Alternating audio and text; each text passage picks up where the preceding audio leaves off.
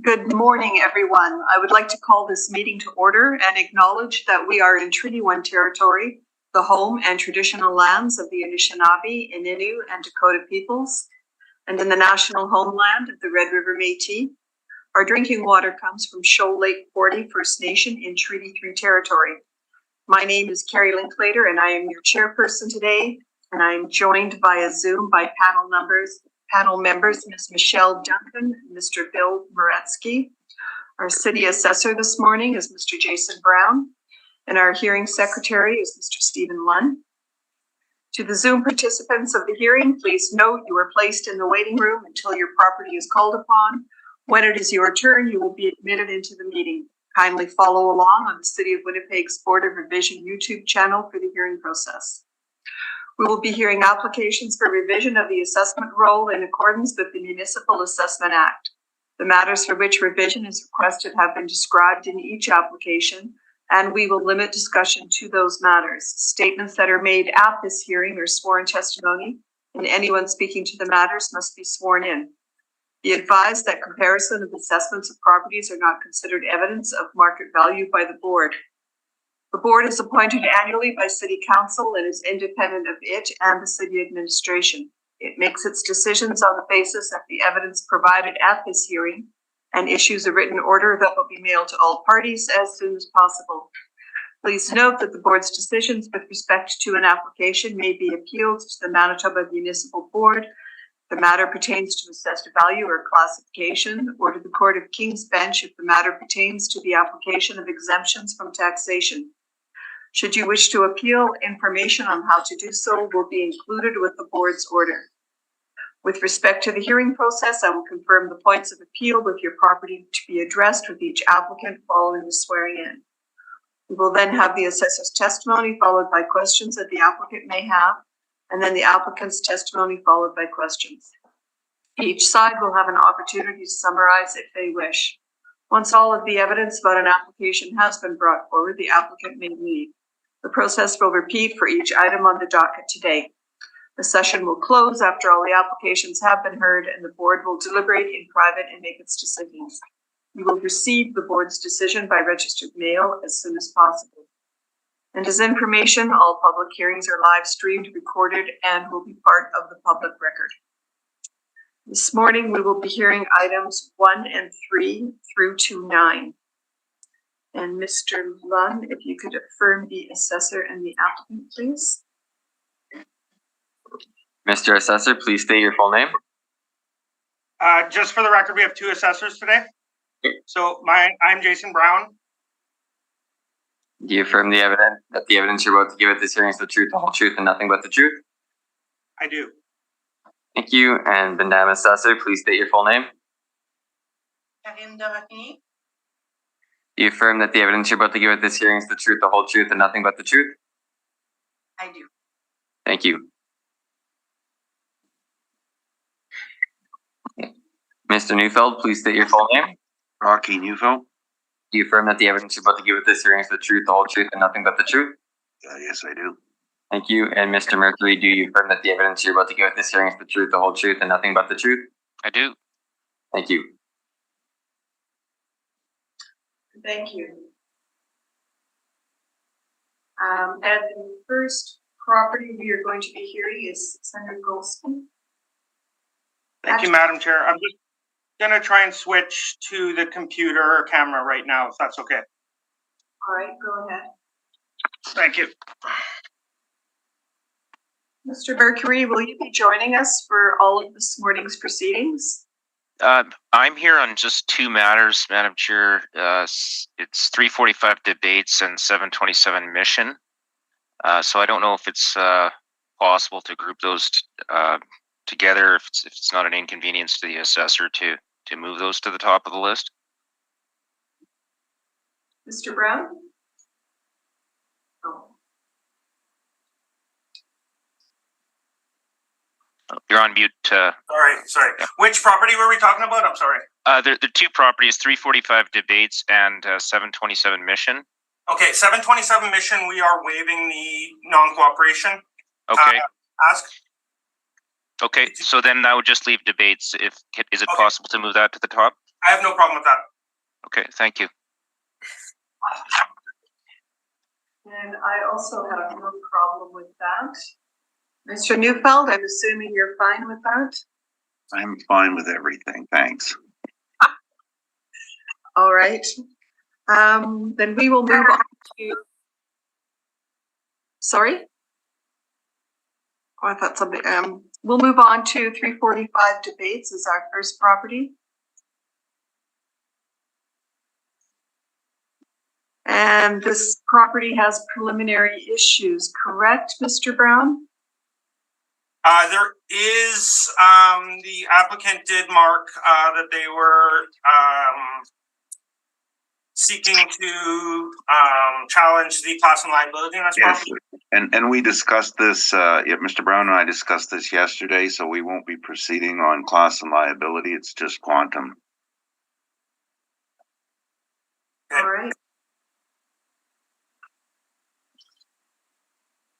Mr. Brown, the floor is yours. Thank you, Madam Chair. The file number is 22-1826. Roll number is 060530883000. The subject is located at 345 Debate Street. The owner is the Winnipeg Regional Health Authority.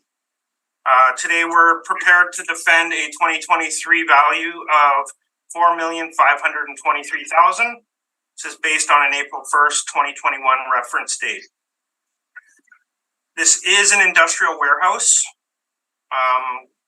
consisting of between 1 to 2 stories, built between 1998 and 2010 in 2 parts. Wall heights ranging from 9 to 16, and this is metal frame. We are using a leasable area of 46,000 square feet. If we turn to page 3, I have some maps showing the location of the subject. So this is just south of Dugald and east of Plessis. Shows the parcel below that. I have some aerial views on page 4 and on page 5 showing the layout of the building, and some street view photographs on page 5 and 6, followed by some interior photographs on page 7 and 8. Page 9 shows my income workup for the subject property. Once again, we're using 46,000 square feet at $6.81 a square foot.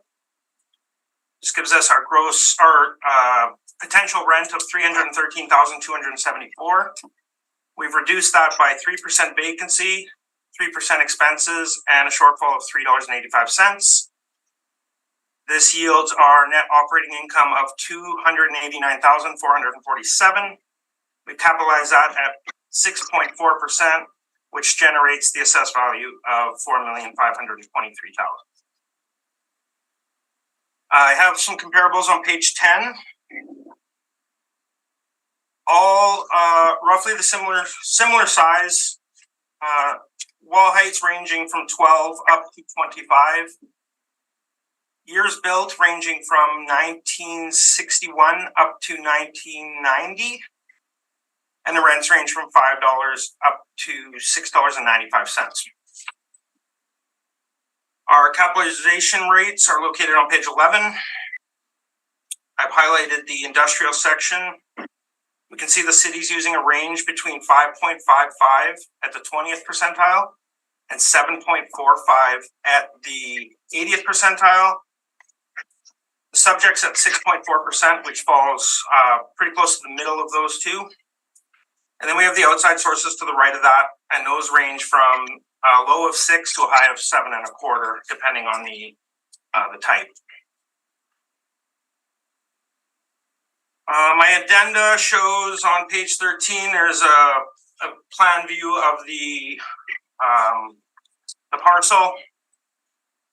There's a newspaper article from 2013. This is when this building transitioned. This building makes all the food for the hospitals. It's a centralized kitchen, which then gets shipped out to the hospitals.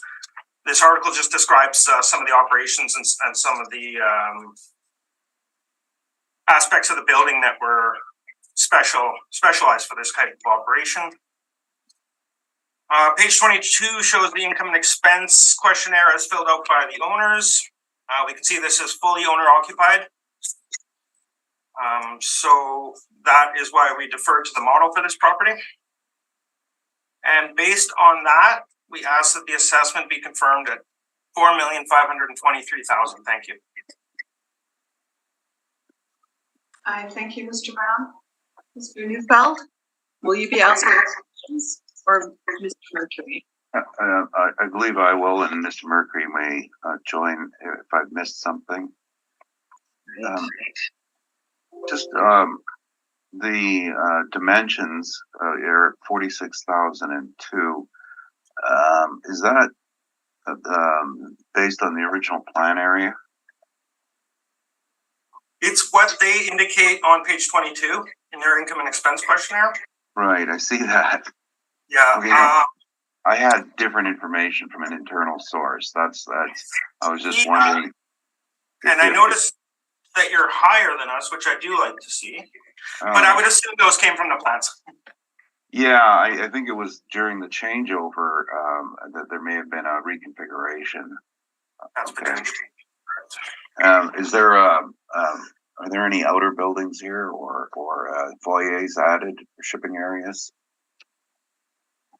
Not to my knowledge. Okay. Was this designed as a commissary? No, it was originally just an industrial warehouse. I believe. Yeah, I assume it took place somewhere around that article in 2013. I could look up the permit.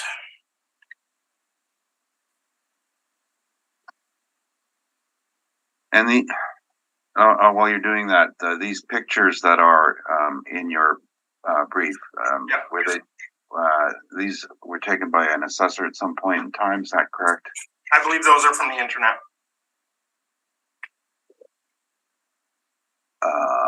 Okay, I think there was an inspection at some time by one of your assessors, and okay, that's fine.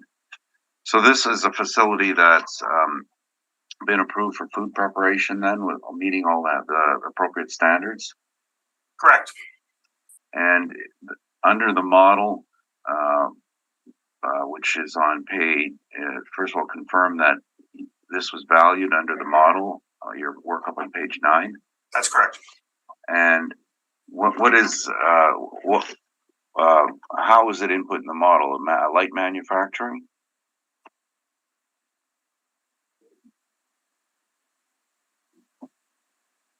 Yes, light manufacturing. Okay, and what does this mean, government agency? That's just what we use when there's a government agency occupying a building. Does it reflect on any of the valuation parameters? I don't believe so. It's just a finish. It would be similar to C2, which would be our standard finish. Okay. And if this building were to go on the market, would it be sold as a commissary or as an industrial building? Do you know? It's an interesting question. If there was a market for the commissary, I assume it would be sold like that. But it can all. I mean, industrial buildings can always be retrofitted to serve the purpose that they need to be. Your comparables on page 10. Did you select these? I did not. Okay, are any of them commissaries? No, not to my knowledge. I would guess that they aren't. Are you aware that 672 Kimberly and 115 Lowson are both owner-occupied sites? I'm not aware of that. Okay, that would be 672 Kimberly. That's going to be Polar Windows, correct? Let me just check on that.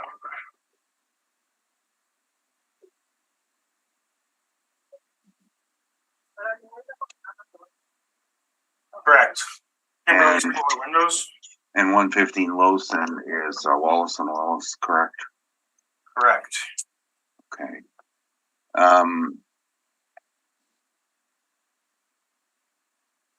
And in regard, now, why don't you have any rents from St. Boniface here? Wouldn't that be a factor?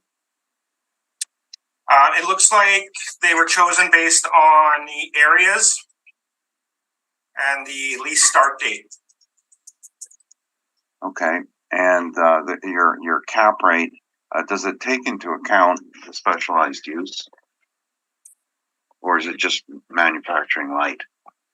Yeah, it would just be manufacturing light. It wouldn't take that into account. Okay, those are my questions. I don't know if Mr. Mercury has any. Did you look at any recent sales, Mr. Brown? I have not. We're defending the income value today. I didn't do a direct comparison approach. Okay, so were you aware of a sale at 41 Paquin? No, I'm not aware. That's a Maple Leaf facility. Okay. Okay, if you're not aware of any sales, then that's fine. No questions. Thank you. Ms. Duncan, did you have any questions?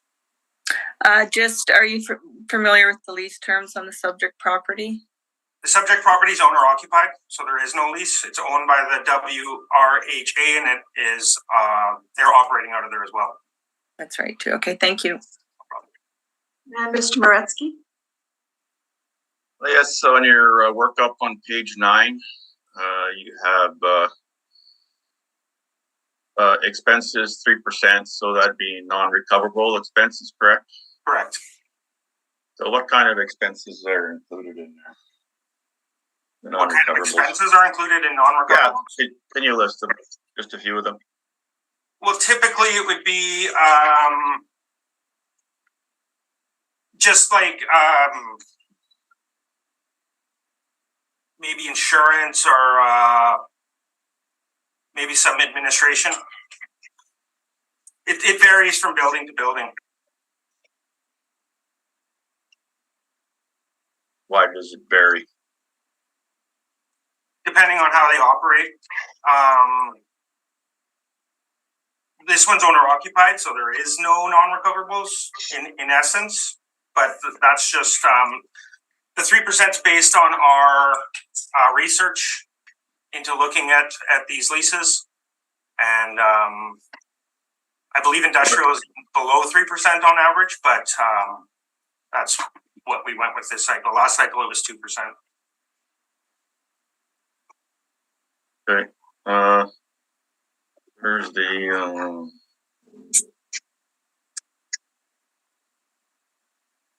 so you mentioned insurance. Insurance was one of them. Possibly, it varies. So if you look on page 22, they are paying $16,500 for insurance. Well, once again, this is owner occupied. So this is, and like these rates are, I haven't looked into them. I don't know. I really can't answer that question. I don't know.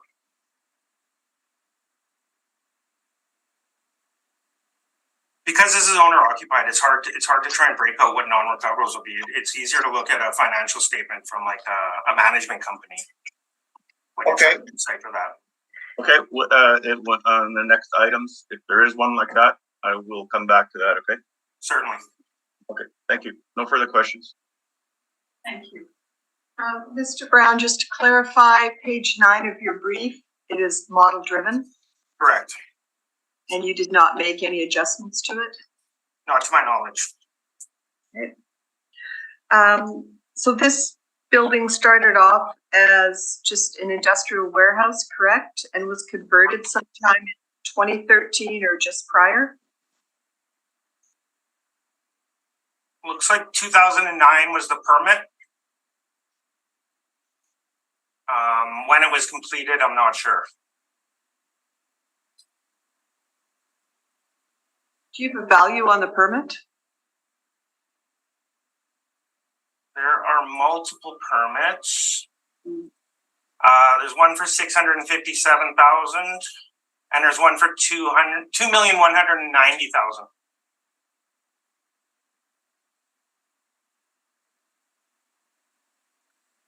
And I'm assuming an inspection was made after the conversion? Yeah, there would have been an inspection. I'm just trying to pull up my notes here. Not sure if it'll work.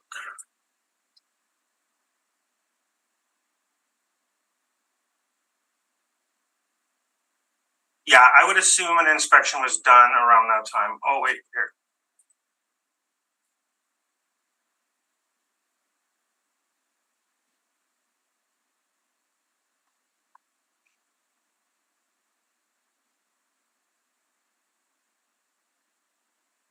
Do you have any notes on the inspection? Yeah, I'm just pulling them up right now. Thank you.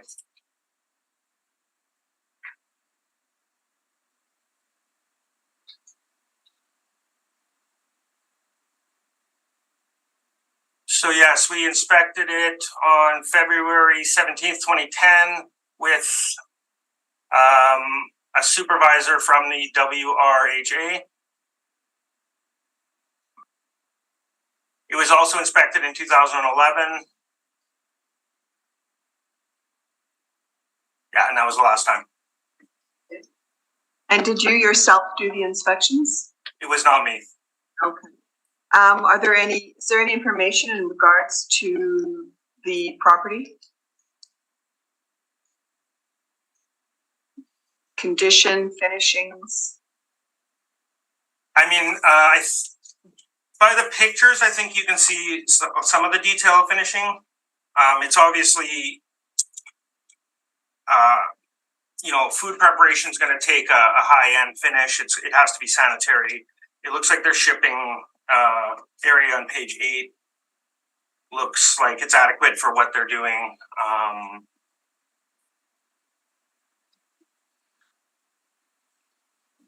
The addition was 100% HVAC and 100% office space. Oh, there was an addition in 2010 as well.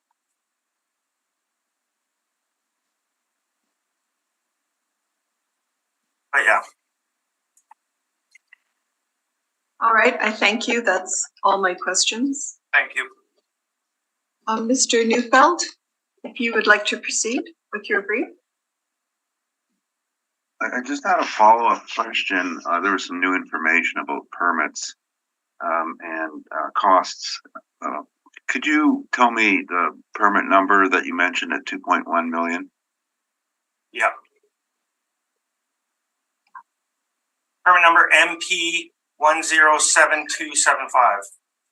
107275. 275. And the other one?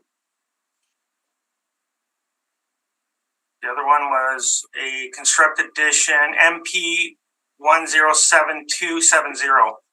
Okay. I'm looking at a listing of all the permits on this building, and there's about 40, maybe 50 of them for things like rewiring dishwashers, but the main one here is interior alterations, upgrades to the food preparation area. Would you agree that some of that permit was spent on non-realty items or the fixtures and equipment, like the food preparation areas? It shows the total project value at $2,019,000. We never know exactly what's into those. It's possible it could include some furniture, fixtures, and equipment. Okay. And the other question was asked about non-recoverables, and on your page 22 is there a statement of costs, and it's 1.8 million in expenses, and I obviously $500,000 for wages is not a building expense, but the remaining expenses are roughly 1.3 million or $28 a square foot. That would be substantially higher than you would see in a normal industrial building, isn't it? I would assume that their utilities are much higher. They're using a lot more water. Office supplies wouldn't be a building expense. Obviously, there's some that are higher. I'm looking at ones like what the building expenses, for example, maintenance and repair at 226,000. That's significantly higher, and given that it's a food production facility, was that any of that taken into account on your workup, or is it just the model? It's just a model. It wasn't taken into account, and we don't know what goes into the repair and maintenance. It could be repair on the furniture and fixtures and equipment, which we're not assessing. But some of those, I mean, the waste and snow removal at $192,000 looks extremely high to me. I haven't vetted any of these expenses. We haven't relied on them. No.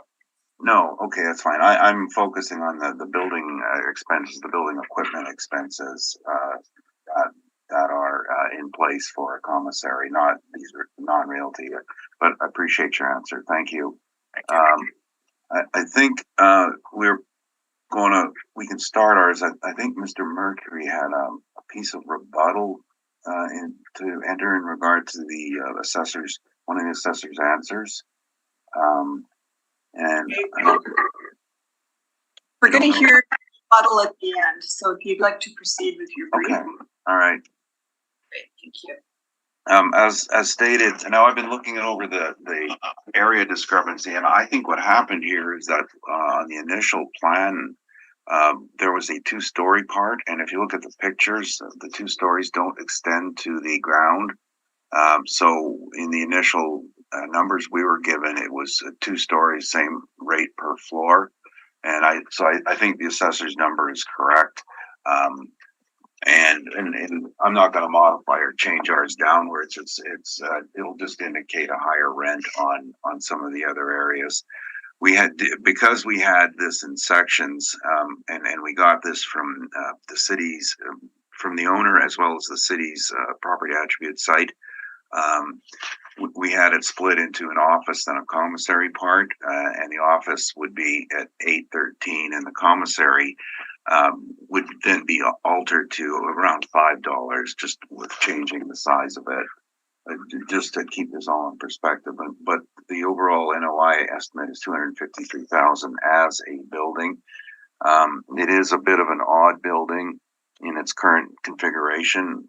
Essentially, this office space is completely obsolete. Not completely, but a good office ratio on industrial is about 7%.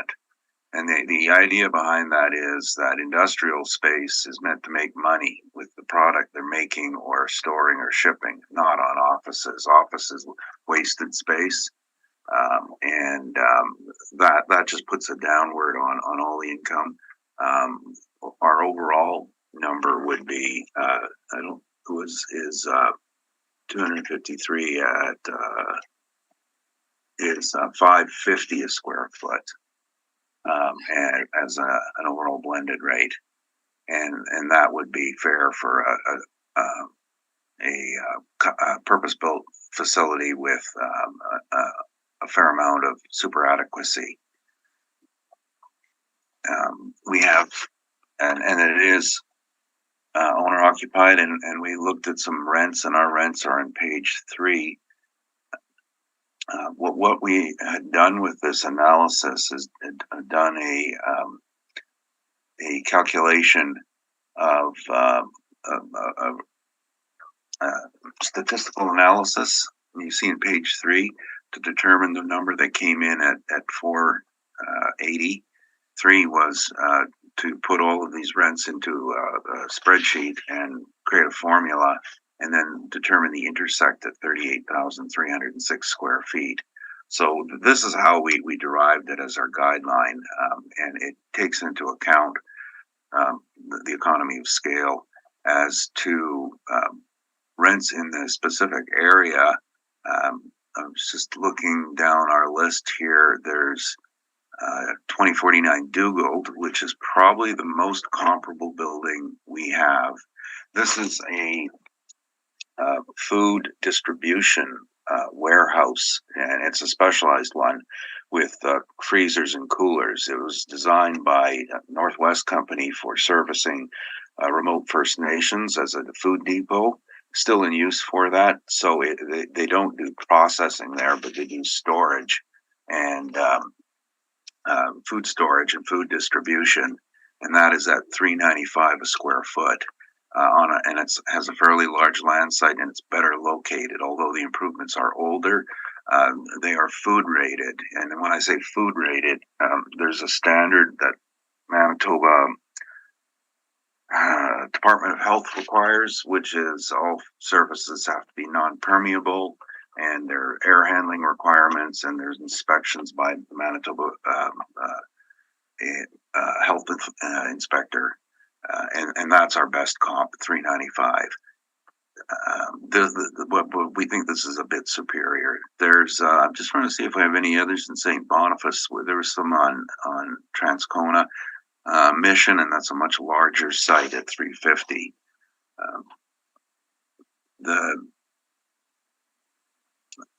There's one they got clipped, 399 Dawson Road. That's in St. Boniface, older St. Boniface, and that's at 490 a square foot. So I think the number is fairly reflective of a food handling facility. In terms of capitalization rate, costs, we used a slightly different vacancy rate than the assessor did, and the person who did this doesn't know where debates is. We always do this blending where we look at the overall vacancy rate in industrial and then the specific zone in the industrial, and blend them just to minimize the chance of poor sample sizes. So, of course, the Transcona rate is as indicated, but this is in St. Boniface, and the St. Boniface rate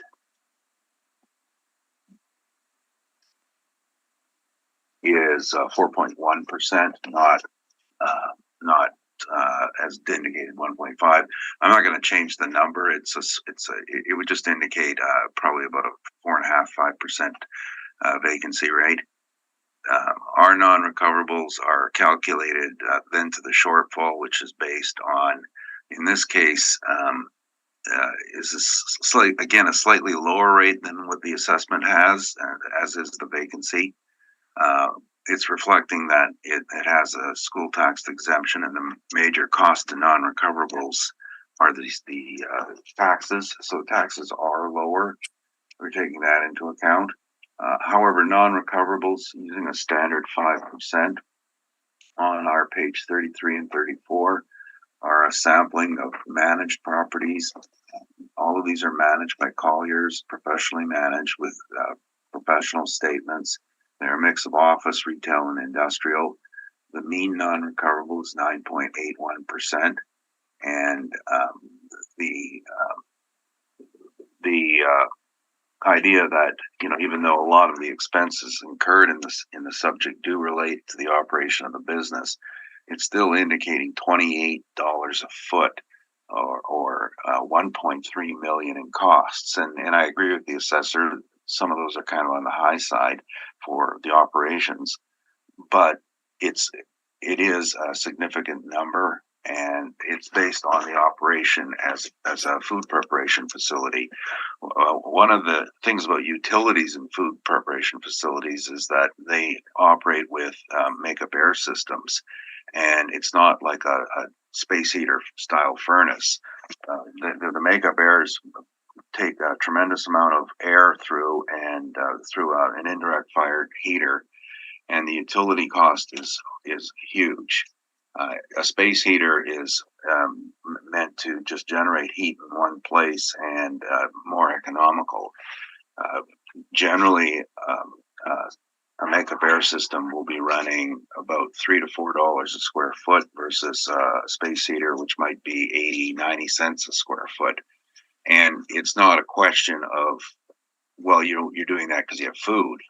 There's no other system. This is the heating system, and it was built that way for this use. So you're stuck with a very expensive system for maintaining. That is going to drive up all the costs, and that's what we are trying to reflect.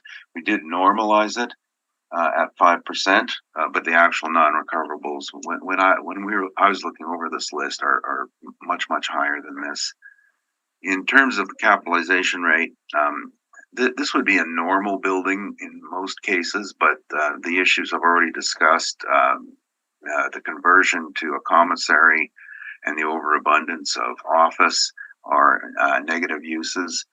If this were put on the market and sold, there are so few commissary uses that funny. There's actually one next door for gondola, but there aren't. It's a 1/3 the size or 1/4 the size, but it's not a major use. I've done a lot of work for restaurants with commissaries, and they're not doing them anymore.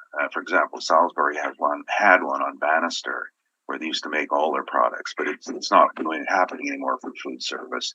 WHA is this particular concept was to move food preparation out of the hospitals to what they thought would be a more economical preparation of their food packaging for the hospitals.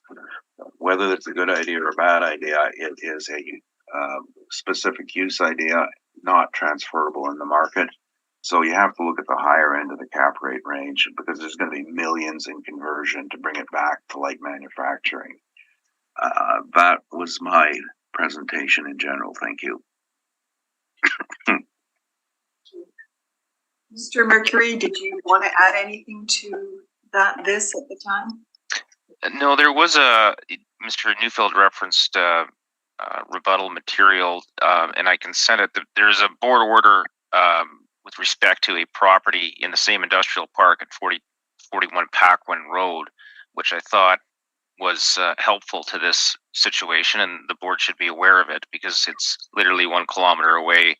It's an industrial manufacturing building, and I can provide it to the board. I was involved in that appeal, so I'm quite familiar with it. It was based on a sale. The only, as a check on value, I believe the assessor has this building, the subject property, at $98 a square foot, which is much higher than what we've seen on other board orders, in particular 41 Paquin, which came in at $79 a square foot, and it's literally 1 kilometer away in the same industrial park. So I have that order and can provide it to the board. Because I do think it is relevant when we are looking at consistency in these determinations. So sorry, go ahead. I might like to add that one of the reasons this is probably more pertinent is you would generally find buildings like this being sold on a direct comparison user occupied basis rather than as an investment. Can't think of any investment commissaries I've ever seen it in Winnipeg. That was a Maple Leaf Foods, just for full context, of 41 Paquin. I can email the order here. It was dealt with in November, I believe. One moment here.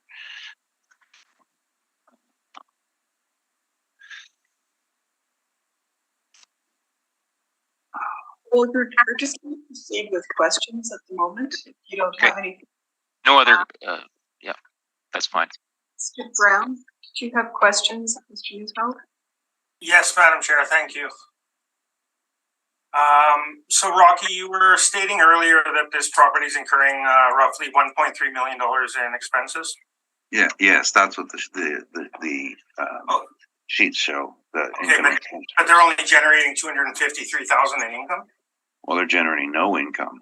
Well, but your income workup is showing your model rents at $253,000 potential rent, right?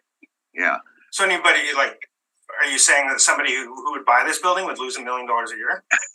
No, not at all. And we never got this form, and we didn't care about this form because it's not an income producer. But if I was looking at this building and these costs, I think that we would have to look at higher costs for insurance for what it is, and heat, as I mentioned, being the style of heating system it has. So, already up to 144,000. And then the other costs are maintenance and repair is going to be higher. Can I show you my finger? I tried to fix a makeup air once many years ago, and I had to get several stitches on it.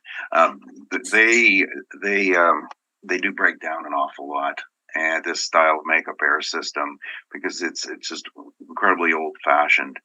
So I think that maintenance repair number, you're correct. I think some of that applies to furniture, fixture, and equipment, but the mechanical system would be up there. My guess on all this is you're probably in and around 350,000 on these costs. Oh, pest control, for example, very high because it's a food preparation site, and that is a real estate issue. So you're probably around 350,000, 400,000 in costs, non-recoverables, and which does exceed any potential rent. And some of it is common area costs, which everybody pay. But by the looks of it, I think there were probably about $8 or $9 a foot on costs, and most industrial are running in the neighborhood of $4 to $5 for costs. And so I think there's a $3 spread on costs due to the type of real estate it is right now, and not 1.3 million, obviously, but probably exceeding the normal by about 130,000 a year. And that, we just put 5% for 12,000. Okay, those are my questions. Thank you. Thank you. Ms. Duncan, did you have any? I think just one on your page 33 with the income statements examined. The subject property is not in there anywhere, correct? No, it's an owner occupied. These are all investment properties on 33, 34. Okay, and then the one comparable that you felt was the most reflective was 2049 Dugald. Is that in here anywhere in this income statement? No, we don't manage that. I work for them, and I can answer questions on that. I just want to call it up on my screen here. No, that's okay. I don't have detailed questions. I just thought they would be up here as part of the study. So yeah, okay. Thank you. That's all I have. Thank you. Mr. Moretsky, questions? Yeah, I just wanted to get back to your discussion regarding the food handling aspect of this property. You mentioned again a couple of those properties off page 3, one of them being 2049 Dugald, 395, and there was another one I can't remember, but it was also in the threes somewhere. My question to you, Mr. Neufeld, is, so this a facility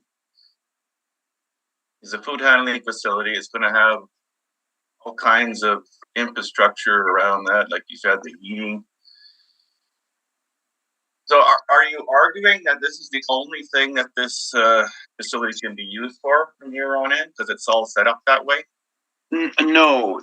I'm just saying that the cost of conversion is going to be excessive, and the concept of capitalization is that you're thinking of alternative uses. So your investors looking ahead and saying, this may not always be a commissary. What costs am I looking at for conversion? And there's actually a really great example, and I just thought of it now. I wish I would have put it in, but there was a hatchery at the corner of Dovercourt and Scurfield, and it was sold. There were two considered sales on it, and it was a facility like this with as a hatchery. Quarantine areas for and it had 3 or 4. I toured it while it was still in operation. 3 or 4 different areas for the eggs to hatch and the chicks to do whatever chicks do. And the first potential purchaser was a vet who wanted to have an operating theater, and for him that was a good fit because he had these sanitary areas. That deal didn't go through. The company that bought it was Boyd Auto Body, and they just dismantled it and put in paint booths. So adaptive reuse is a possibility, but that Boyd conversion was extremely expensive, and the hope that you'll get a similar user is not one that is you would bank on. It's a very low chance of achieving that. You would get someone who comes in and alternate use. So what they're going to end up doing is removing the freezers and coolers, and then having to remove the air handling equipment and change it to space heaters. And well, that would be a cost to the owner, though, right? That's all a cost to the owner. Yeah, exactly. That conversion is a cost to the owner, and that's why I mentioned that it's going to be in the risk factor for capitalization for alternate use. Okay, but I just want to get back to the rents, though. So, yes, it has a unique ability, this facility, but why does that mean that it'd be lower rent than normal? Well, because of the number of users out there. If you wanted a warehouse, there's going to be, there's thousands of warehouses and thousands of different uses. Someone who stores electrical supplies or stores plumbing supplies, they would use the same operation, or dry goods as a warehouse. There's no modification need. When you have, couldn't you make the argument the other way, though, that if you want to rent facility for food handling, you have a limited number out there, so then the market then would a limited and diminishing, push the rent up then, right? A limited and diminishing number, because if what I was saying, historically, the concept of a commissary or a central food distribution system is on the decline. There was another great example, which was the beer distributor on Gamble, parallel to McGillivray. And when there was a monopoly on distribution with the three major breweries, and they had, I forgot the name of the company, did all the beer distribution, they did that at one site with refrigerated trucking. Once that monopoly ended, the cost of conversion was several $1 million to turn it around and put it into a use that was market compatible. And other commissaries, as I said, Gondola has one next door. It's 8,000 square feet. That's all they need, not 40,000. Salisbury House has a site that's, last time I was in there, it became a warehouse. They used to make everything there. Now they made virtually nothing. And the only reason it's in use is because they designed the restaurants with small storage rooms. So they have to do same day delivery, but it's no longer a commissary. It's gone to food distribution. There actually, now I think of it, there is one new site on the market for commissary, but it was displacement. Stella's got the contract to service one of the airlines at Winnipeg International, but they took that away from somebody who already had a site. That's the only new operation I can recall going in. It's mostly going the other way as a diminishing use. All food handling. I mean, today, go to the grocery store and buy a loaf of bread and see where they made it. It's no longer Winnipeg. It's shipped in from other provinces, and that's just the nature of food preparation that's happened. So there's fewer and fewer.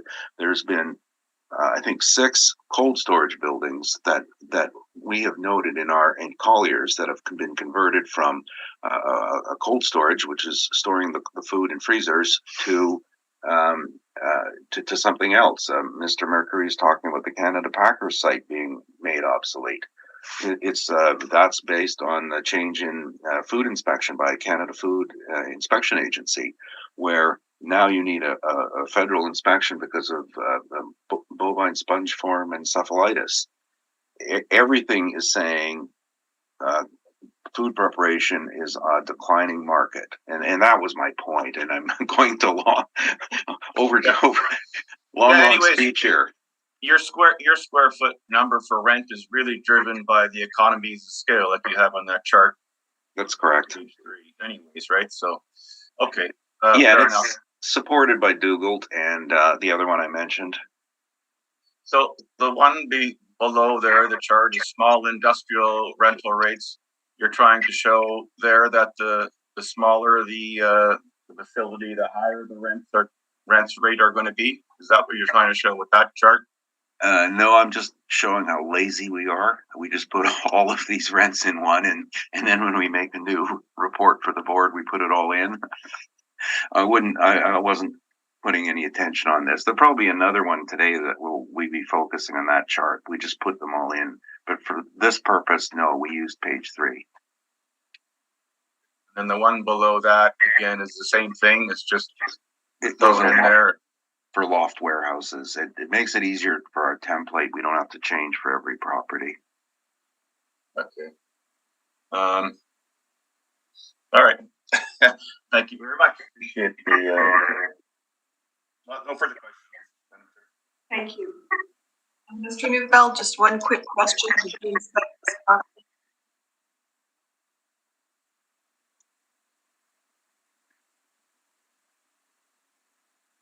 Did you hear the question?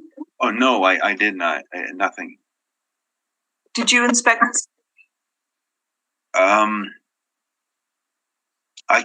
I don't think I've been in it. This is one of my assistants was in the site with, I think it was Mr. Froelich. Ayrton and Mr. Froelich inspected it at one point. And I'm not sure if Mr. Mercury was on that inspection as well. I was in a hearing that day. I don't know if he can answer that. He recalls if he's been in there. I don't believe I've been in this building. Okay, thank you. Madam Chair, can I ask one quick follow-up question? Yes, go ahead. Rocky, 2049 Dougal, we had that in appeal about a month ago. You agree? Yeah. The standard of finish is substantially below the subject. You'll agree? Well, not every area is a food preparation area, but food storage areas are all covered by provincial health guidelines. So if you, and the only exception would be like canned goods that don't require that, but anything that's open, and for example, 2049 Dougal was geared towards produce mostly, produce storage. So there'll be step coolers. The step coolers have different temperatures in them, and so the produce, the way it's stored is it moves through cooler to cooler to cooler, which helps with its maturation. Banana coolers are the strangest. There's usually 4 or 5 steps as they mature, and anything like that has got to be food handling rated. But I think Dougal is cooking food there, right? That's Northwest Company and Giant Tiger. They're just storing food, right? Yeah, but storage is the same as preparation under Manitoba Health. Now, the difference in Dougal is they have a bit more dry storage. Dry storage is not covered. And I'm just trying to remember it's about 25-30% dry storage and 70-75% food handling storage. And it's a similar ratio to the subject because of their the way the office is involved. But it's older and in worse shape, you'll admit, right? No, not in worse shape. It can't be in worse shape because it's inspected by Manitoba Health inspectors. And just another point to bear in mind: if you're making food and selling food, it's always a combination of different ingredients. You have fresh food, and you have canned food, and you have dry food. So the meals are all sourced from the same thing. There is dry foods storage preparation or storage in 345 debates because there has to be, because they're making meals there. So I think it's the same concept. Yeah, thank you. Thank you. Mr. Mercury, you've got rebuttal. Yes, there was a board order that I had submitted. I don't know if that's been distributed. Yes. So I'm just going to advise you that the panel will not be putting a lot of weight on this. None of us were at this particular board hearing, so we did not hear the evidence. No, I certainly appreciate that, Madam Chair, and with that being said, what I can advise is that because this is a board order and of a property that is nearly the same size as the subject property, and it was based on a sale, I can tell you that, and the assessment was based on, or the revised assessment came in at $79.50 per square foot. The size of the building is 52,000 square feet approximately. The subject here is 46,000 square feet. And I thought the board should be aware of that.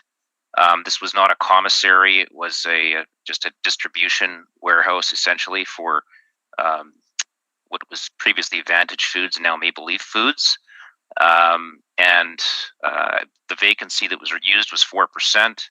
Shortfall was the same, I believe, 385. But the price per square foot was considerably less than what we are seeing at debates. And I do think it is important for the board to have awareness, certainly of its own orders in particular. And I don't think this is a matter of dispute in terms of where this building is and where it's situated in relation to the subject property and the type of building that it is. So I do think it is important for context to this proceeding. So that's the reason why we put it forward. All right. I'm certainly open to any questions that the assessor or the board may have on that. All right. Thank you. Mr. Brown, questions?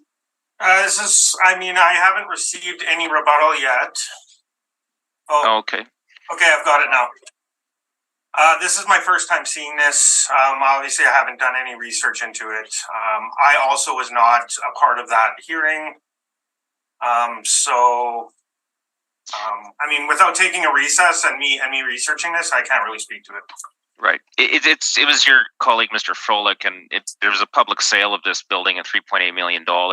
And so that's all public record. It's all well known and will be known by your department. So we were just a little bit surprised why this was not acknowledged in the assessor's material. It's in the same industrial park. So this is not a new piece of information that would not have been known to the assessment department. Okay, once again, I'm defending the income value. I have not looked at direct comparison. Thank you. Thank you.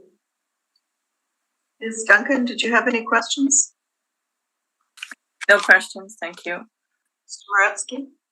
No questions, thank you. Thank you, and I also have no questions. Do either of you have a wish for summation on this? No, thank you. Mr. Neufeld? I'm not going to repeat anything I said, but I suppose that as the line of questioning went into the food handling side of it, I just want to point out for the board that I do hold a food handling certificate from the province of Manitoba and the state of Arizona, and I owned food service operations for 13 years in my life previously. I would be considered an expert on this because I served on the franchise advisory board for construction of our food handling operations. Like I said, it was a long time ago, but nothing has really changed in the way, and my statements to the effect of what the laws are quite pertinent and accurate. Thank you. Thank you. Mr. Mercury, any last words? No further comments. Thank you. Thank you. We are just going to take a 5-minute break at this time. And I would like to call this meeting back to order. And Mr. Brown and Mr. Neufeld, we are going to go back to the first property on our docket this morning, which is 600 Goldsby Street.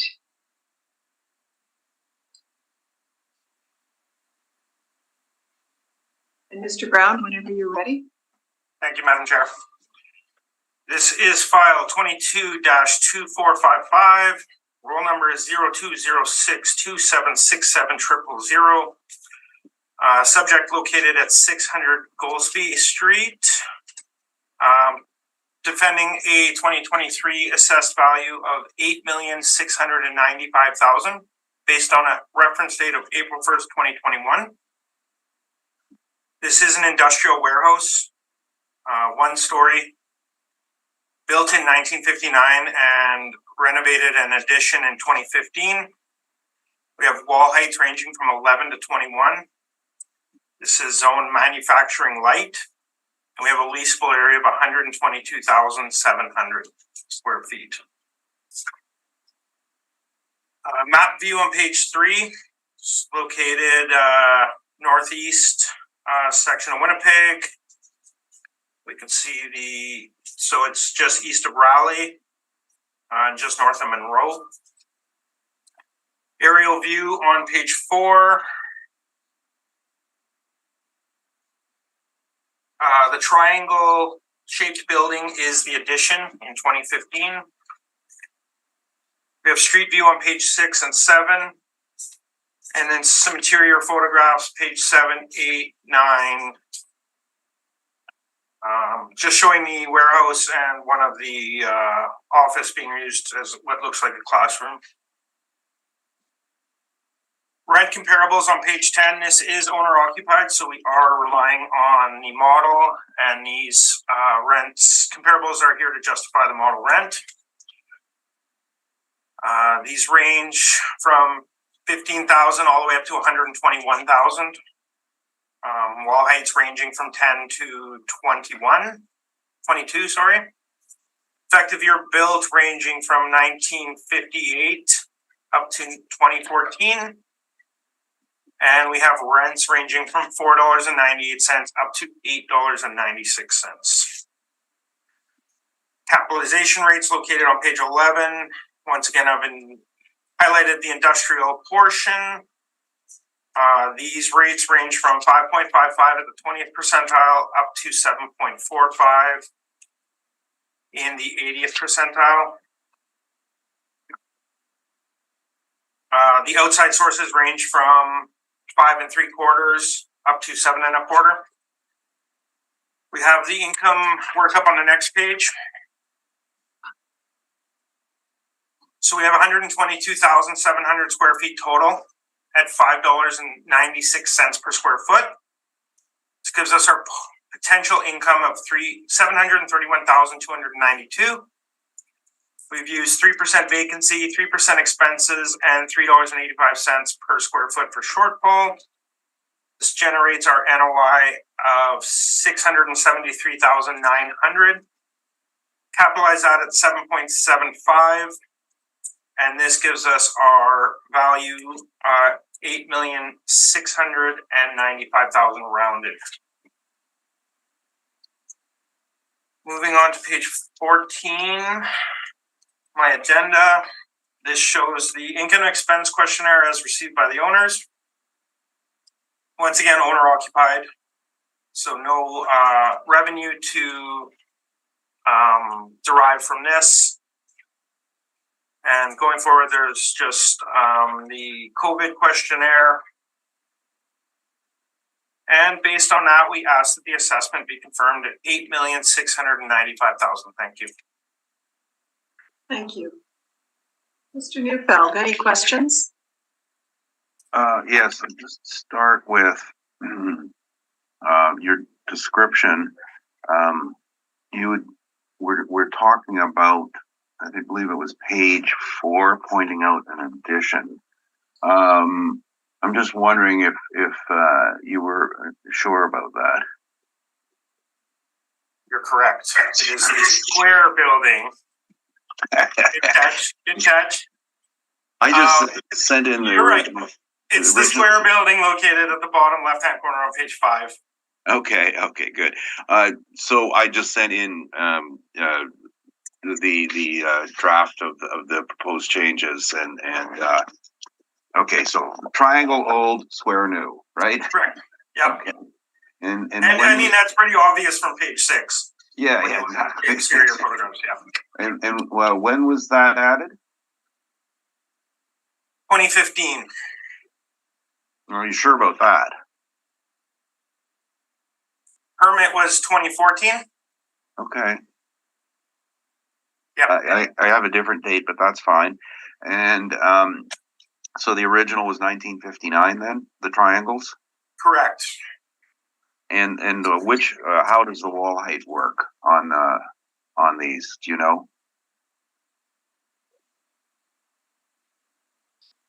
I'll just suggest to you that the new part has what you have as a 21 foot and the old part is an 11 foot. That seem reasonable? Yeah, that appears to be the case. Okay, and those are exterior measurements, correct? Correct. Okay. Now, when the model takes this information, and is there an effective age that was ended up being applied, or did you use section by section? This looks like an override to me. Okay, based on the fact that they're all the same. Yeah. Yeah, that's what I was thinking too. Is that's page 12. Right. They all have the same number. New parts and old parts. Yeah, no, generally those would be different. So I'm just looking it up right now. Yeah.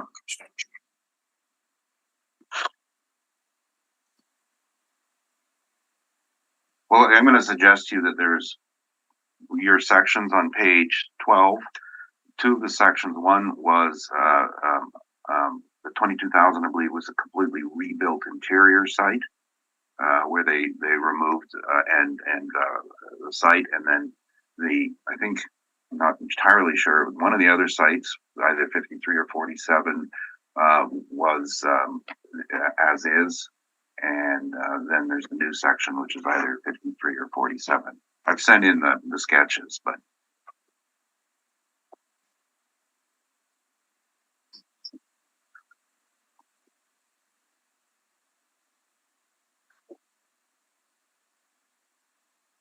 so, if it's an override, do you think that there might be different rents on different sections? Just pulling that up now. The first section was not an override. That was model. Okay. Okay. 3 premise ID at the top of page 12. Premise ID 33367 had a significantly higher table rent of close to $8. I'm assuming that's the newer section. And same with the 47,000 square feet. It had a significantly higher table rent of close to $8. Okay, well, I have 47,000 being the addition. Okay. And then there was a 21,900 square foot addition. I just sent this in. Yeah, the 21,900 would be, we have it as 22,000. And then the remainder, 53,000 was original. Was the original, which we had at $5.96 table, and it looks like we've moved the newer section to that same table rate. For a building with 8 feet clear in triangle shape. Yeah, and we've moved the new section with the significantly higher wall heights to that same rate. Okay,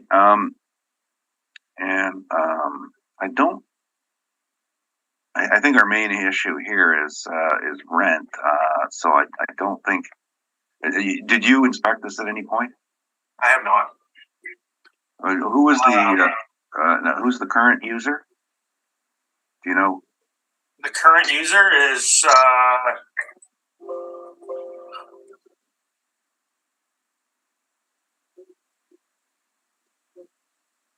EH Price? Price, yeah. Okay, and the former user before the people who were occupied the Triangle building, do you know who that was? That I don't know. Wilson Auto Electric, does that ring a bell? It does not. Okay. No, just the last issue. Do you have a picture in yours of the entire campus? Because this is three roles, right? The EH Price campus. It's true. 645 or 634 Raleigh. Right. Is it a part of this complex or campus? And what's the other one? Well, I think 675 Goldsby, I think that was merged though.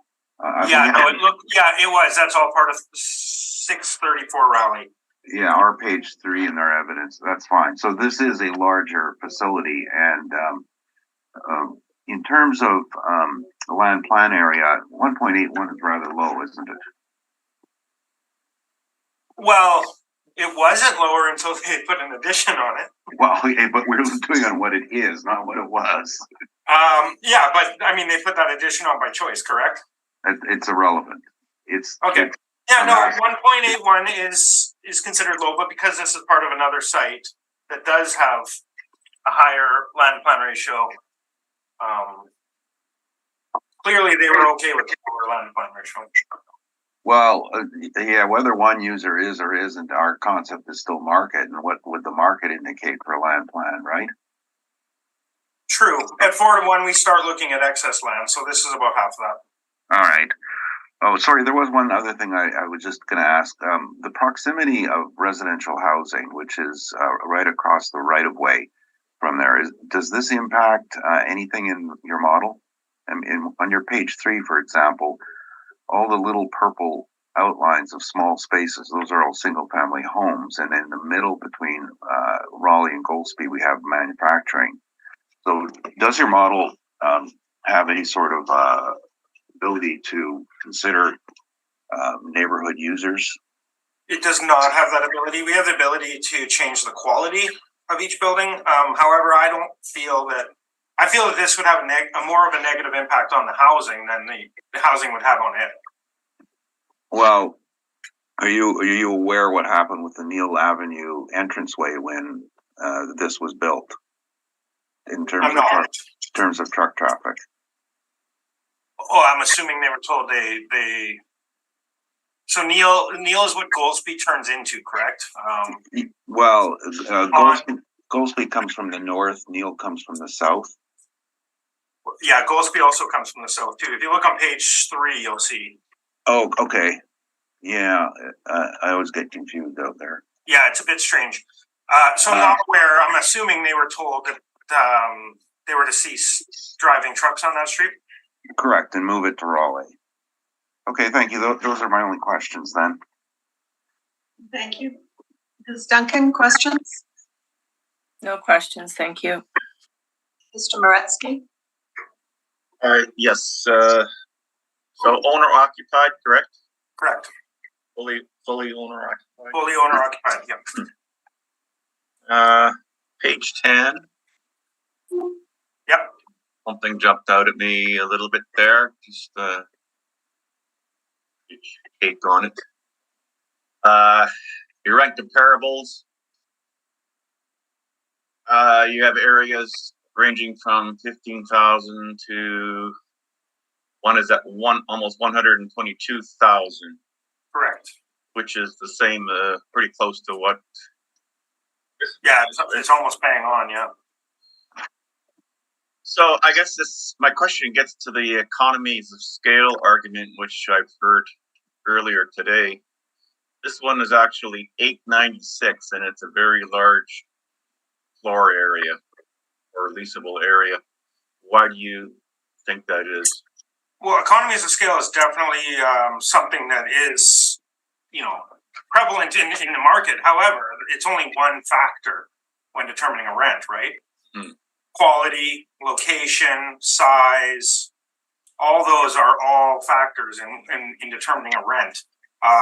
Land to plan ratio, wall height, year built, size, all determinations in a rent. Obviously, 1001 Regent at 121,000 square feet at almost $9, it must satisfy some of those other requirements. Well, and then I would say that.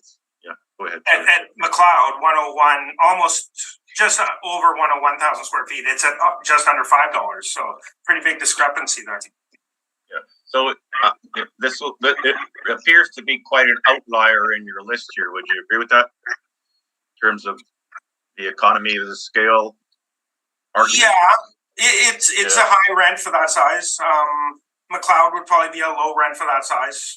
The subject is closer to McLeod than Regent, though. Fair enough. And then your cap rates. You have the cap rate is model generated, correct? Just double check that. I believe it is, yeah. And it's 7.75, correct? Correct. All right. So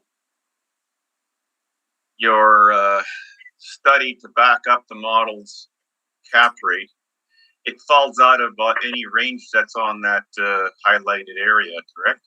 So it fall between the 80th and 100th percentile. What's the reason why this one is higher than that, higher than the 80th percentile? Size, most likely. So because it's a very large facility, it should have a higher cap rate. What's the reason for that? It's a single tenant large building, which does create more risk. If this was an investment property and not owner occupied, it would create a risk in that if your tenant moves out, you're 100% vacant, which I think justifies the higher capitalization rate. Okay, thank you very much. No further questions. Thank you. I thank you, and my questions have been answered. Mr. Neufeld, you would like to give us Sorry, your... just to redirect on the comparables. The assessor has asked some questions about 1001 Regent. This is a relatively new lease, correct? This is for the Amazon warehouse? I believe it is, yes. And I was just reading a news article. Apparently that was built to suit. Would that play a factor in the rental rate? Yeah, of course it would. And but you've listed as 1980, which is the old Coldstream warehouse on there. That's not what's your rent. I don't know that we've done the permits on that building yet, so we probably haven't changed the effective year built. Oh, okay. Yeah, I just want to clarify that it is not a 1980. It's a No, that obviously is a high quality, and as was asked earlier, that rent is extremely high for that size, and obviously Amazon has the ability to pay that. But for a brand new building for them, not a 1980. Okay, sorry. And the other, I did ask on Kimberly, the other as well. So thank you. That was, I just wanted to clarify that, rent. Okay, thank you. If you'd like to proceed, Mr. Neufeld. Thanks. So this is part of E.H. Price's campus, and on my page 3, showing you the extent of this. And since we drew this picture, the city merged some of these roles. We don't know why they merged them.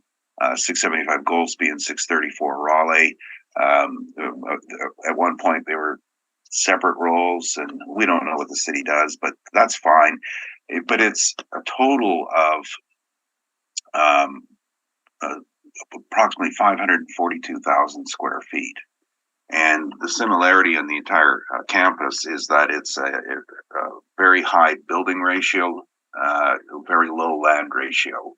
What they make here are heating equipment, and if coincidentally, I was talking the last appeal about indirect fired makeup air systems. This is one of the products they make at E.H. Price Industrial Heating Equipment. And manufactured right in Winnipeg. These are low runs of production for the construction of heating. So it's a good business to win for Winnipeg to have, and I believe that they are ranked in Winnipeg's top 5 employers, not government employers, that is. And it's a positive for our economy to have value-added manufacturing in our city. They've overrun their land. They've since purchased 672 Kimberley, which was quoted from Polar Windows, as well as the land beside it for additional space. So they continue to grow, and it's positive. Now, this particular building, 600 Goldsby, was Wilson Auto Electric. And when it was Wilson, they had all their access from Goldsby Neal to their site. And in 2009, EH Price purchased it. I'm very familiar with it because I was hired to do an appraisal for it February 9th, 2009 for the purchase. And they needed more space. Then they made the additions. I've sent those in as rebuttal, but I don't think we have to address them anymore because I think it was all clarified as to what they added. But I did inspect the Wilson space when it was still Wilson, and it's low ceiling. The Wilson made alternators. They were a victim of offshore. When a big company like Magna International comes and makes alternators for half the price, and they build them in the Eastern Bloc, it killed the North American industry for these parts, and that's the nature of manufacturing. EH Price purchased it and made their additions, and some of the additions were retrofitted, and some of them were added on. We're taking a viewpoint of the entire operation because this is a rambling, specialty built, low land ratio site, and as such should be considered on that basis. It will not be sold on its own. Access is required to come out through Raleigh with all the approvals they did for the Goldsby site.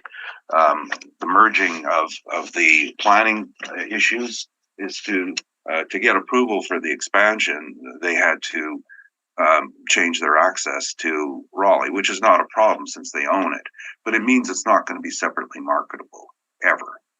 And that's really what we're concerned about here is that it is not a separately marketable site. It should be considered in context of the entire operation. We put a rent of $363, and in this case, going back to page 4, these are our rents, and this is just an analysis of the rents and putting them in all these rents into a table and plotting out. So for 122,700 feet, all by itself, it would be 363. We also ran this for the 542,000, and there wasn't a major difference. It comes down a bit to about 335, 340. And because once you hit a certain amount of space, over 100,000 square feet, there is a remarkable similarity of the rents, because we've gone past the market derived, the more popular sizes of buildings. Winnipeg is the optimal site is about 30,000 square feet, and that's what most users will want in our city. When we start going past there, the rents start to drop, and we have a number of rents here, and I'm on our page 4, and I'm going from the bottom up. 1093 Sherwin is Reliance Plastics. Now that was renewed. That's the old rate at $295. I believe the renewal was $325 in 2018. 1821 Wellington is in the old Eaton's warehouse. There are actually 2 rates in there. This one is for the indoor parking site. Then there's another one, Bison Transport, which is $3.50, $4 gross with rail siding. The 1450 mountain sites I've put in, but they're not the same, because this is the old Palliser furniture site on Mountain, and the owner, I think, invested about $8 million into new systems and to get in tenants. I think I remember the Goose, Canada Goose being one of them, and the other one, I believe, the 1-year rent was the city of Winnipeg renting for storage space, a series of short-term rents, not particularly reliable. 680 Mission, this has since been severed, but the last time they did a full lease on it was $350 a square foot, and it's very much like the subject in that I think it's 8 or 9 buildings that are randomly connected. There, 11 Plymouth, we're not relying on this, but this is we can compare to an Amazon site. This was rebuilt for Amazon, and a lot next door was purchased and put in the rent because they have higher employee parking. So consider this a brand new rebuild. at 650. 770 Pandora is part of the furniture park, and when more of the manufacturing went overseas on furniture, 770 Pandora and 630 Kernahan were changed into multi-tenanted buildings.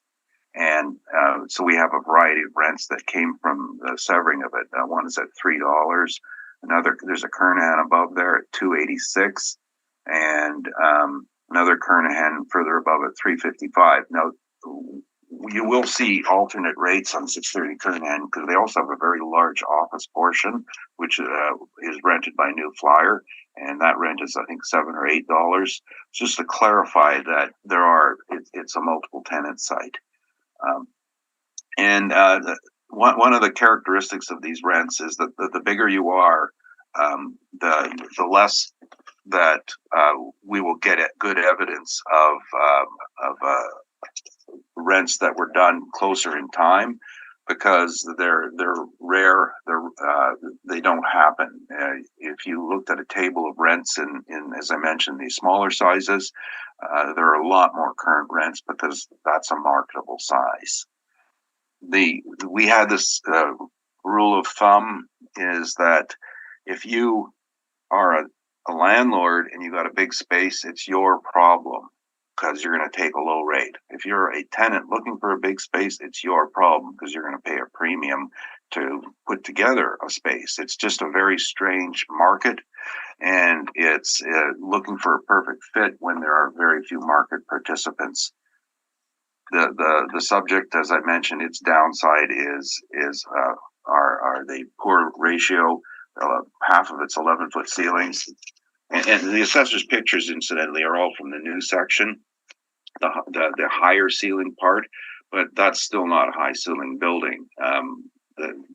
And you can't take one half of the building and say this is better space than the other half. We should all have the same rates. You're going to get a user who requires a clear height that's consistent throughout, because if you're a large manufacturing facility, you're going to be moving your equipment through your process through the site from one section to another. A great example is New Flyer, where they run a bus assembly line through their site. This is what you expect in a 500,000 square foot industrial building, not this rambling collection of sites. I think that overall, the 363 is probably on the high side. I think that if this were put on the market, the whole campus, we would be looking at a sub-3 rate if we could find a user. The next difficulty is, can they be demised and sold? No. It doesn't matter that they have separate roles or separate titles. They're not separately marketable. So on that basis, I think our rent is excessive, in my opinion, but this is how it was prepared. I'm not changing it. We've prepared the other issues the same way, the vacancies. This is funny. When we use the Johnson report, East Kildonan is showing a 0% vacancy. Now, that's a problem because it's just a low sample size. It's dominated by EH Price. Of course, it's got 0 vacancies. And when you have one user who's full, it doesn't give you a fair number. It also shows why we like to compare it to the city rate, just to see. So there's some, it is showing low vacancies for artificial reasons, but we're going to adjust that with the overall rate. We get 3.1. Again, non-recoverables are huge on this site. I think that the statement that the ownership provided was fairly interesting in that they're talking about $630,000 in expenses to carry 122,000 square feet, or around $5 a foot, to cover for carry costs, and that relates not only to the non-recoverables but to the shortfall rate. We've used 430, which is our estimate of the actual. And lastly, the cap rate, and we're not very far apart in the cap rate. I think that the model does a poor job of dealing with buildings that are built in sections. It's again, and the analogy is perfect. if you have a building and half of it is 60 years old and the other half is, I have a 2010 date, by the way, because that's when I was out there and they were doing construction, but call it whatever you want, 8 years, 10 years, 15 years old.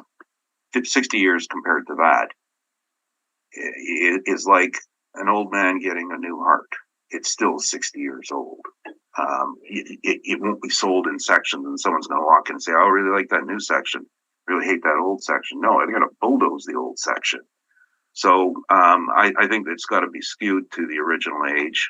And I think that's why my quarter point is more accurate. And that's my presentation. Thank you. Thank you. Mr. Brown, questions? Yes, please. Thank you, Madam Chair. Rocky, I'm just going to go right into what you last said about the years built and how it was built in 1959 and 2015. So when you have a 1959 building and you put a 2015 addition on it, you would adjust the effective year built, correct? No, that's what I'm saying is no. I mean, I'm looking at, first of all, I'm looking at pictures that I took in 2009 of construction. And I just was looking at this, so I don't know what's wrong with the dates, but no, there's like when you talk about a blend rate, what you would do instead is you would say, I got a building that's 59 construction with 8 feet clear, and I've got a 2010 building with 18 feet clear, and that's how I market it. We don't do an effective blend it together. It's going to be the market's going to decide how important these factors are.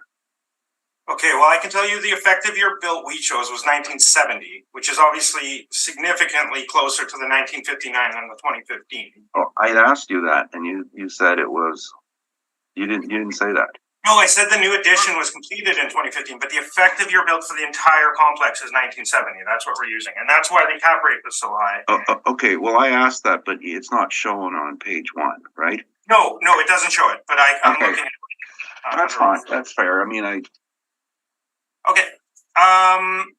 So earlier you had mentioned this is part of a complex with 634 Raleigh? Yes. And that's been heard already, correct? Yes. Yeah, and that was, I think they used $6 per square foot and 7.25 cap rate? I don't recall. Okay. Whatever it is, it's under appeal. We have a long history with this site, and in the long run, it has always been settled at looking at the overall campus. Okay. Those are my questions. Thank you. Thank you. Madam Chair, can I ask a follow-up question of the assessor, please? Go ahead. You mentioned the effective year built earlier, or just in your recent comments. Why do you not put that overall effective year built on your presentation? That's a good question. I don't know. It's above my pay grade. So, Mr. Moretzky, questions to Mr. Neufeld? Oh, yes.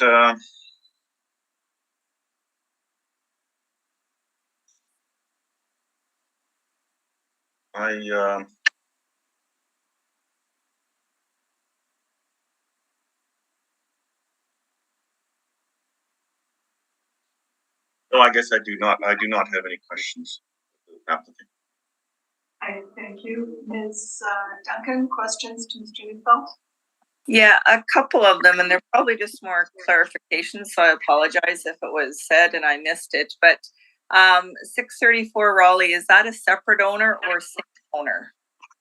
They're all the same ownership, same group. Okay.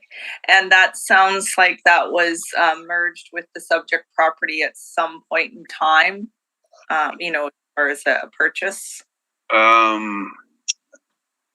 Yeah, well, they were, I think the whole site was assembled over several years.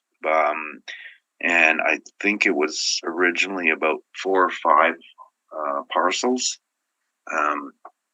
And for example, on our page 3, the 600 Goldsby, as I said, was purchased from Wilson Auto Electric. 675 Goldsby was purchased from the tenant who's now occupying it, and they put the Raleigh addition on that land. And then 634 Raleigh originally was at the turnaround for Goldsby. It only ran that far, and I think it was 2 parcels when they bought it. So that made a total of 4. And then there's the parking lot underneath it. So underneath the blue thing. So it was just growing, expand, grow, build, get more land, and attach it. Okay, so the reason I was asking that is at some point in time, the subject property would not have been part of that bigger parcel, and they must have had an access. Why can they no longer use the access that they originally would have used before acquiring the other properties? When they requested their development permit for the addition, they had a number of issues to contend with. Number one was the 0 lot line. And they wanted to make changes on some of the buildings on the 0 lot line, and that's on the right of way to the north of it. And the neighbors on the other side expressed their concerns that they didn't want to approve it because of the increased truck traffic. So at that point, the planning department and the owner came up with an alternative that would make everybody happy, which was no more truck traffic up Goldsby and Neil. It all comes to Raleigh, and so they cut it at that point, and that was in 2009, 2010. So again, maybe an unfair question to ask, but if there was an attempt to sell that property separate, could a potential owner not get access to Goldsby as a standalone? Since it's already been put in the development agreement, every time they make these development agreements, the parties sign them and they're binding and they're registered on title. So it would then require a variance to amend that agreement. That would be one way, and of course, the way the system works now is the people affected who live by there have their say. The other way of dealing with it would be to obtain an easement on the front part, which once you put an easement in, you diminish. There's a dominant portion and a servient portion. So 600 Goldsby would be dominant over 634 Raleigh. So is there going to be then a diminution of value because of being a servient easement, not being able to use that land as they so wish? It just makes it the marketability of it questionable, and I don't see that it would be done. It looks to me to be a difficult. Okay, it could be done. I think it's a very difficult task and not economical. Okay, no, fair ball. And then my other question was, and I'm not sure at what point in the presentation, but you and the city had a conversation about rent per square feet based new, old, modified. And the city used 5.96, which I believe was assessed from their perspective based on their presentation and comparables as 5.96, which was the older rental. A newer building, $8 a square foot, and a renovated modified one, $8 a square foot. And they went with $5.96 square feet instead of an average rate, which would bump that up.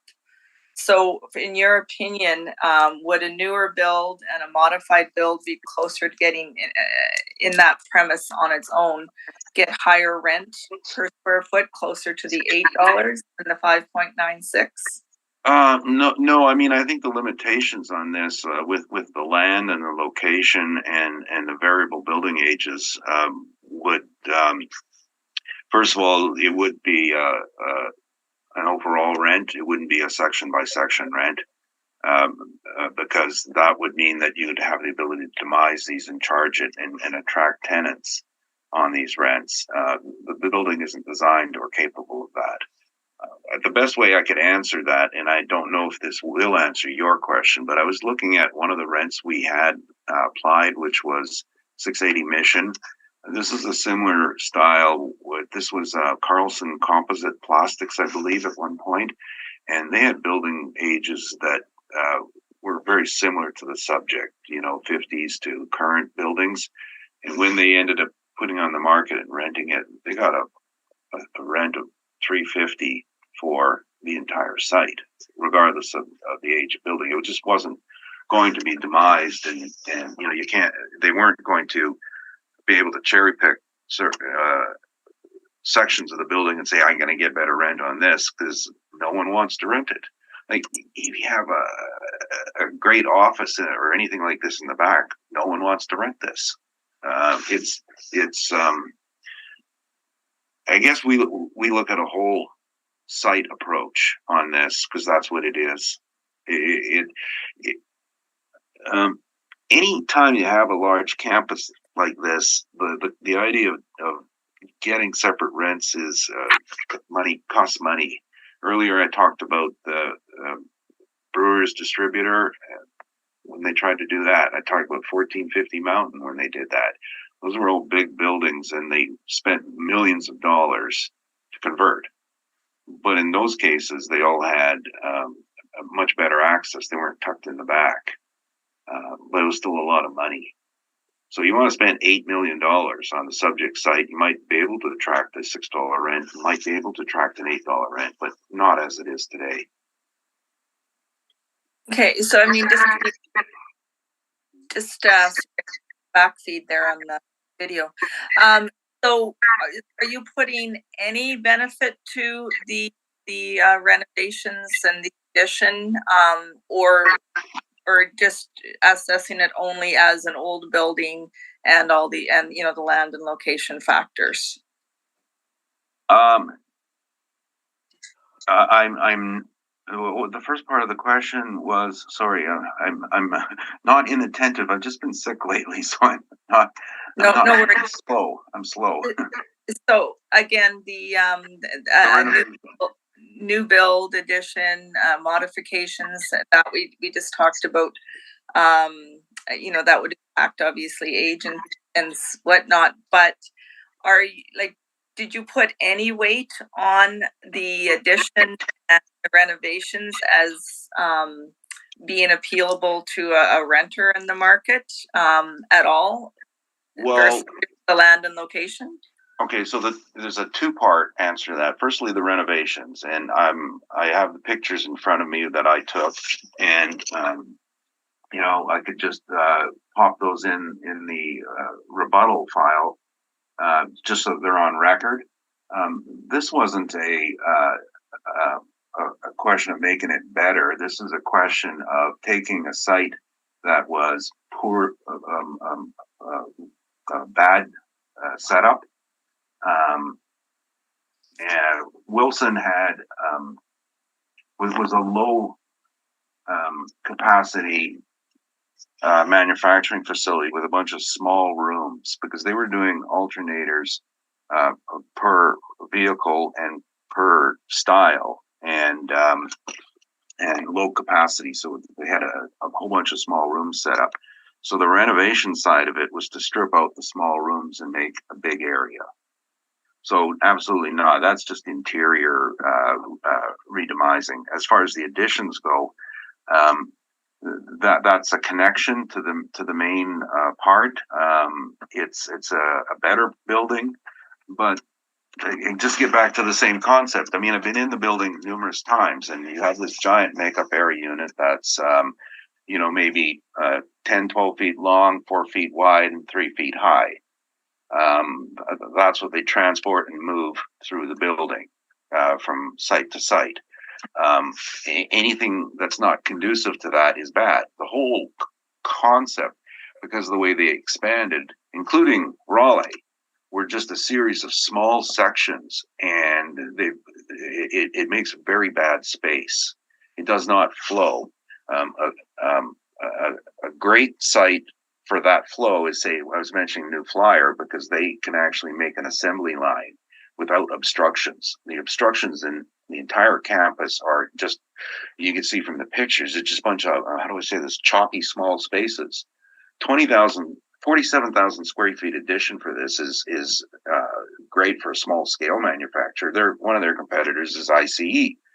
They have a 40,000 square foot site because they built one specialty project, one specialty heater system.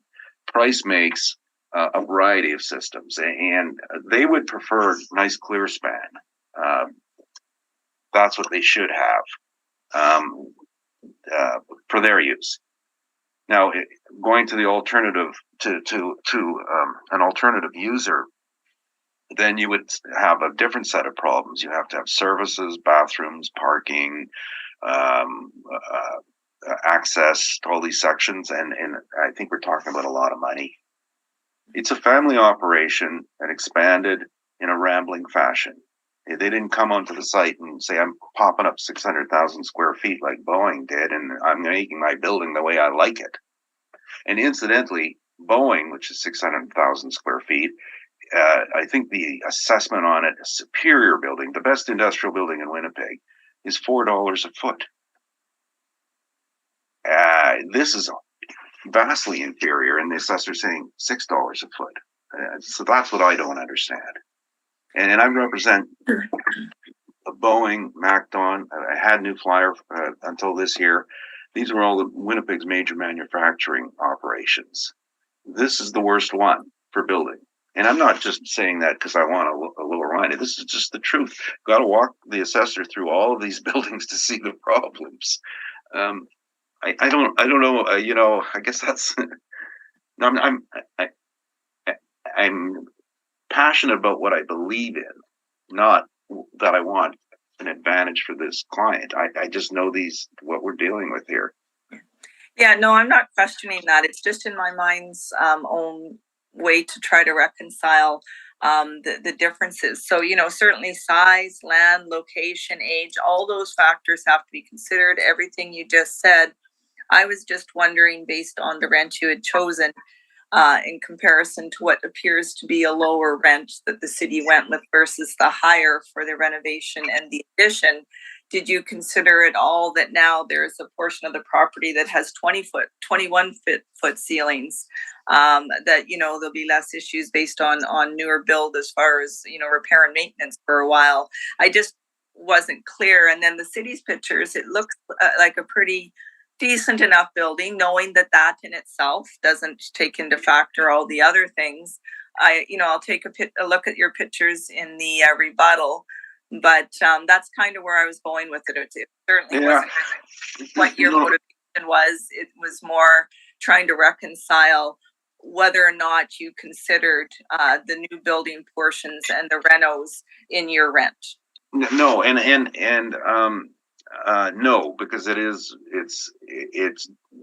physically not going to happen to come up with a different rent. Now, one of my comps was the old Eaton's Warehouse, and we're all familiar with that. So in the Eaton's Warehouse, you actually had a front section that was retail oriented on Wellington, and it had its own entrances, but the back space was different. So the back space gets $2 a foot.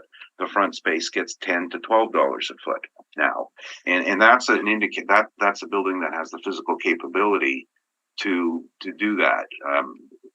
The good space, for example, in the subject, the better space, I can't envision how it could be marketed, because if someone wants, and at 21 feet, by the way, isn't great to begin with. That's 17 feet clear. That's. I mean, we're looking at industrial good rents are for 27 clear, not 17 clear. But you put it on the market, and user says, well, okay, I've got this warehouse, and then you look at the other problems with it. For example, by itself, you see where the access is. It does have semi-trailer loading, and you have to come up through the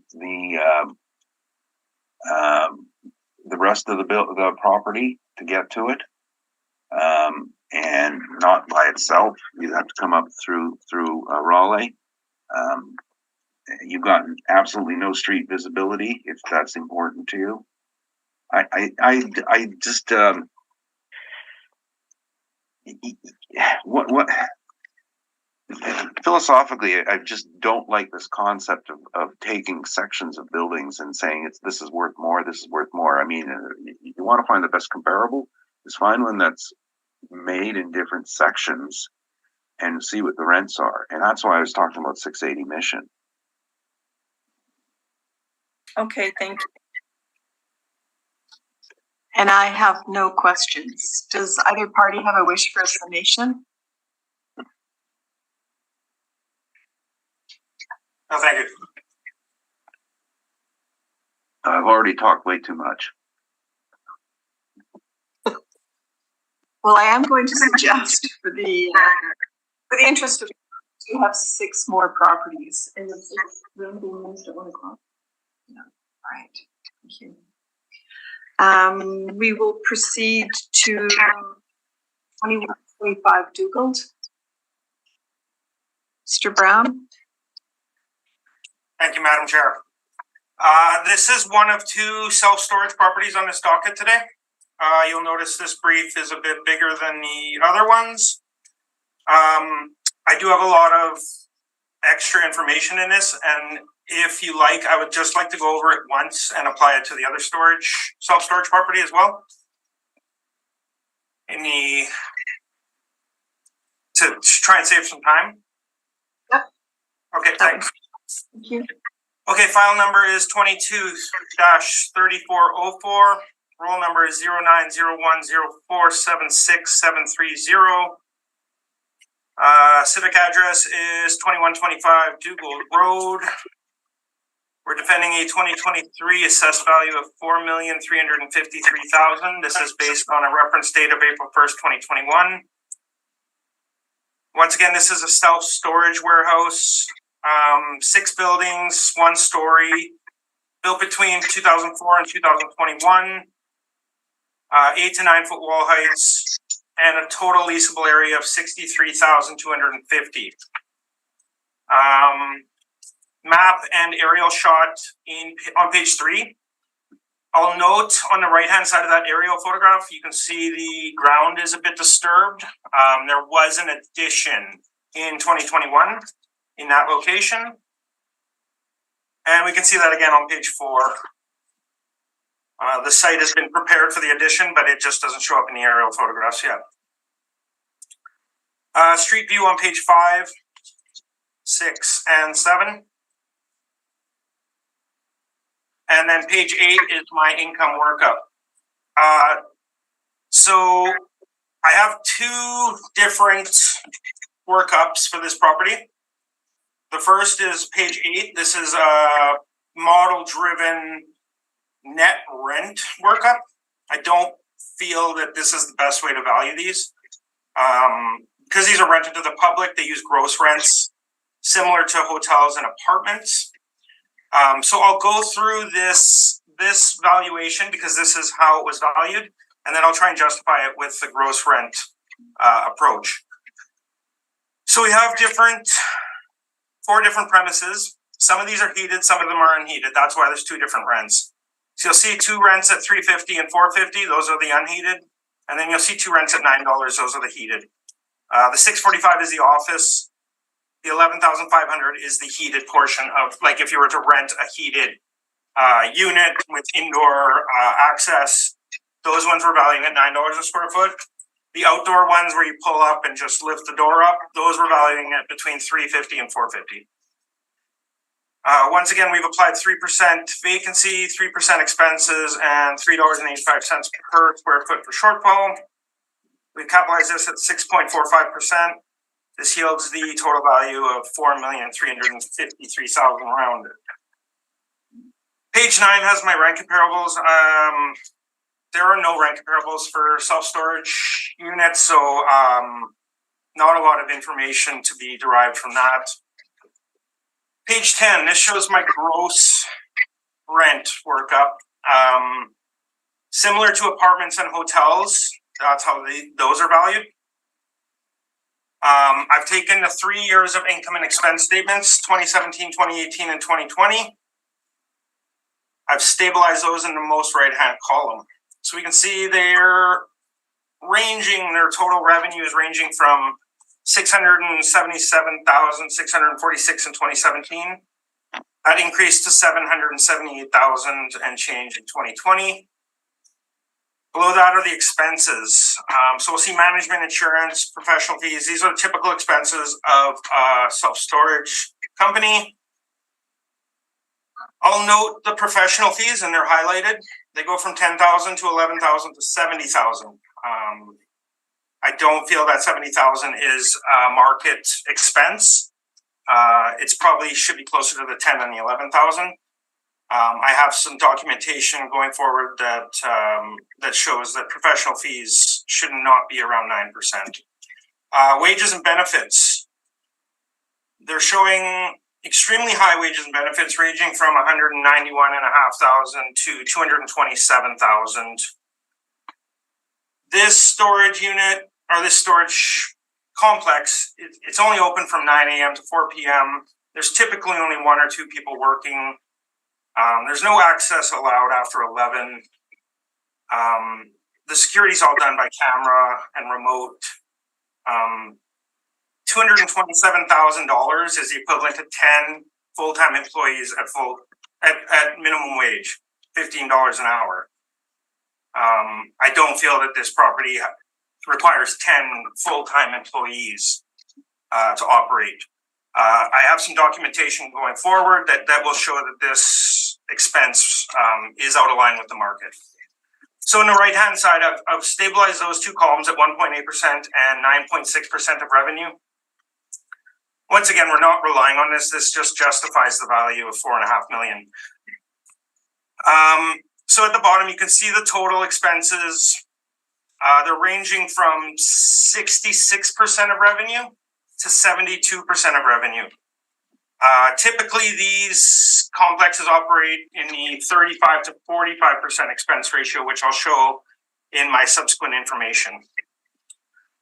So we have a 6.45% cap. I've capitalized each column just to show the range. Using their actual expenses, which I don't feel are market. We can see the capitalized value for 17 is 2.8 million, 2018 is 3.1 million, 2020 is just over 4 million, and the stabilized columns at 7.25 million. And that's using a 39% expense ratio, which is more in line with comparable properties. Capitalization rate on page 11, once again, ranging from 5.55 at the 20th percentile to 7.45 at the 80th percentile. Outside sources ranging from 7.75 to 7.25. Page 13, this is my addenda. The first page is simply just taken from the subject's website. Just showing some of the amenities, air-conditioned storage, video surveillance, ground level storage, etc. They have outdoor storage for boats and RVs, free truck rental with move-in. So pretty typical of a standard self-storage place. Permit detail on page 15. This shows the addition in 2021. I'll note the permit value is $2 million for that one section. The mortgage on page 16 through to page 23. I will note that on page 19, there is a $6 million mortgage registered in 2020 to the subject property.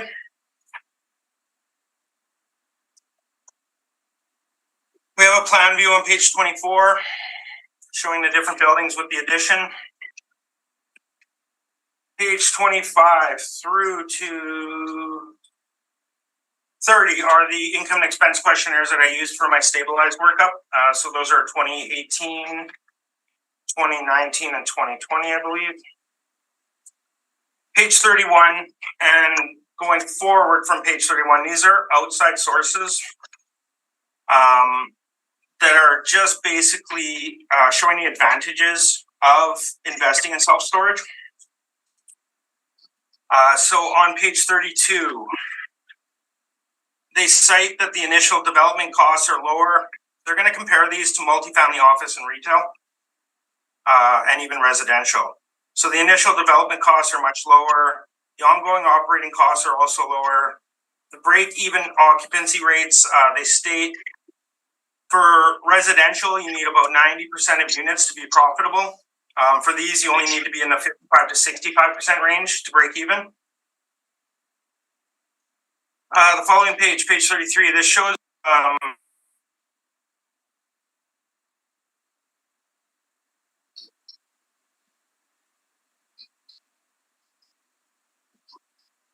Mr. Brown, you're muted. I'm not sure how that happened. How long was I muted? Just a minute. Okay, so going back to page 32.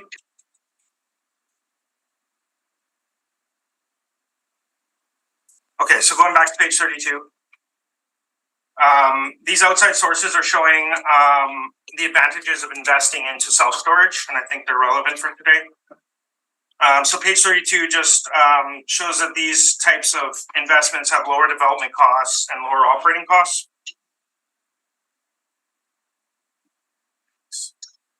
On page 33, they show an investment comparison between multifamily and self-storage. Just citing things like there's less rules like the RTA, less maintenance costs such as heating and lighting and security. Below that, they show that the equivalent to a multifamily residential suite of 600 square feet would be the equivalent would be 4 10 by 15 lockers. And they just show the average rent breakdown if you were to compare residential or multifamily compared to self-storage. So multifamily would generate $1,500 a month. Self-storage would generate $2,200 a month. And you can see the rent by square foot's higher too. They're saying 44% more revenue per square foot. On page 34, it just shows that this is one of the fastest growing commercial real estate sectors.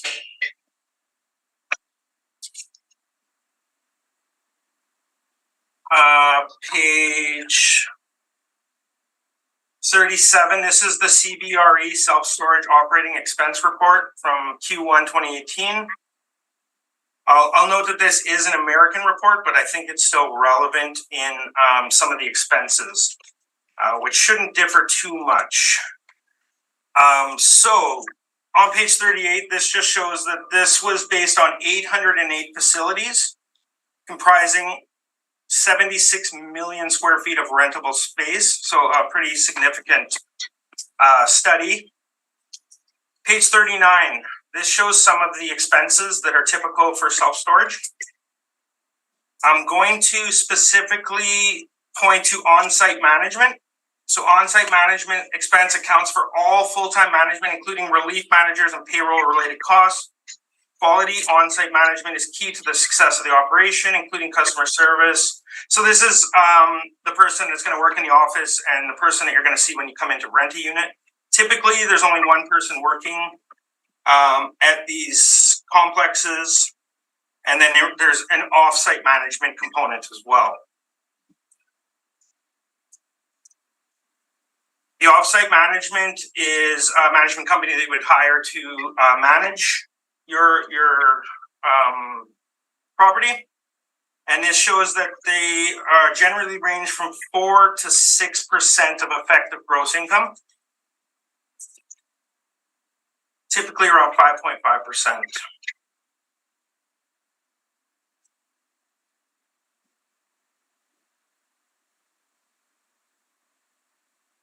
So page 40, this shows the breakdown of the 808 complexes that they did their study on. I won't go too into detail. I'll note it that the operating expense ratios range from 30%, and this is at the bottom of this page down here. The expense ratios range from 30.16 up to 47.10. And this is based on 808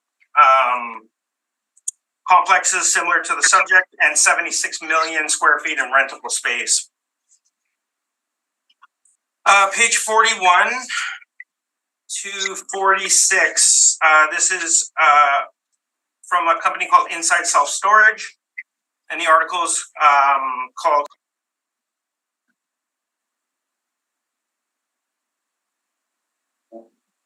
I'll just go right. Mr. Brown, you are muting yourself. You might be touching your space bar potentially when you're speaking. That's what's happening. I'm sorry. I'll move my keyboard.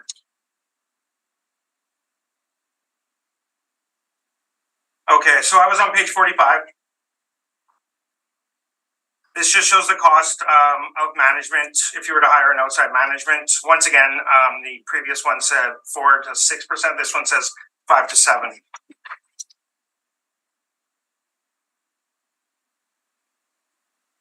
Page 47 shows some Canadian self-storage trends.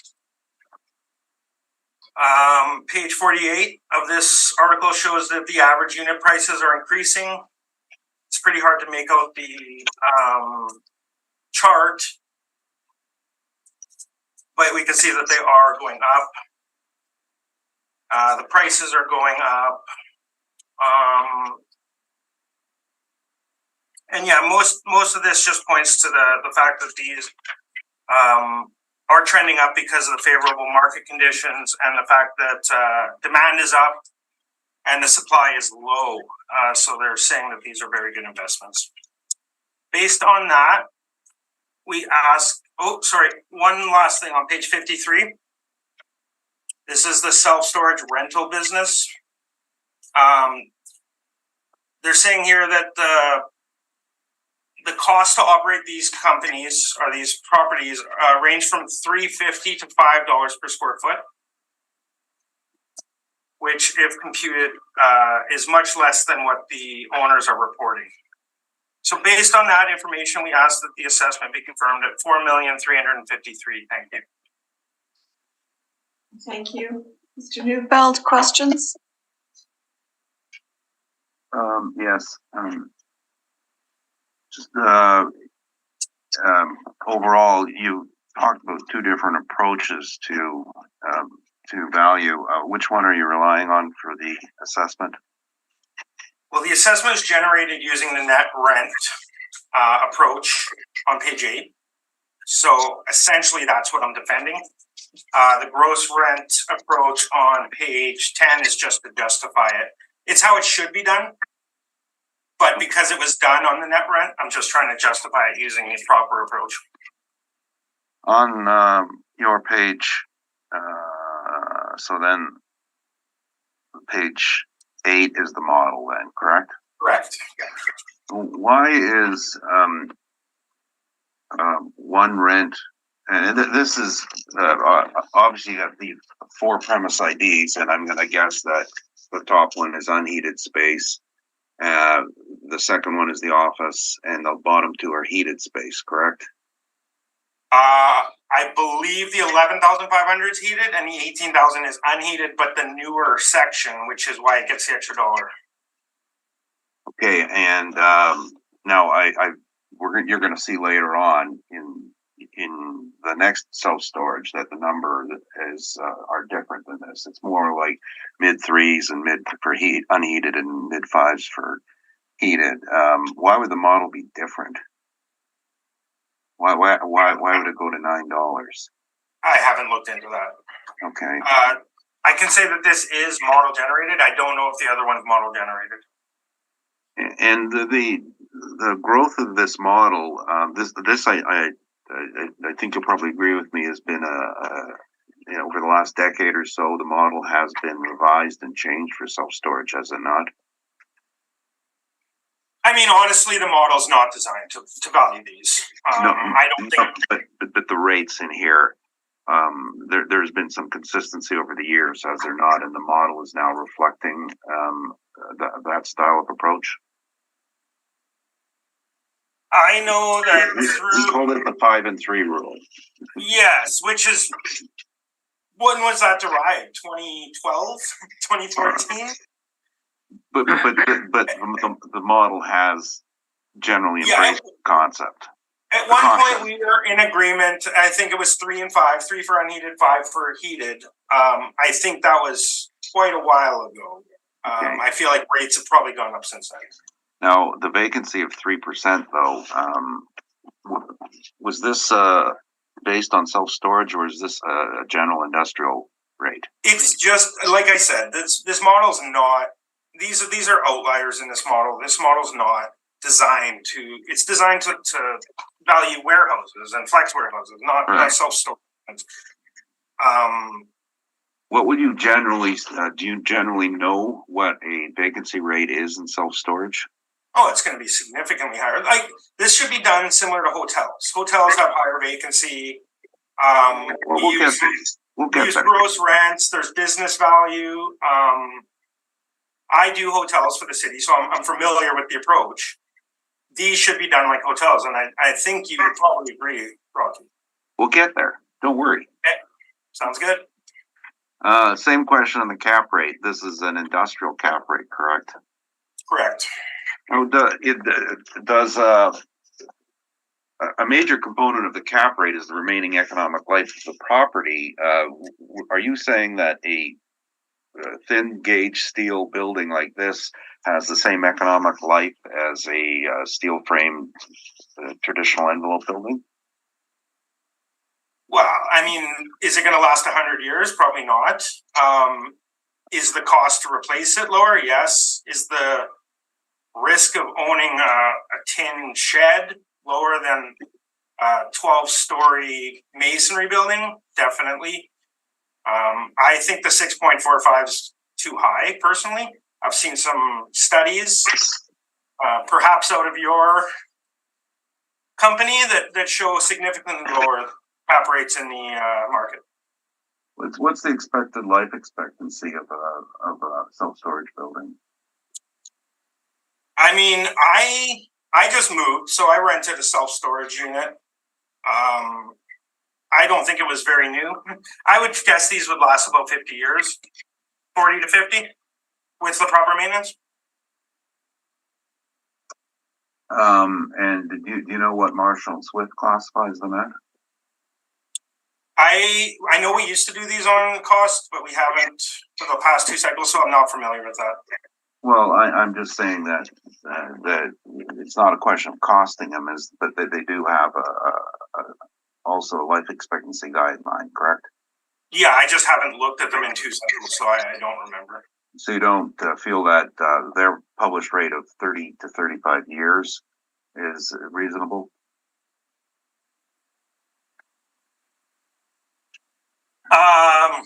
I mean, I don't know. 35 is not too far off from 40, which is what I said.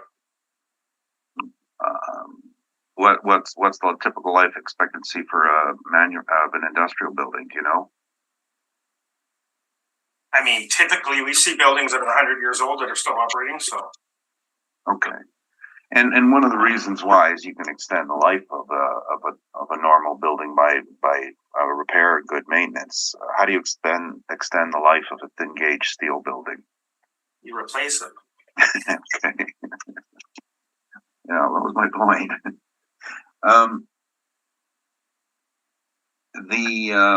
And all these comparables that you have on page 9, I expect you're not putting any weight on these. Zero weight on those. No weight on those. Yeah. Now your approach that you've taken on page 10, and you know, I respect the fact that you're quite knowledgeable about hotels.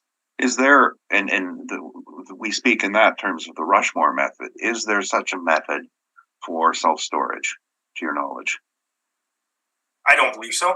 I've seen some workups from your company that showed they did their pro forma workup, and they were similar to mine. There was no no FF&E or no extra management component like in hotels, which are designed to strip out the business value. You'll agree.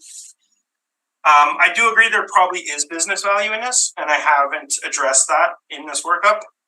However, my stabilized does show 7.2, which would mean $3 million in business value, which I think is excessive. Okay, but that was the question I'm going to ask. You do confirm that it could have business value, but my question is, though, when you were given something like the Rushmore method, and for the board's information, the Rushmore method was devised by Stephen Rushmore to extract business value from real estate value and the valuation of hotels by a series of adjustments. And it's a model that the assessor now uses and a lot of appraisers use. Now, this particular workup you've done here is your own work, correct? This doesn't come from anyone who's had a model accepted. Like Mr. Rushmore's had his model accepted in courts across North America, correct? Well, I mean, Rushmore is just an approach. What I've done here is simply input the income and expenses that were supplied to us from the owner. I did do a stabilized that shows significantly higher. Whether or not that's stable, those adjustments are correct. I haven't really done the research into that. I mean, I think I'm very confident that the wages and benefits are too high, and I'm very confident that the professional fees are too high. What we should actually use for those, debatable. But once again, I mean, even the 2010, without any adjustments, at 6.45%, which I think is high, is at over 4 million. And that's with the 224,000 in wages, which frankly is How many people did you say it would take to run one of these operations? I mean, every time I've been to a self-storage place, there's one or maybe two people working. One person in the office and maybe one person doing some light maintenance, sweeping and whatnot. So if you have two people working at a time, how many shifts a week is that?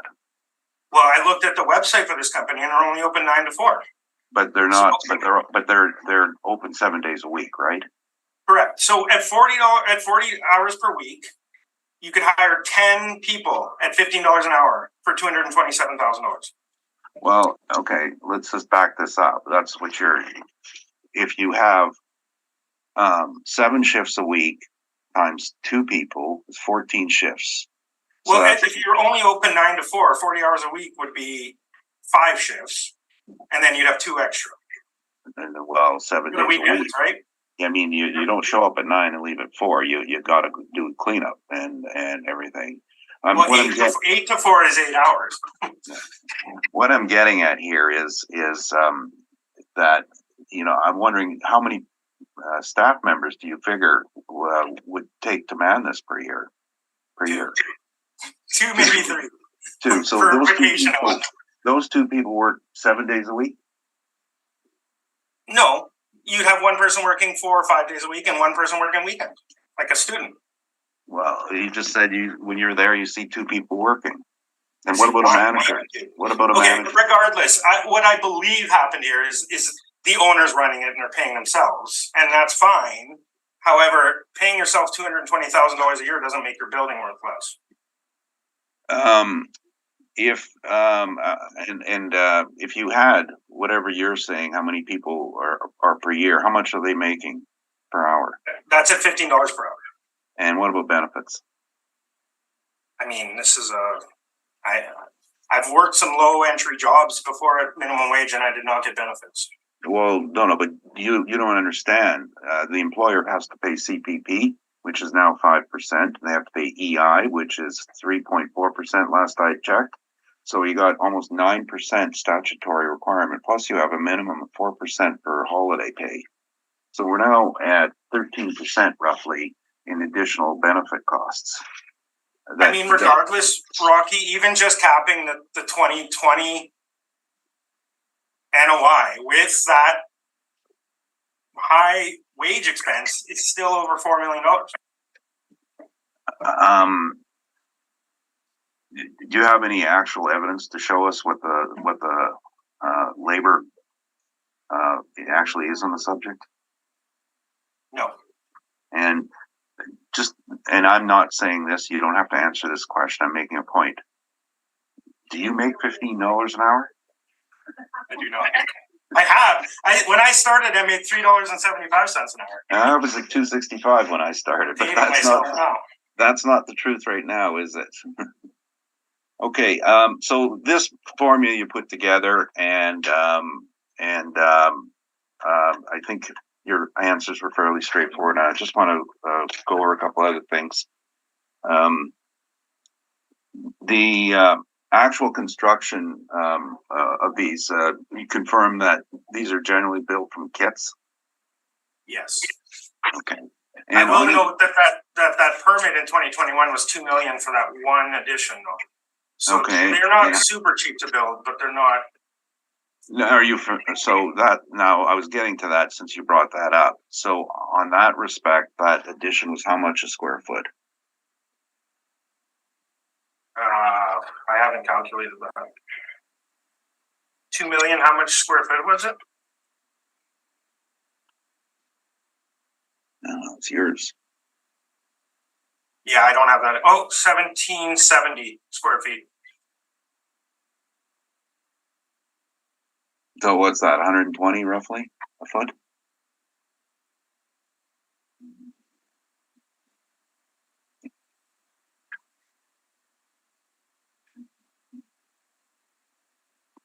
$110, yeah. Okay, now in those costs, were you aware of the costs attributable to the pipeline problem? No, You're not aware that there's a pipeline running underneath the new section? I'm not. What type of pipeline? We'll get to that. You're not aware then there was a cost and there was a bridge cost to satisfy the pipeline owner? You weren't aware of that? No, Okay. And were you aware of the grading requirements that came with the new section? I mean, is this stuff located in your brief? No, I'm asking you questions. Were you aware of it? No, I'm not. Were you, okay, so that's fine. And next question, in regard to access of the site, how is access to this site? Did you investigate that? Off Dougal. And is it a eastbound and westbound access? Your pictures are a bit clipped here. There is a curb cut in the median in front of the entrance. So I would assume there's left-hand turns.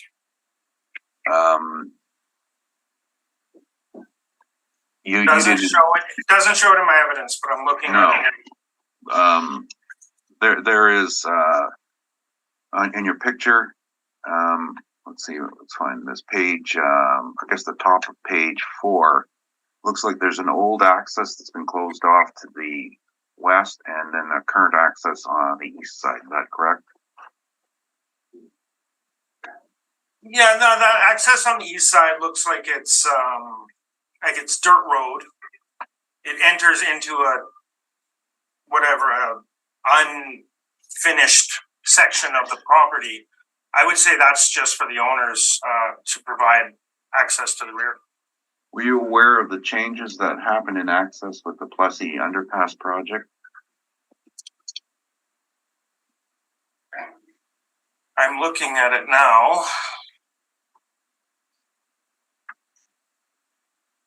I mean, the access point's always been that same spot right in front of the office. So looking at on my page 3, the aerial photograph, you can see the entrance at the bottom right-hand side. That darker colored roof is the office. So it makes sense that the entrance would come in right to the office, which is where the gate is and where you would need to speak to someone. I'm asking though specifically about eastbound access and eastbound ingress and egress. Were you aware of the limitations? I mean, to me, it's a non-issue. They have a perfectly good access off Dougal. That other access you're talking about is a dirt road that is unneeded for to run the business. Well, you're aware that right in front of the site on Dougal, eastbound, that there's a no left turn sign? I'm not. There is a curb cut. There is a. But it's possible. It's possible you'd have to go up and make a U-turn to get in there. Further down Dougal. Correct. Okay, that's all this I was is right getting. Across from Transcona Golf Course. Yeah. Okay. Reference. Yes. Let me just check here. And did you review the impact of the temporary expropriation on the subject property? I am not aware if there was. I mean, I'm looking at the site from 2012, 2014, 2016, the site has not changed shape. And if it did, that at least that portion on the east side is undeveloped. You'll admit, right? East, you mean the west side. Oh, yeah, you're correct. Sorry. And do you know why it's not developed? I don't know why. Okay. I can guess tell that's- you in 2016 or 2014, it was still mud, like uneven, muddy terrain. Those are my questions. Thanks. Thank you. Thank you. Ms. Duncan, did you have any? Do you know how long the current owner has owned that property? It is never sold. So this goes back to 2004. Okay, so they've owned it at least since 2004. So They've added on a couple times. Sorry. Yeah, because I was kind of confused in the evidence you presented that there was a $6 million mortgage registered on this property. And when it sold in 2005, it was significantly lower than that. 15, 16, 17 years have passed. But again, you presented it in your evidence as far as a registered mortgage against it without any detail. So I just couldn't figure out why a $6 million property or $6 million mortgage existed on it. So, And anyway. sorry, you referenced the something from 2005 for. Sorry, I just took the sales history, May 2005. It was Okay, that was vacant land. Oh. So where is that? Sorry. That's in your evidence on page 2. Mine's showing no sales history for subject.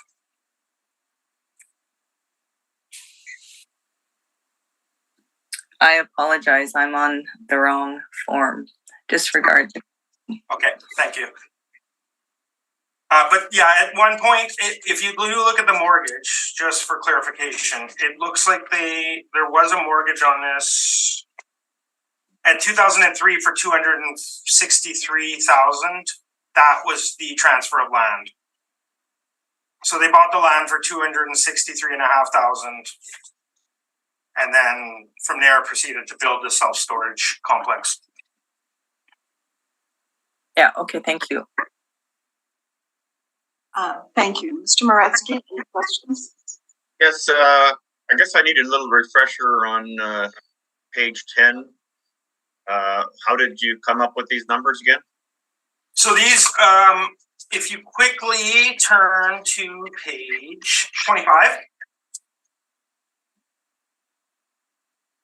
these are the income and expense questionnaires we received from the owner. We ask for the income and expense every year. So page 25 shows 2020. Page 29, I think, shows, I think that's 2019 or 2018. And then page 30 would show the 2018 or 2017. Excellent. Yeah. So these are the figures that were supplied to us directly from the owner. Okay, but then you overwrote some stuff over there. It's in yellow on the right and red. So the first 3 columns are exactly what was reported to us from the owner. The furthest column on the right is my stabilized column, where I make changes to expenses that I don't feel are market. So I did adjust the professional fees based on the fact that it was 10,000 in 17, 11,000 in 18, and then jumped to 70,000, which to me is not a reoccurring expense.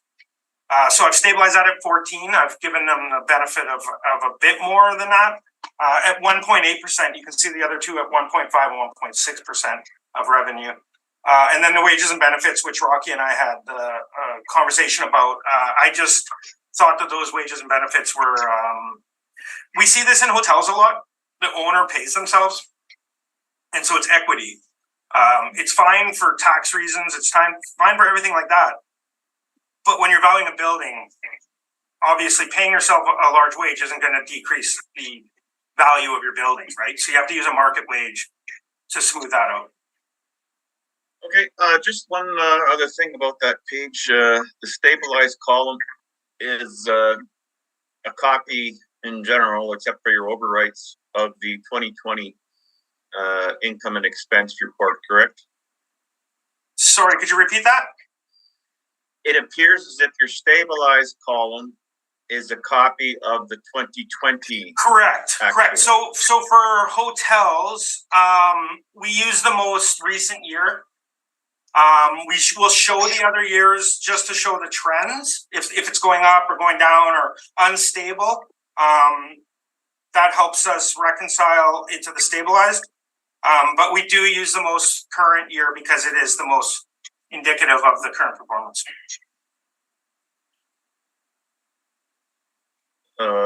You do that typically, or yeah. Is it stabilized? We do that for hotels too.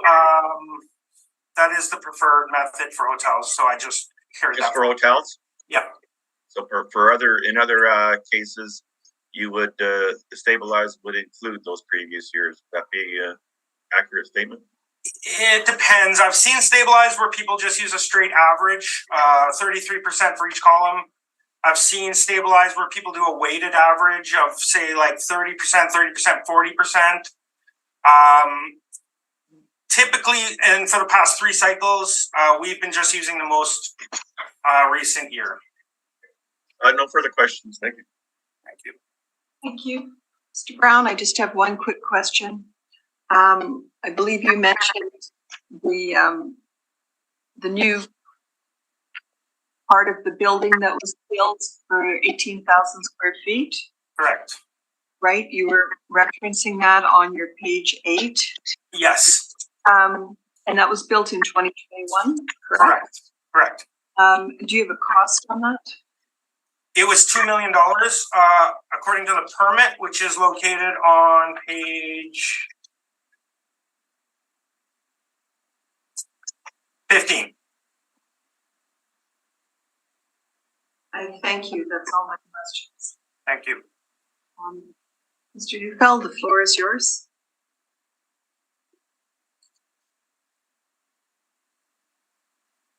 Thank you. I sent in some rebuttal information, and I think some of it has been addressed in questions. I can't, Rocky. Yeah. I don't know that I have your evidence for this file. What?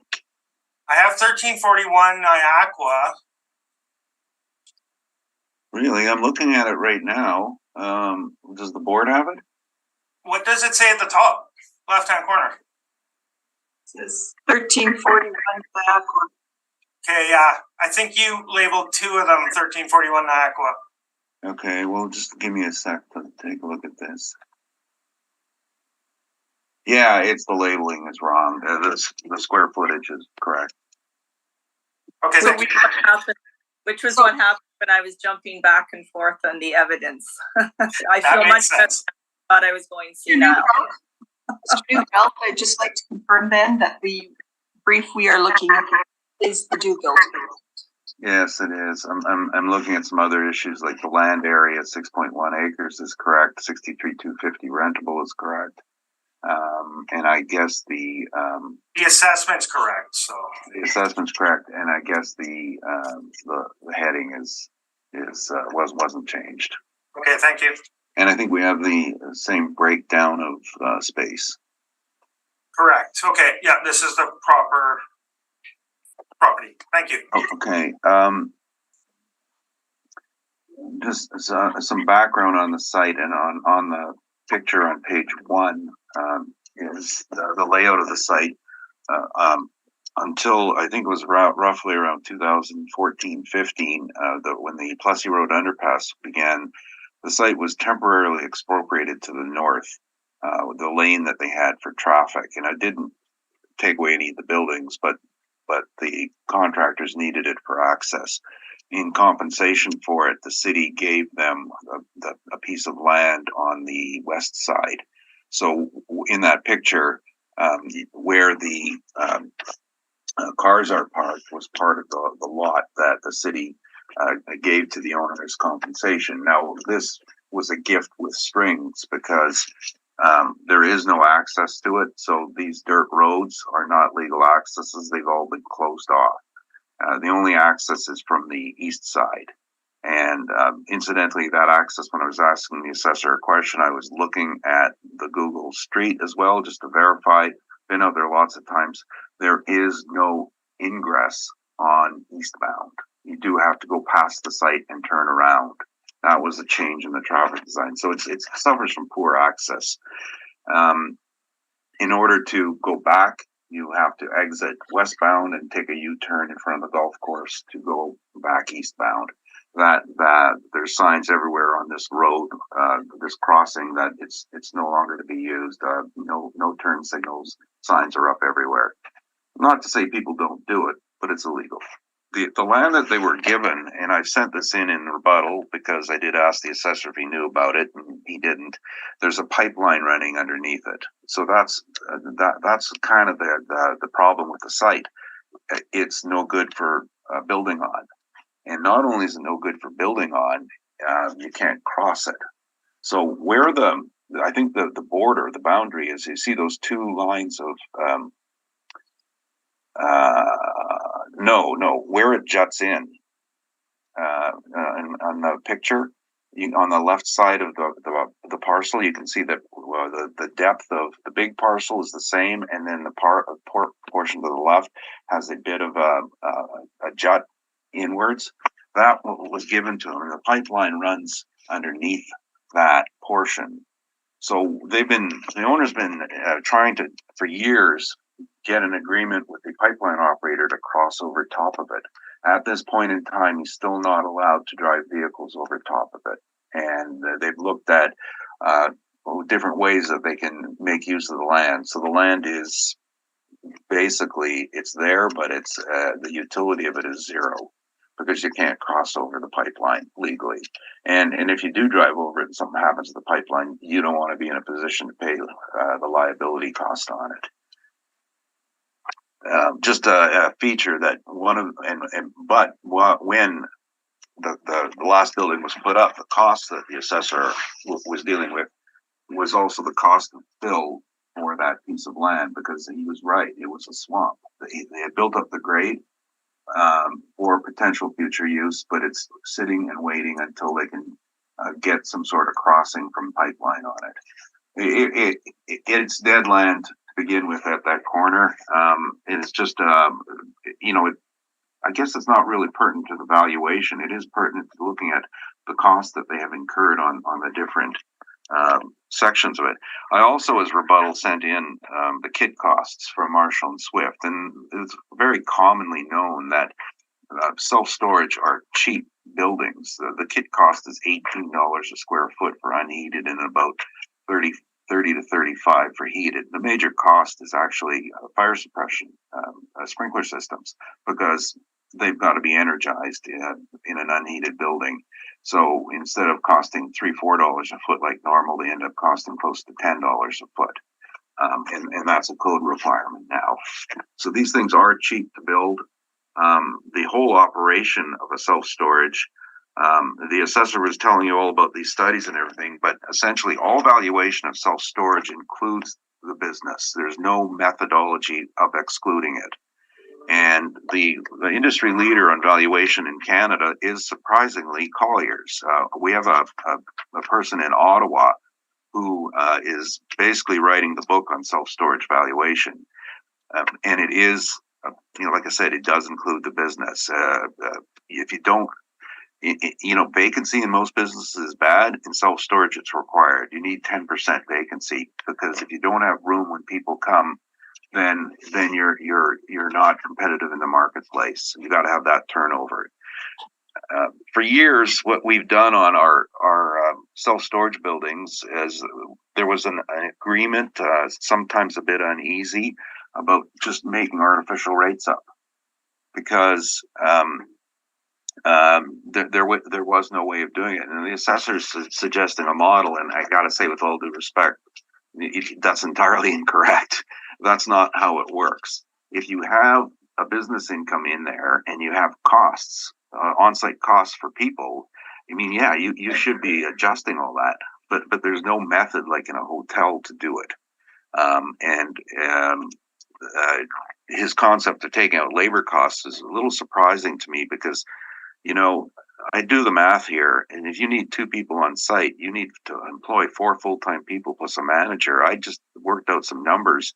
I'm getting well over $200,000. And for the record, the owner is working, a working owner. He's not profit taking on it. The mortgage that he brought up, he owns other businesses, and everybody knows that a mortgage is not a value. A mortgage is a registration on a title.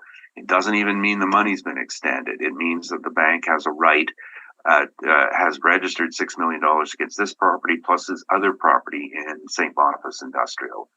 Mortgages cover multiple properties. Not a value, not an indicator of anything other than a registration. There is no acceptable a method of taking a mortgage and trying to conclude a value. And I can quote a municipal board order in 291 Gary done in 2003, where the assessment department actually tried that, and the board was quite clear that that was not appropriate. So what we ended up doing was like we had done in the past is looked at what we had agreed on, and the assessor's right. A bit of time you adjusted it. So we note that instead of the heated at $5, we used $5.23, and for the new one we used $6. These are hypothetical numbers. Unheated $3, and the vacancy we did the industrial thing as well, because there is no other method of doing it. And but I'll show you some of the parameters we do consider though. Cap rate at 8.25%, and this again is to take a look at you know, how does this compare to other investments? Not necessarily industrial, but other investments.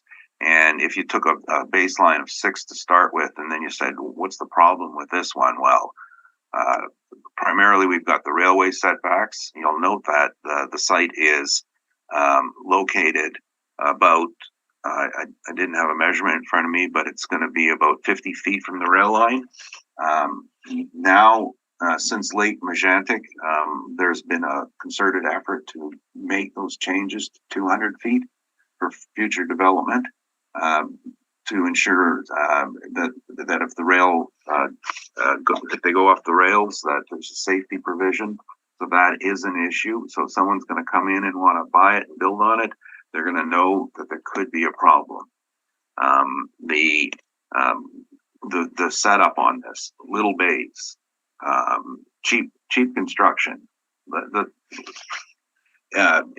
This is single gauge steel on the unheated portions. This is a shed. This isn't a building.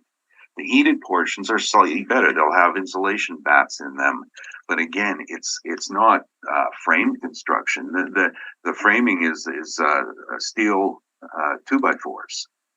This isn't weight bearing. This is a kit. This is cheap stuff, and that's why we're looking at the higher rates. The lifespan on is low. The assessor's right. You have a problem with these things, you just demolish it and rebuild. You don't extend it because it's unextendable. All this concept of rents and everything is, again, it's somewhat artificial. Now on our page 6 is the Collier's Guide. So this is what's generally been used nationally and internationally to determine where your property lies in the self-storage rating guide.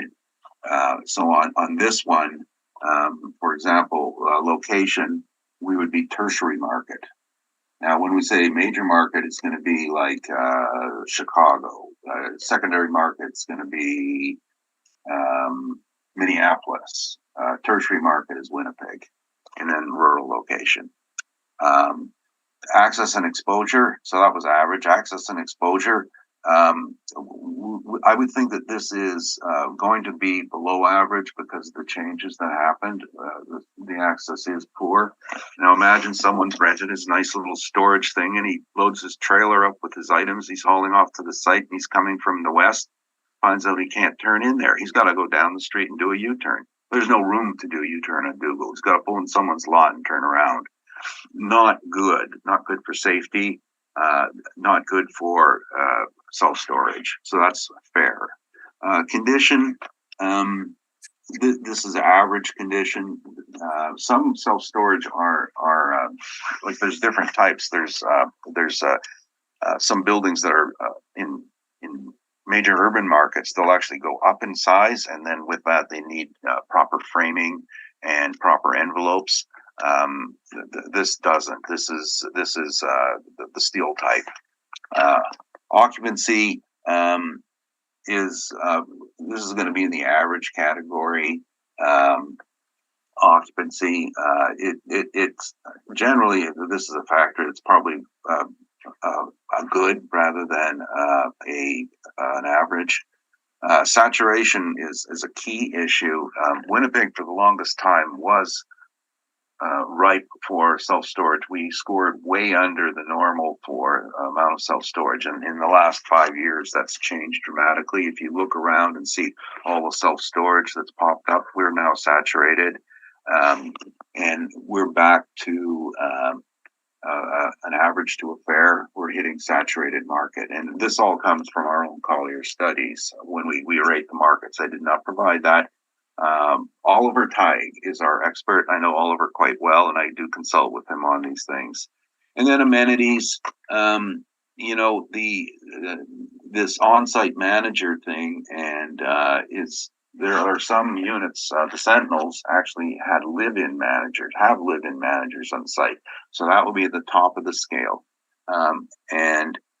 This is a good to average. And now what the website says is, it's monitored 24 hours a day. Somebody is watching it. Of course, that's not free. That's labor. So you're still paying labor for that, even though you're not open. This puts us into the average category. Some issues fair, and that's why we're at the 8.25%. There are cap rates in the world for self-storage, and it's on the whole income side of it. And the lowest I've ever seen is in Canada, there was 2 sites in all places in Alberta that capped in the 7s, but across the West, it was more common to see 8s and 9s. On that basis, this is the manner in which we've done it. There is no method. There is no special system of doing it. There is no alternate way. And the model has embraced this thought, with the exception of their mistake on the $9 and their cap rate. We would be fairly consistent, and that's my presentation. Thank you. Mr. Brown, questions? Just one, Madam Chair. Thank you. Rocky, on your justification for wages and benefits, you mentioned 4 employees and a manager. Yeah. But the management's been broken out into a separate column already, right? I had to look at that. The INEs are on page 25 to 29. Okay. Oh, $36,000. Wow. That's pretty bargain basement management. Well, if you look at my outside sources, they say that management should be 4 to 7%, which is 4.7. A manager making $36,000 with his benefits means his take home is $24,000. It's not a manager, though. Rocky, it's a management company that you hire, similar to apartments. And what are apartment management? 5%? No, I don't know of a single one that's done this way. Although the ones we're going to talk about today are all owner managed, and but we're going for market, and it's what's the market management fee for apartments?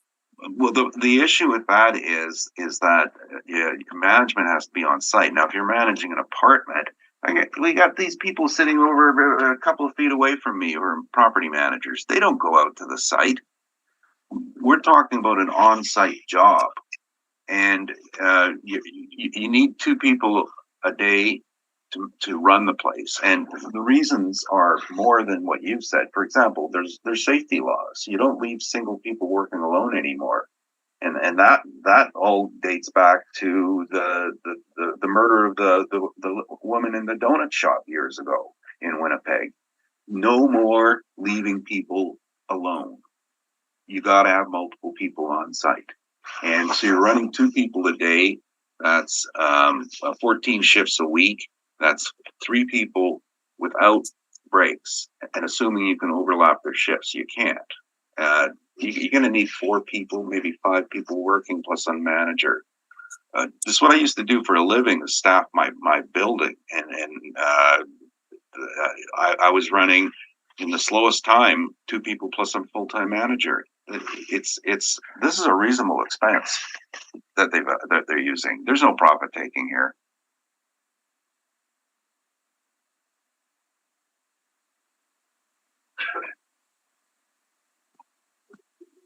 I have no more questions. Thank you.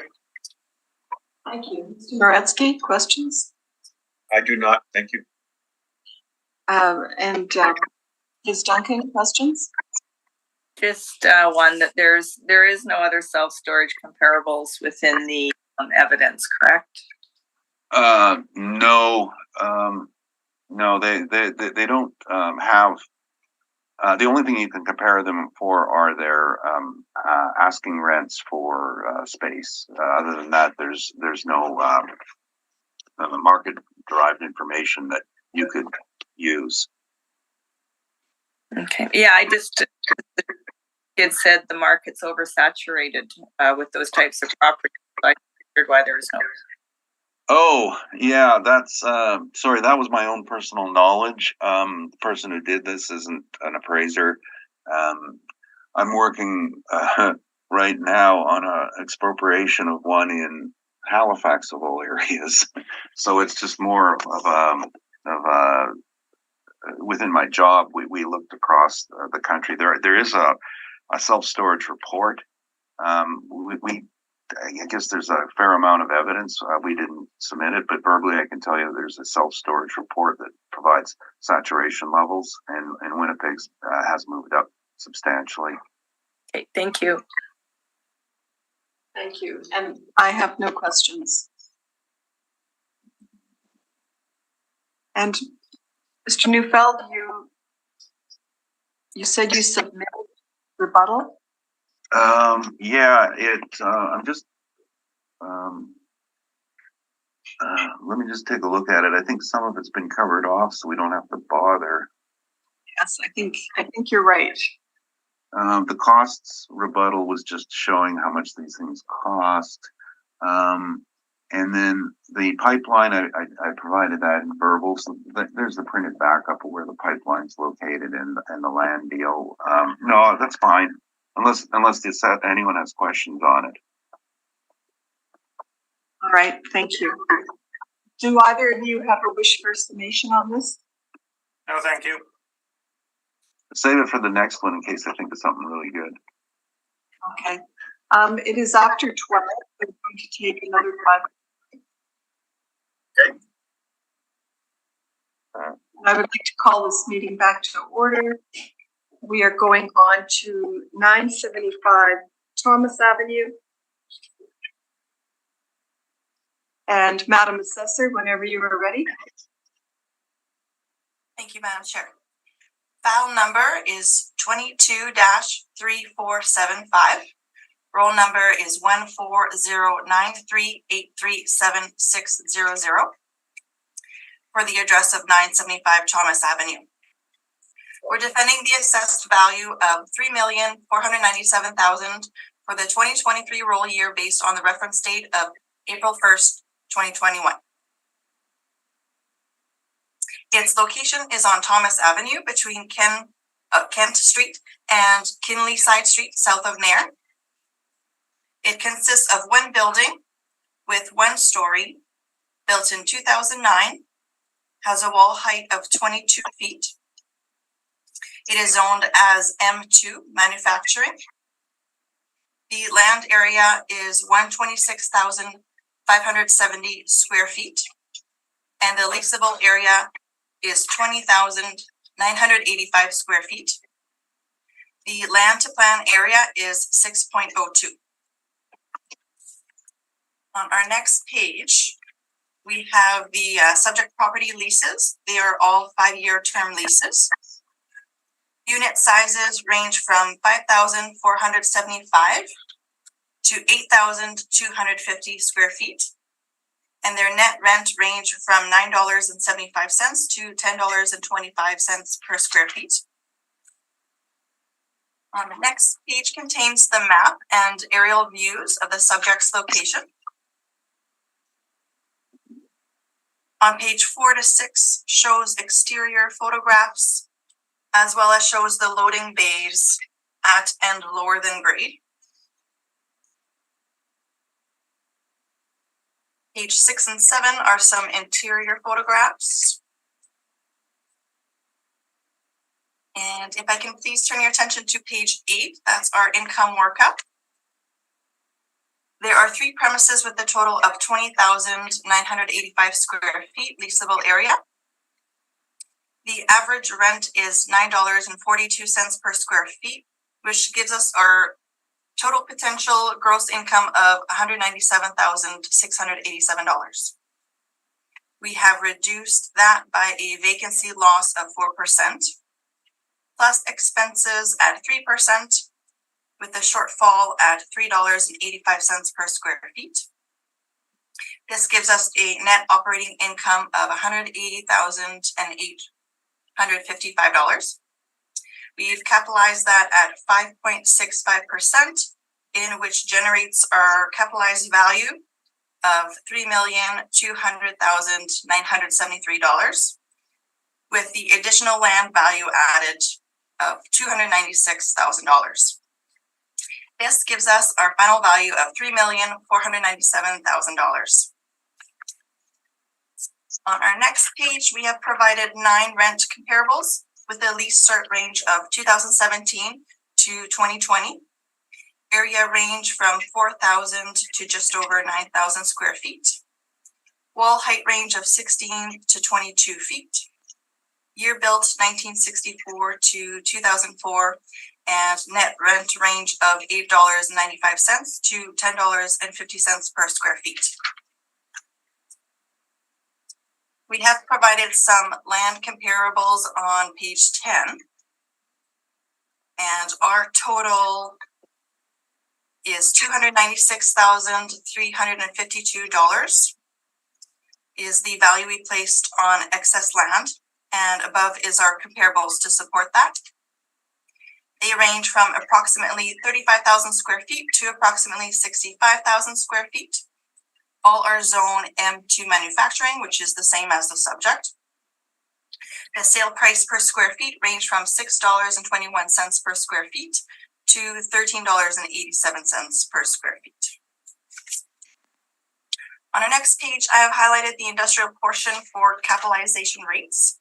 The city uses a range of 5.55 at the 20th percentile to 7.45 at the 80th percentile, and the subject's cap rate falls between this range. Outside sources are beside ours and range from 5.75 to 7.25. I'll turn your attention to page 18.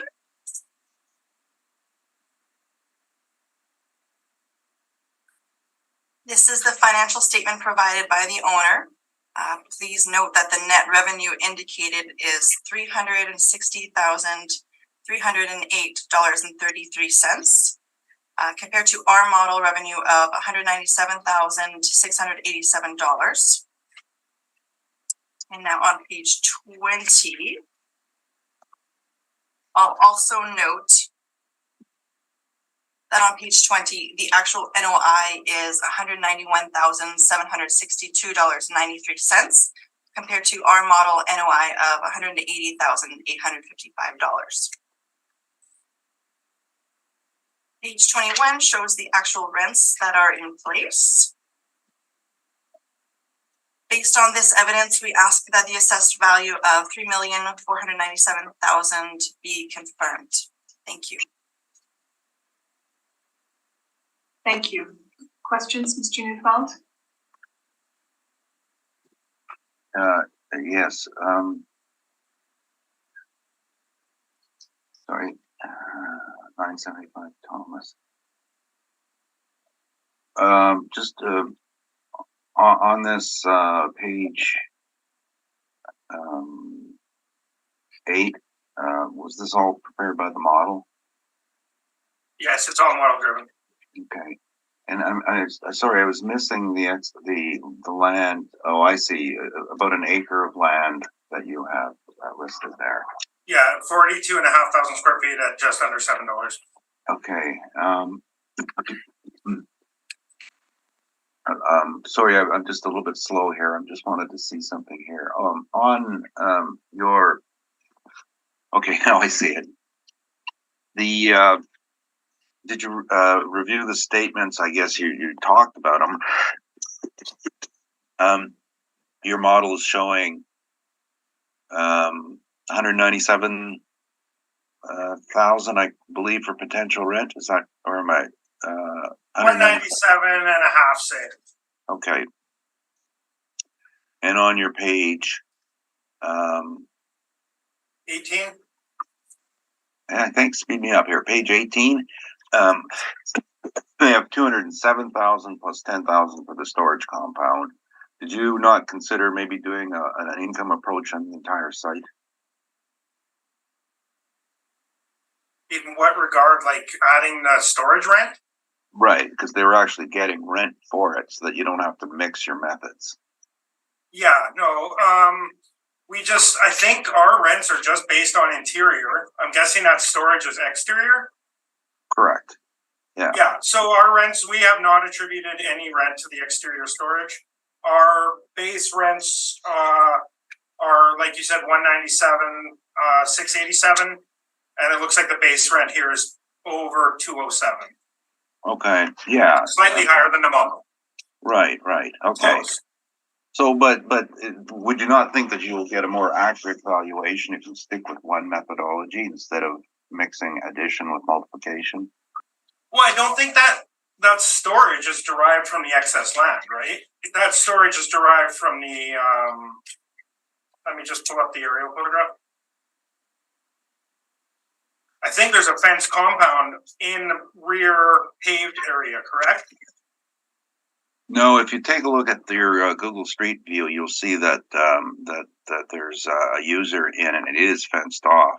And Street View, you'll see that it's presently, at the time the picture was taken in 2019, had school bus storage. Yes, but it's currently vacant. Was it vacant in 2020?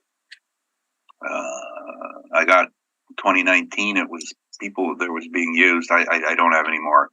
See, I assume that 10,000 was for the storage on the east side of the building, which you can see on page 4. Page fenced 4. Compound on the east side of the building. Just one sec. And I believe that's containing building supplies, because there's one of the tenants is QSI Interiors. Right, and their rent includes that compound. You made the assumption. I just assumed, but that site is now vacant, so I can't. It's possible that rent was attributed to that vacant space next door. Well, no, I mean whether or not if you were to sell that, it would be worth more than 10,500 capitalized. Well, whether or not it's vacant now is immaterial. My question was simple. It's that if you're using the income approach and you've got a land rent, isn't that more reliable than having a hypothetical assumption of land value? I mean, our land value is not hypothetical. It's based on comparable sales. Well, no, it's hypothetical in that you're suggesting you can take a piece off and give it a separate value. You can't, can you? But if you were to sell that parcel, divide it and sell it, it would have value, correct? It would have some value, but my question to you was, you've assigned a value as if it were a direct comparison approach, and that requires severing the lot and having a separate title and then selling it. That is not possible at this, or that's possible, but that's quite expensive at this point in time, isn't it? It happens quite regularly. How much are dedication fees? That I don't know. I just know that it does happen regularly and that we use comparable sales to value that excess land. Okay, that's your method. So my question, going back right to the beginning, wouldn't it be better to use the same method with an income style approach so as to avoid confusion? I mean, I don't agree. I feel like that vacant parcel of land is worth more than $10,000 capitalized. All right. Sorry, I was just getting back to my other questions here and trying to.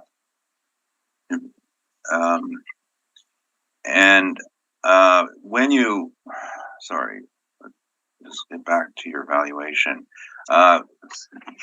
The 5.65% cap rate, based on your model, is pretty much at the lower end of the range, isn't it? It's near the 20th percentile. However, this is a newer flex warehouse building in a good location, so I feel like it's deserving of that.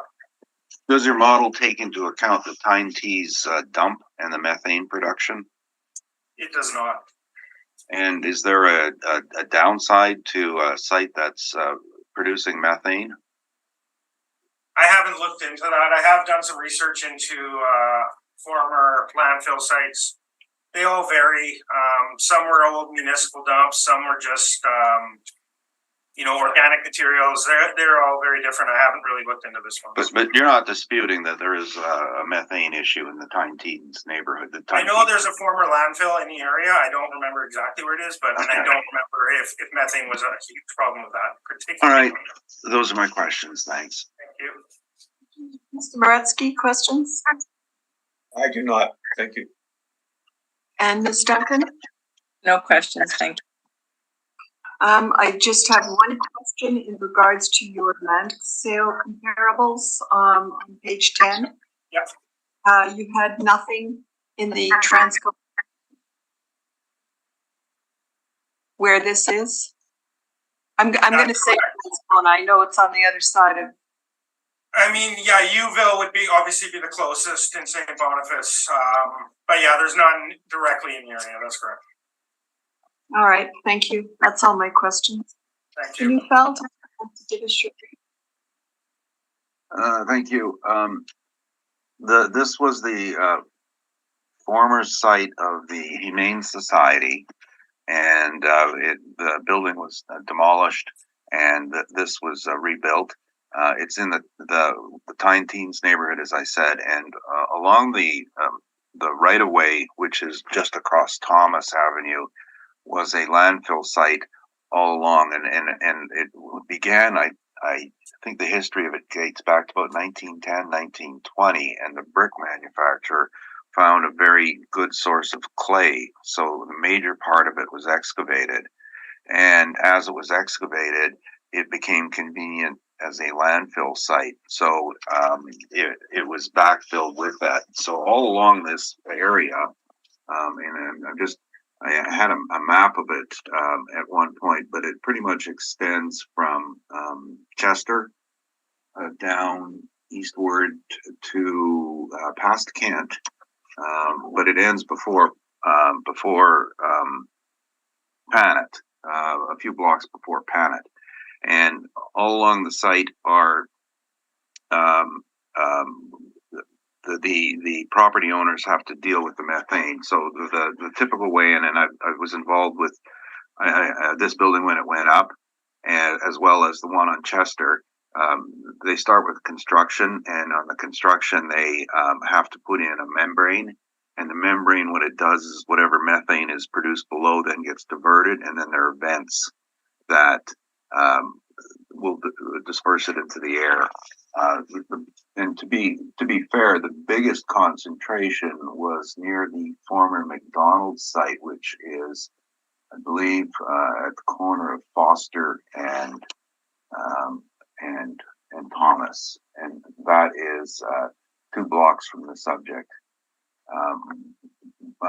And it's a nuisance. It's manageable, but the problem with it is that you have an obvious environmental issue. So you go immediately from phase 1 to phase 2 for anything, and this just puts another level of bureaucracy and restrictions and limit and regulations in place. So whenever you go for financing, you've got to do a phase 2, which is drilling and sampling. If you go for a sale, it will be a requirement. And the phase 2s run anywhere from $20,000 to $50,000. So there's a cost there, and then there's the ongoing monitoring. And then there's the market resistance to detrimental properties. This is all in effect. I'm sorry I did not have the map for you. I was given it by an assessor, actually, Larry Bartlett, years ago, who passed it on to me, showing where the location of every single vent hole is. And as I said, it ends just before Panet Road. And the land was held for a while. There's also has a piece of this land, and they, of course, were the original excavators. There's the city of Winnipeg has the insecticide helicopter landing pad in this area and some works yards.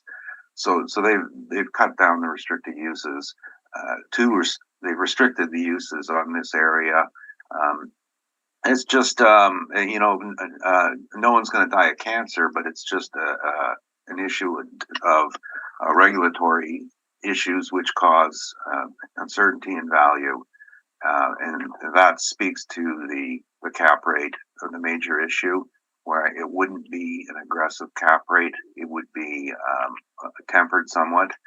The rent we're using is the actual rent, and we've included the pad, the lot. This lot is not, as the assessor suggests, Q Solutions land site. Q, that's the tenant on the far western side. They have their own compound which comes with their rent. The doggy daycare has their own site outside as well, and that's at the rear of their site. This land is a pad site rental, and it's a very strange way that this ended up happening. The owner had considered further development, but at the time he was building this, they had a fire at their other property at 10 Keenly side, a lumber outfit. And as a result, they accommodated the inventory for the lumber outfit in this compound. And since then, they haven't bothered doing any development. So it does have a history as a storage compound, and the current rent is, as the statement suggests, $10,000. And we've included that in our valuation. We didn't do a breakdown for the everything else. We just put it all in there. One of the reasons why is that often when people use land rents, they forget to include that there's still vacancy risks. The assessor is right on. It's vacant now. Land rents are the same as building rents. People come and go. It's not always being rented. So vacancy has to be applied. We've done 6%. That's not St. Boniface. It's this would be probably I'm going to say Elmwood. And Elmwood is such a small district, there's no vacancy there. So in this case, you would default to the city industrial rate at 6%, which is a fair amount that's being put in here.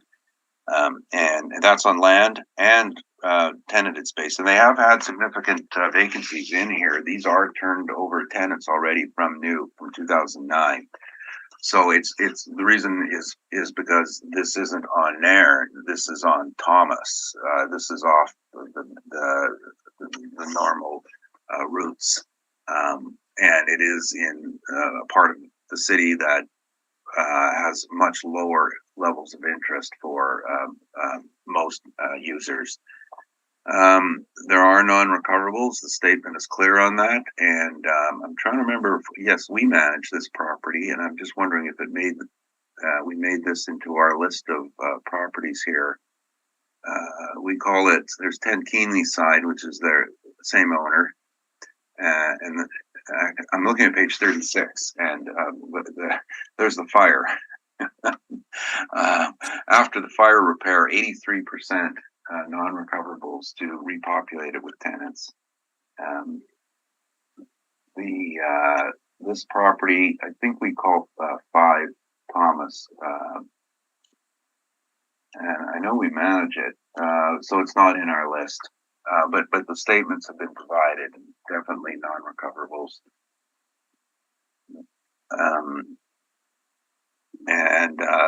So normalized NOI with the land rent is 166,000. We've capped at 7%. I agree it could be more aggressive without the concept of the methane, but it's a feature of the neighborhood, and it's a downward influence on value. Probably to the point of lesser so than it has been in previous years. Anyone who's been around for a while knows there was always a demand for a 2-point difference for contaminated land.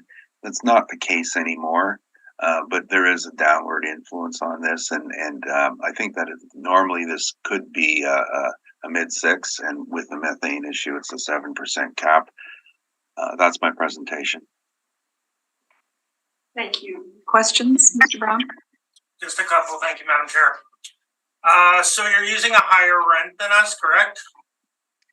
Using the actuals, yeah. Yeah. But in the end, the NOI is about $15,000 less, 180 to 166 roughly.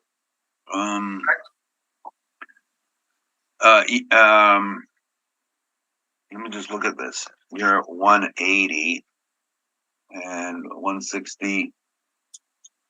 Oh, 166. Yeah, you know what? You're right. I want to make a change here. Sorry, I don't like this. They use the actual non-recoverables, almost 25,000. I don't think that's appropriate. You have bad years, you have good years. It should be no more than 5%. So my adjustment is. Thank you for pointing that out to me. I really mean that. Thank you. That number should be $10,187. So it'd be an upward adjustment in the NOI of 14,810. So that's 14,810 plus 166,373. Our NOI should be 181,183, 181,183, and at 7% is a value of 2,588,000. Okay, thank you. About the non-recoverables. So I guess your page. What is this? Page 3. It shows they're getting recovery revenue of 142,120. Correct. Yeah. And then their actual expenses are 143,547 on page 5. Yes, I see that.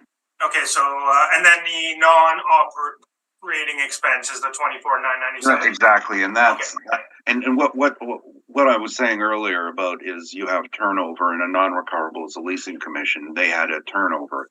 Well, that's not going to happen every year, right? That's going to happen. They had one tenant do it, so it's that's not a reoccurring expense, exactly. Correct, and that's why thank you for stabilize addressing it. that.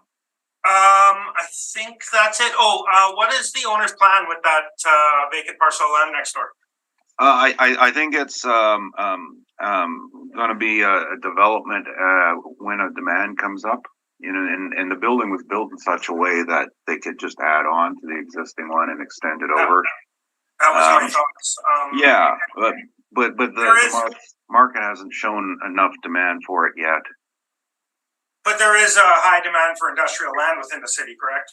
No, the high demand for industrial is occurring in Northwest Winnipeg and Centerport, where everything is starting to hum, and in the RM and McDonald off McGilvery, outside the city.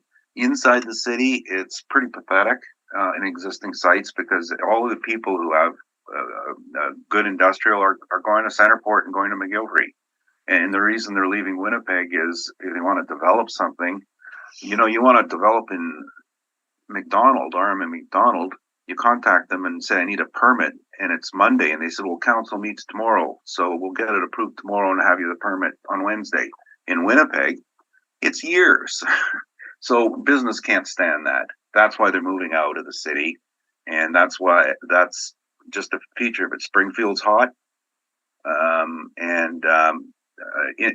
Same site development in Winnipeg has suffered from migration to the northwest on Centerport as well. Okay, that doesn't jive with what I've been hearing, but thank you. No more questions. Yeah, well, we do the work here. We got the tenants here. You work here too, Rocky. No, let's go out there. Okay. Mr. Moratsky, questions? Yeah, just a quick clarification again on some of the numbers. What is your revised NOI, Mr. Neufeld? 181,183. Okay, and your total rent includes the rental of the land, correct? That's correct. All right. So you're about 2,589,000. Oh yeah, I rounded down. That could round up. Yeah, that's fine. Got what it is? 2,589,000. Yes, that's correct. 589. Okay, no further questions. Ms. Duncan? No questions, thank you. I also have no questions. Do either of you wish for a summation on this property? No, thank you. Yes, I do. We often have these debates about excess land value, and a principle of appraisal is you don't mix methods. You don't take something done on the income approach and arbitrarily add a number for the land, because that does not represent the market. That's a hypothetical separation, and it's a mixing of methods. This is the right way to do it. Stick with the income. And if you're going to stick with the land value by itself, then what you do is you find a comp that's sold with the same land ratio and compare it. This isn't not how it's done. This is the way the assessment department does it, but it fails to take into account that if you provide a separate value, then you need a separate title. Separate title requires subdivision costs, it requires development fees and dedication fees. This isn't worth subdividing. It probably costs $200,000 to subdivide this. To achieve a value of $296,000? That's just not appropriate. Thank you. Thank you. At this time, it is 1:45, and we are going to take a 30-minute break. So if everybody could be mindful of that and be back by 1:15. Good afternoon, everyone, and I would like to call this meeting back to order. We are moving on to our next property at 1341 Niagara Road East.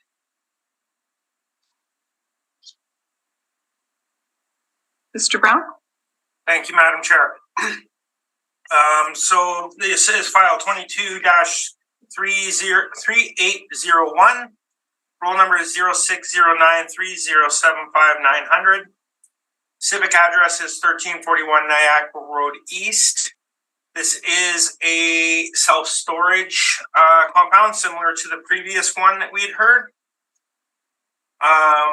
We're defending a 2023 assessment of $3,293,000 based on an April 1st, 2021 reference date.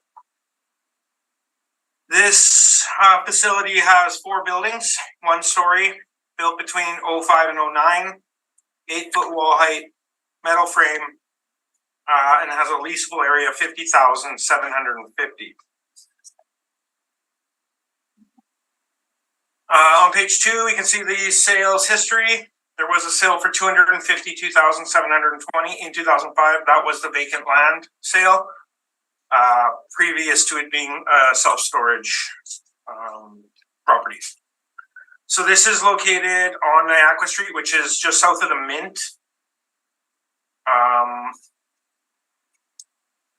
Perpendicular to number 1 highway. The aerial photographs on page 4. I'll note that the top one, I believe, was taken in 2018. Bottom one was taken in 2021. Those are solar panels that have been installed on the western building. Page 5 shows another aerial shot and street view shot. Page 6 shows some interior photographs of the office portion of the property.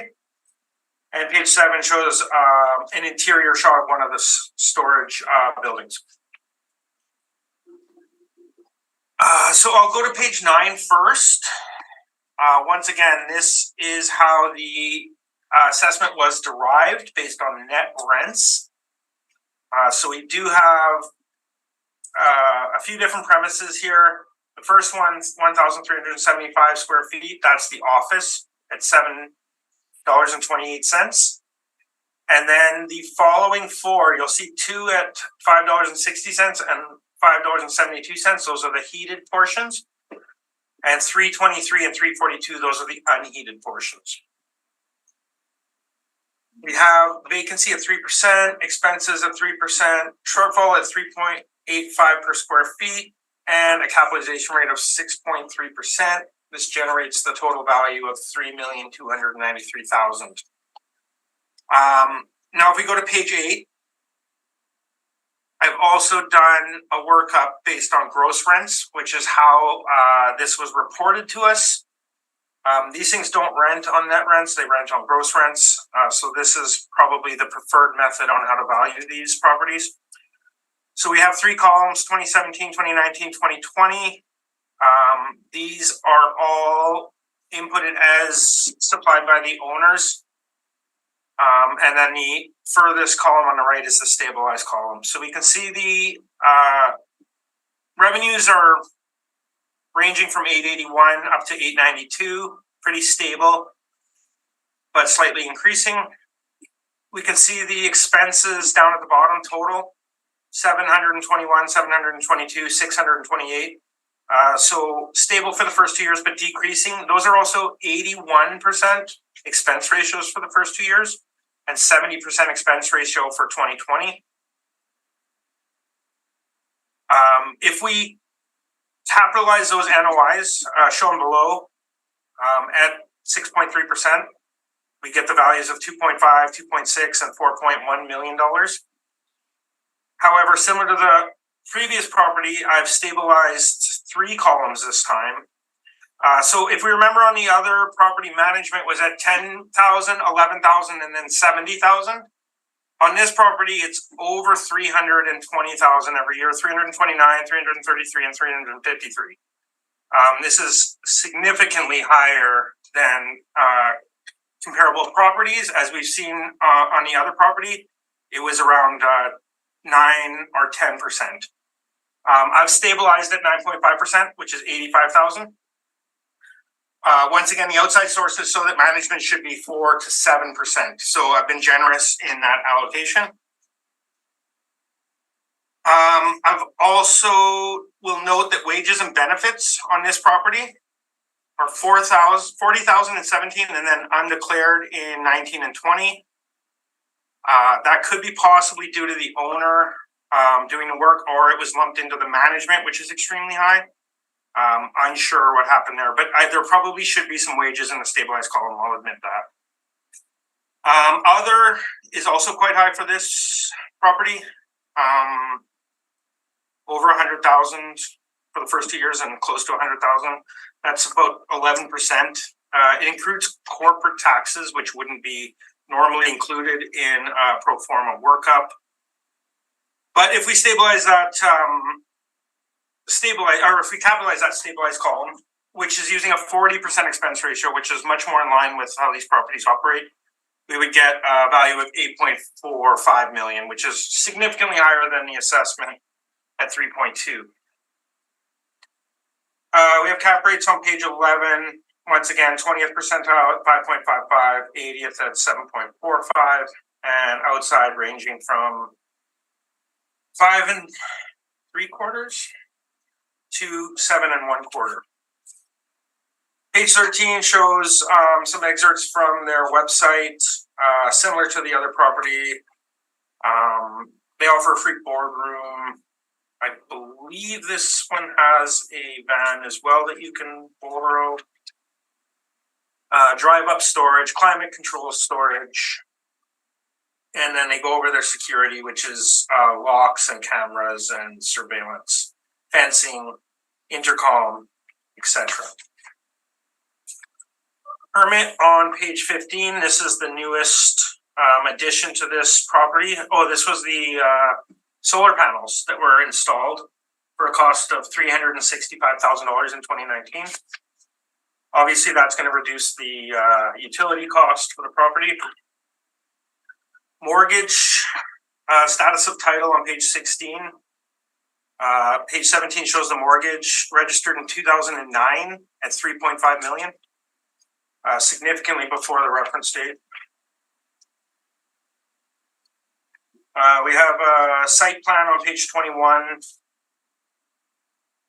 The income and expense questionnaires that I used for my stabilized workup are on page 22 through to page 39, I believe. Yeah. 2019 and 2018 are on page 38 and 39. The previous ones are 2020. And then we have the outside sources, which I went through on the other property. And I will just ask that we apply what I presented on the previous property to this property. Thank you. We ask that the assessment be maintained at $3,293,000. Thank you. Thank you. Mr. Neufeld, questions? So this is the same thing as before. You've got a model, and then you've provided your own little workup on page 8, correct? Correct. That workup's to justify the model value. Now, when you send out mailers to people, do you have a separate one for self-storage? We don't. You just you have one for hotels, right? That's correct. Okay. And you mentioned that maybe you should have put some wages and benefits in. That's correct. I didn't know if they were in with the management, but I did stabilize the management, so there should be some wages in there. You're right. Earlier you said that the income probably includes some business income. So any idea how much is business income? I mean, it wouldn't be half of the value, which is roughly the difference between my stabilized column and the actual assessment. But hotels range from anywhere from 7 to 15% business value, I'd say. Yeah. Okay.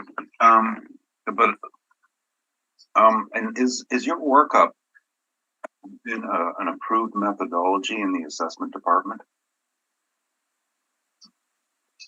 I don't understand your question. Well, you've made this up, and of course you're free to express your opinion. But is this something that the assessment department has sponsored or supporting? We've talked about potentially doing this going forward. Hasn't been decided yet. Okay. Going back to the model, again, I guess we've asked the same questions about, in this case, I had asked you earlier where you had $9 rents. In this case, it's $7 for the office, $560 for the heated, $323 for the unheated. Pretty much the way it's done. Yeah, to me, these rents appear low. But once again, there are no comparables for self-storage net rent per square foot. So who's to really say what is actually a good rate and what isn't? Have you ever studied the theory of capitalization? And what I'm talking about specifically, capitalization is a return on a capital investment made. And the idea is that you want to have a durable revenue stream for a set amount of time, and where it moves past being an annual return and capitalized into a value. So my question is, I don't know if you're aware of it, but typically capitalization has been calculated on 35 plus years of expected life. And I'm wondering if self-storage having a shorter lifespan than that, shouldn't the capitalization by theory be higher? I mean, sure, the lifespan might be a bit shorter than, or even potentially significantly shorter than a building. However, there's other advantages. You'd probably agree that maintenance is a lot lower. Utilities are going to be lower. Well, those are expenses. We're talking about capital. Capitalization is a financial calculation based on the capital input. Capital input is construction. There's But a capitalization rate is derived from an NOI versus a sale price, correct? It's based on that's why I asked you if you knew about the theory behind it as to return on capital. What's the target in capitalization? Do you know this? And if you don't, it's fine. I just don't understand your question. Well, a capitalization is a return on investment on the expected lifespan of an asset.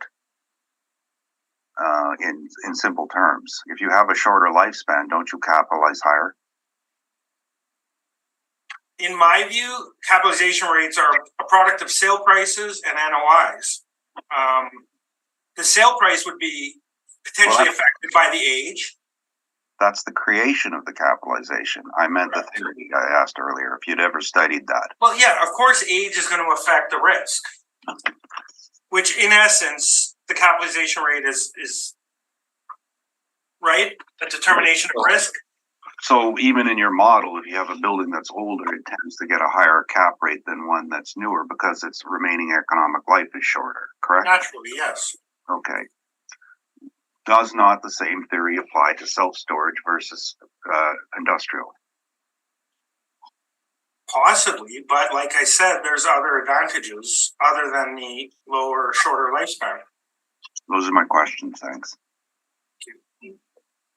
Ms. Duncan, did you have any questions? No questions, thank you. Mr. Moretsky, did you have any questions? I do not, thank you. And I do not either at this time. Mr. Neufeld, if you would like to give us your presentation. Thank you. I've used this opportunity to take a survey of people, the two owners of these properties we've heard today, as well as my colleague Oliver. And my question was, how many people does it take to run a self-storage? And the answer I'm getting is 4 to 6. Mr. Neufeld, can I just stop you? Because I've got noise. I've got a wedding outside the door of this room we're in. So I didn't hear what you said at all at the beginning. Okay. I mean, it's possibly me too, because I got a bad speaker placement. In the interim, I've contacted the owner of this property, the owner of the previous property, as well as our self-storage specialist. And the question was, how many people does it take to run a self-storage? And the answer I got is 4 to 6, depending on the size. And just putting that out there, that I appreciate the assessors taking a stab at creating a new model, but you can't start on false assumptions, and it takes money to make money. But Mr. Neufeld, Mr. Neufeld, sorry, I'm also going to just tell you that you're introducing new evidence. No. That's a preface, because what I want about to say is we're not here to debate his new method. We're here to debate the model, which is the official method. And just to accentuate that, where our focus should be here today. Now, the assessor has his workup on page 9, and our workup is fairly similar in structure. And my workup on page 1 is the basis of a fairly lengthy dispute and then resolution and cooperation with the assessment department on having a model of any sort. It's not the greatest accuracy, but it's something we've all agreed to. And truthfully, I've probably had more input on creating this model than most assessors, because this is what I started this almost 20 years ago. And I'm not saying this out of any sort of vanity, but this was just the mistakes from the beginning on trying to value self-storage. So this was something that's followed. And if you look at the assessor's numbers, how they follow, pretty much mirror ours. We're a couple cents off. And as far as the potential income goes, I don't necessarily disagree with the assessor's workup at 226,000. We have 207,000. And while that's a variance of about 10%, with this style of property, that is something you should expect. So as of right now, whether you choose mine or you choose his potential income, I don't think is the issue. The issue is the rest of it. And the concept of non-recoverables, of course, expenses are huge on these sites. You have to run, you're earning money and you need people to run the money. You have to pay wages. That's way different than real estate, because real estate, you very rarely have to employ an individual to open and close units for people. They're managers. You don't show up every day at work and guide the tenants to their new space, and then next day there's a new tenant that you have to bring in. It is a requirement, and his concept of comparing it to motels is wrong. A better comparison is actually an aircraft hangar for storage, where you do the same thing. You rent space and you have people on duty to open and close the doors to get the aircraft out. There are these real estate models in the world, and what we have to, the rents that we use have taken into account the input of salary and wages and additional costs, as opposed to the revenue being generated. In our matter today, I'm saying that I don't think in this case the rent is at dispute. In the last one there was, because $9 doesn't work. And the other factors we have here would be, again, the non-recoverables and then the cap rate. And the cap rate just speaks to the durability of the revenue stream. The cap rate is so badly misrepresented. It starts with two groups or people meeting and saying, I need return on my investment, and I've determined that my return is going to be on a certain amount of years. So you got new construction or spec build. You know, they're thinking I've got 35 years plus before I got to start spending money on it. So the calculation of a cap rate is based on a 35-year minimum return. Returns after year 25 start to be very, very marginal, and the number doesn't change much on the rental rate required to provide that return on cap. That's the theory. The problem with self-storage is, even if they can last 30 years, they don't. It's just thin-gauge steel. They get beat up. You got to spend money and fix them and replace them. So if somebody walks in and builds a new self-storage, they're targeting a lower return period. They're going to say, I think I'm going to have to rebuild after 15 to 20 years. And as a result, they put more pressure on a return on income during that period, which means a higher cap rate. That's the simple theory. And I do have a fairly good education in this matter. And I'm quoting from textbok. This is what it's all about. So to put it in terms to bring it down to a level for people to understand better is all fine and dandy for the simple things. But for a short-lived item, the key is match the remaining economic life with your recovery. Make sure your recovery happens in that expected lifespan. Short life, high cap. It's as simple as that. So if a good property in our market was going to be in the 6s, a self-storage is going to be in the 8s. And it's there is no simpler way to explain it. In regard to our Collier's cap rate system of how do you rate a self-storage, which we have on page 6, again, this is more of an average. It's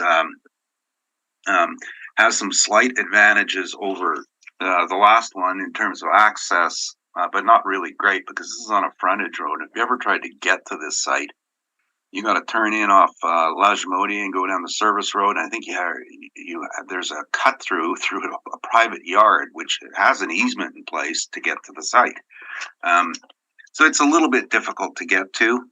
Again, self-storage is always on cheap land because that's the nature of it, and plus our planners don't like it around populations. That's why they're in fringe areas. So they are always location inferior. I think that the 8% is a fair number, and I'm going to repeat this again and again. We've been working on this for 20 years. There is a general concept of, we call it the 5 and 3 and 8%. $5 for heated, 3 for unheated, 8% cap. I could see there's an upside in rent since we started that, but not in cap, because you know why? The building didn't get to last longer from economic factors. It's always been a physical factor. Cheap building, low life.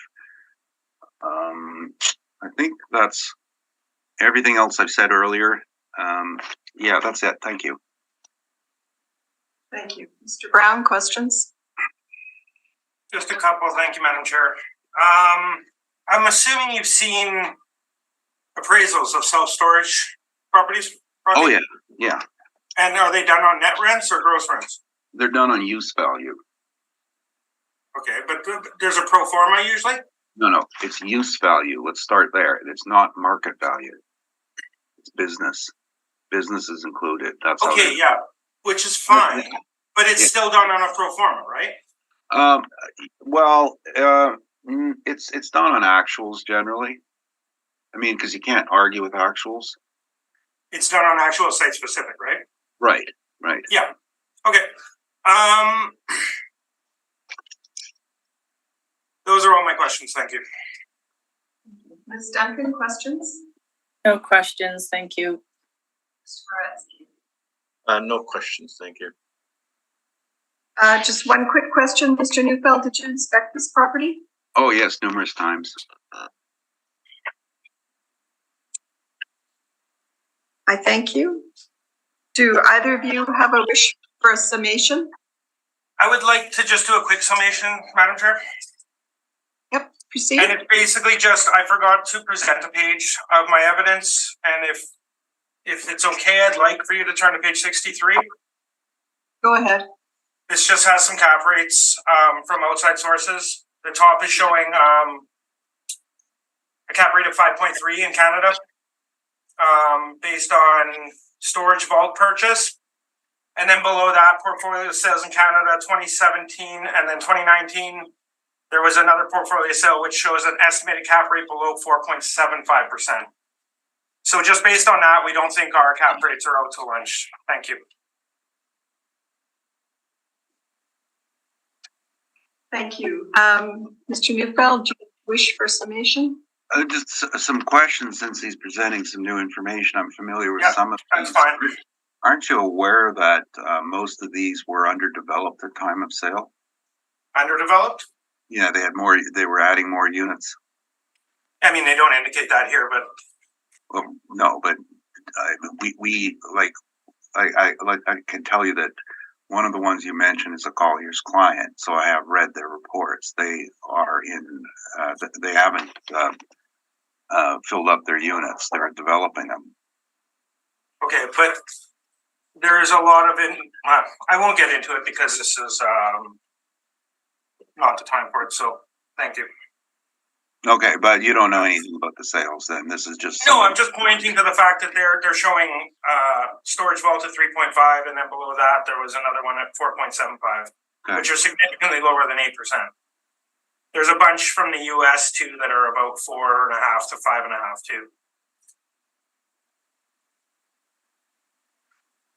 All right. Thank you. Thank you. Mr. Neufeld, did you want to give a summation? Sorry.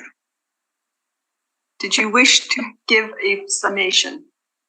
I think we've been going over ground that was debated beginning 20 years ago, and I thought the matter had been resolved 10 years ago.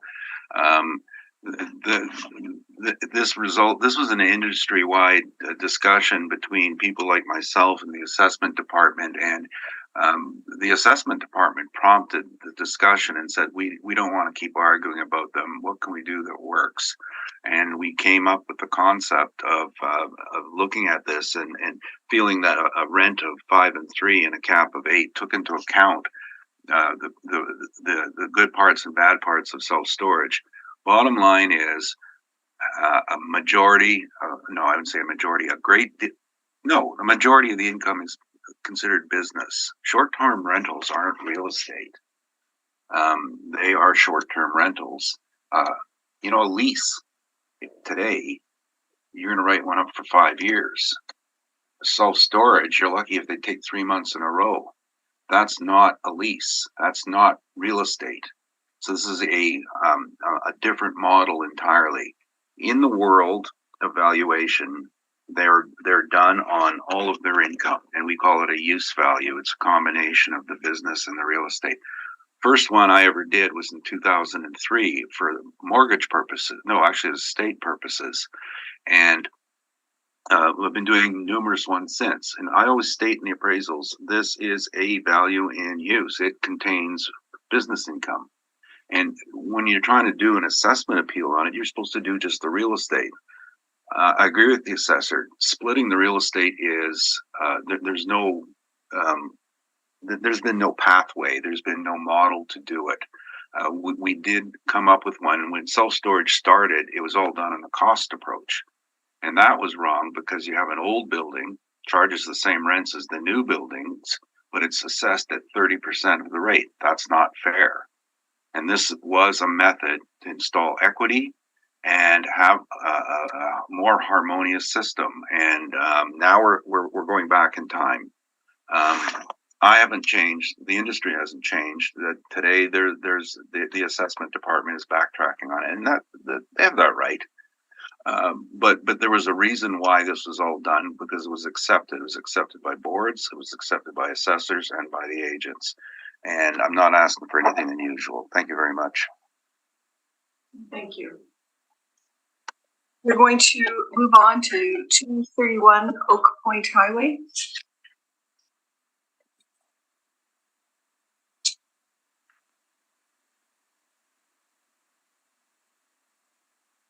And whenever you're ready, Madam Assessor. File number 22-3280, roll number 14096181600. The address is 231 Oak Point Highway. We are defending the assessed value of $2.4 million for the 2023 roll year based on the reference date of April 1st, 2021. This is the old Harley-Davidson building. This property has an effective year built of 1992 with wall heights of 12 to 26 feet. The leasable area is 37,560 square feet. On page 3, we provided map views showing its location, which is northeast side of Oak Point Highway. Aerial views are on page 4 and 5. And exterior views on page 5 through 7. There are interior photographs on page 7 and 8. And currently it is being utilized as a used car dealership. If I could please turn your attention on page 9, you'll find our income workup.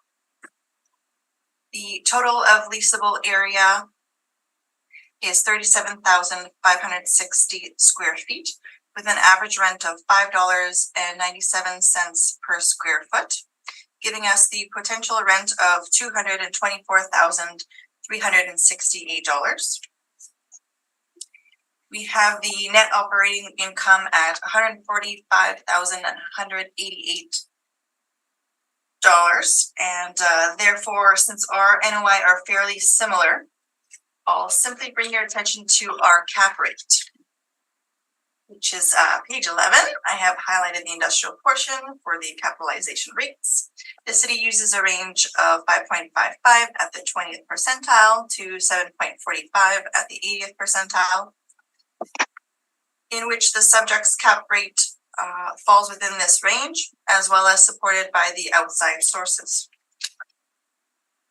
On page 14 to the end of our report is the income and expense questionnaire completed and provided by the owner advising partially occupied.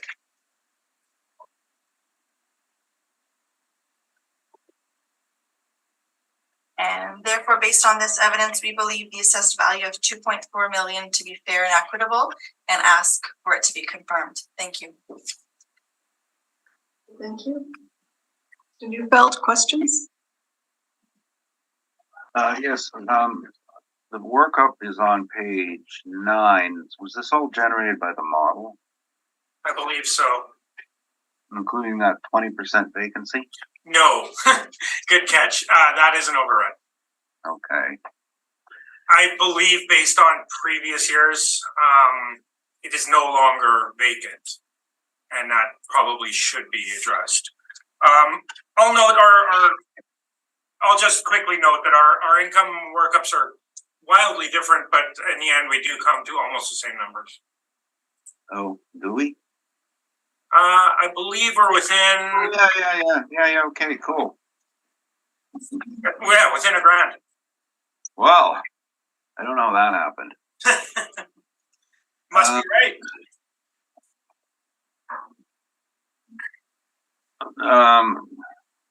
Now, but we do have different square footage, and you're still. This is the last premise ID, 1,750 feet. That's the garage at the back, right? Most likely.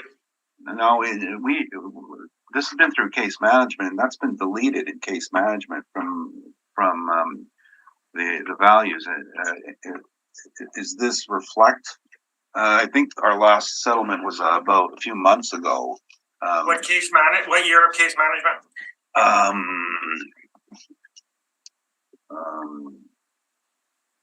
You know what? I just got the letter across my desk about. I can pull it up. Yeah. I think we. Who is that? Who is that with? Pardon me? Who were you negotiating with? So 2020. Let me just pull up the evidence for that. I just want to see if we change the square footage. Yeah. I'm just looking here.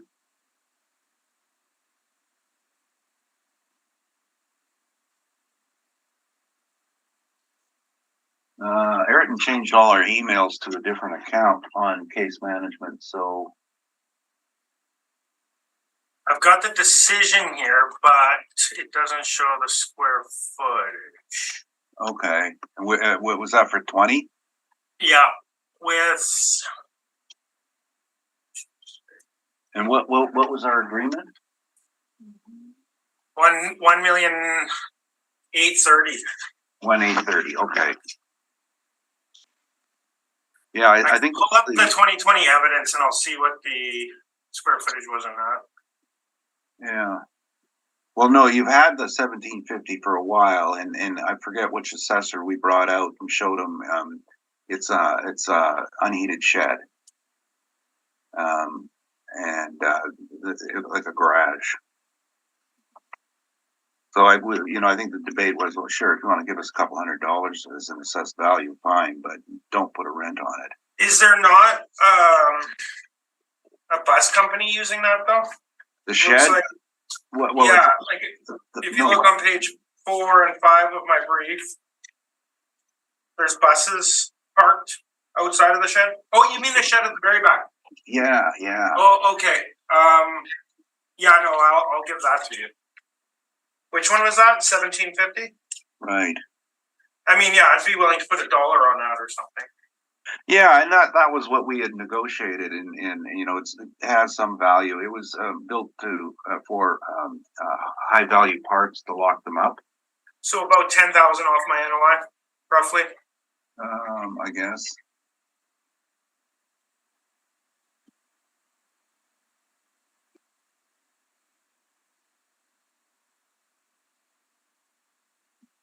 And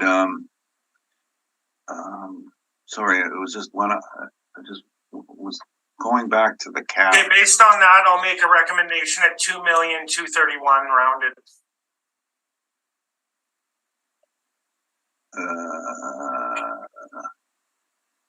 I have this email from you. I'm not going to bring it up to the board. That's without prejudice. Yes, I know that. I know. We're just trying to work some stuff out for them. Let me pull up that email again. I just can't find it. Oh, here we go. Brown.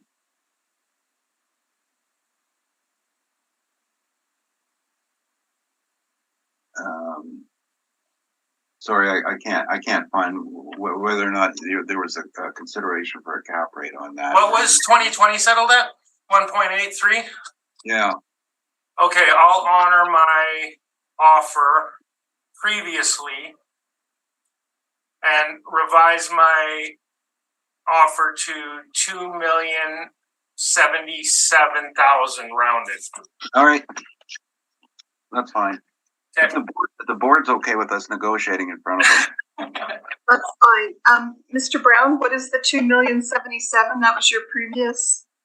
So that's my offer based on new information that Rocky provided today.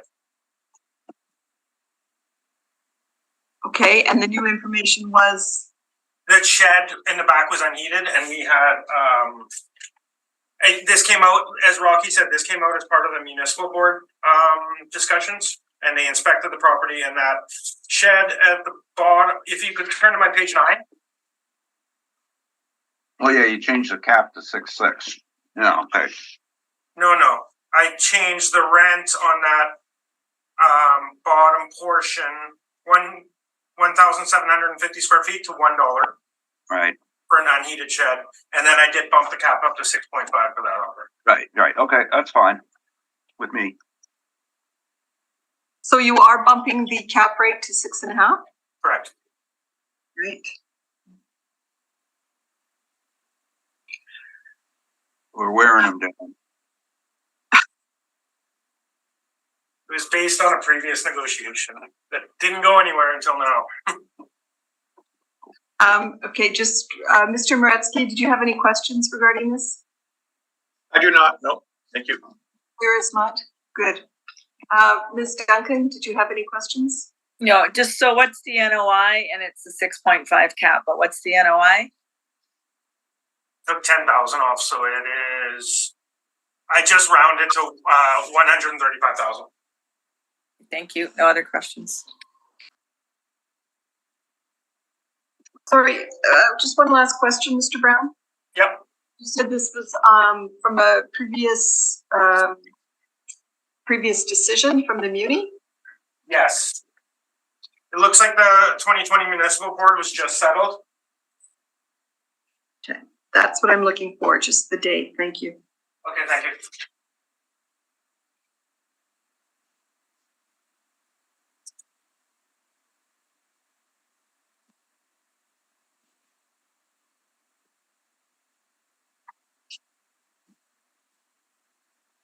And Mr. Neufeld, you're going to accept the 2,077,000? Yes, that's correct. Great, thank you. Okay, then we're going to move on to 727 Mission Street. And there is a preliminary issue with this property. Mr. Brown, speak to the... We've waived our request for non-cooperation, Madam Chair. You are waiving it? Correct. All right, and what is the reason?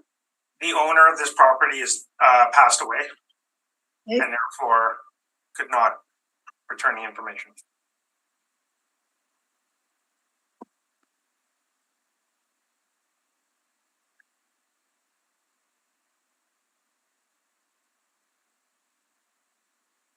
Panel members, Mr. Moretsky, did you have any questions in regards to this matter? I do not. Thank you. And Ms. Duncan, any questions? No, I do not.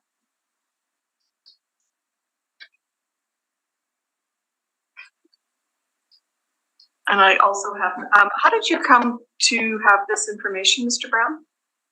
I mean, right away, if you look at the owner of the building and my evidence, it says the estate of Jose M. Cabral. So that was a tip-off, and then Mr. Neufeld brought it to my attention again this morning. All right, thank you. If you would like to proceed, Mr. Brown? Thank you, Madam Chair. This is file number 22-3900, roll number 060508. 1 quadruple 0. Civic address is 727 Mission Street. We're defending a 2023 assessed value of $1,813,000 based on a reference date of April 1st, 2021. This is a one-story building, 1975 to 2012. Wall height's 9 to 27. And we have a leasable area of 7,708 square feet and a land to plan ratio of 33 to 1, sorry. We have on page 3, this is the map view. So to the east of Archibald, south of Narran. Aerial photograph on page 4. Street view photograph on page 5. And page 6. So obviously this is mostly land. There are a few small buildings on the property, which is why we're only assessing 7,700 square feet. Most of that building is the building in page 5 and 6. Page 7 shows our workup. Actually going to make a recommendation on this property. We are recommending dropping the rent to $5.50. This would reduce the capitalized value of the building to $589,000.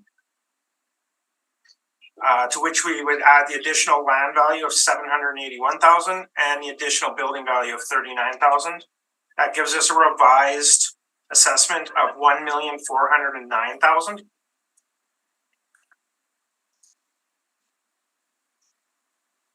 We have rent comparables on page 8. These are all similar sizes subject. The wall heights range from 10 to 26. The effective years built range from 1967 up to 2013. And the effective net rents range from $6.09 all the way up to $13. There's a breakdown of the $39,000 for the detached structures below that. So we'll see $3,000 for the 1,300 square foot shed. Then there's $10,000 for the fence, which we're not using. And then double garage at $36,000. So if you combine the 3 and 36, that gives us our $39,000, which was at the bottom of my calculation. Land comparable sales on page 9.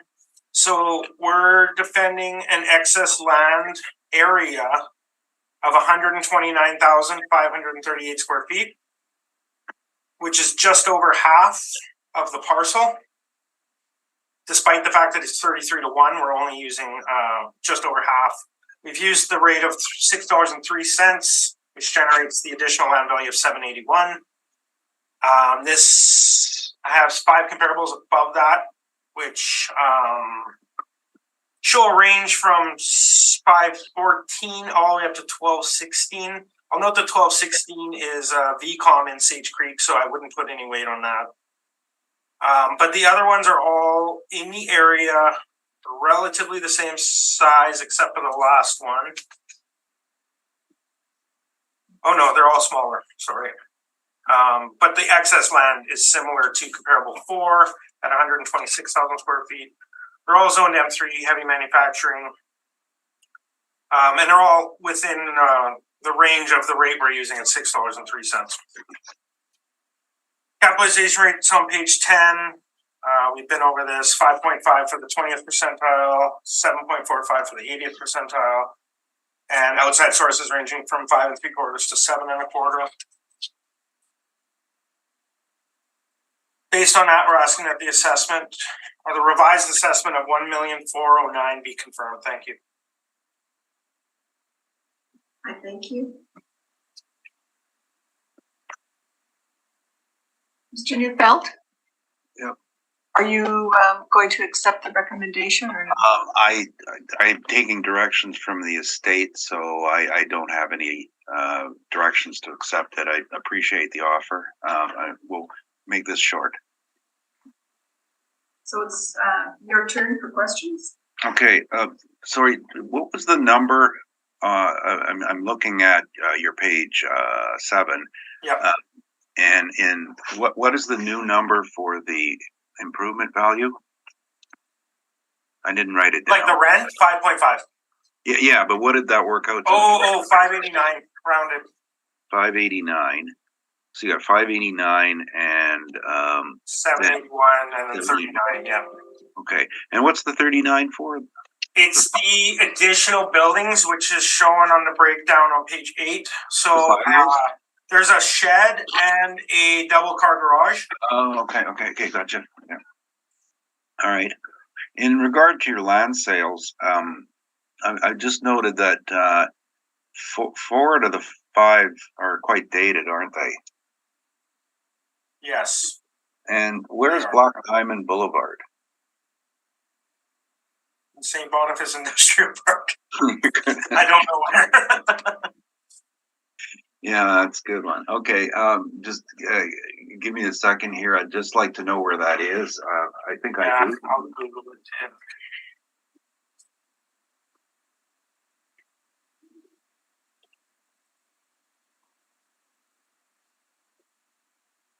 St. Boniface Industrial.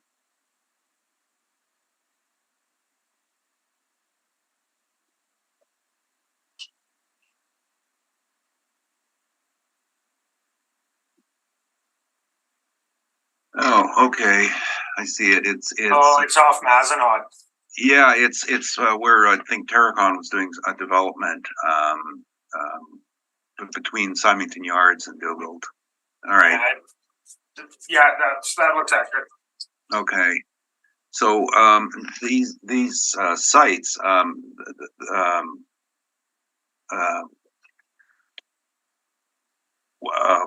the dates of them, they don't seem to correlate to any increase in market value, do they? I mean, your second lowest sale is your newest sale, and your highest sale is your oldest sale. Correct. And of course, not all of these are okay.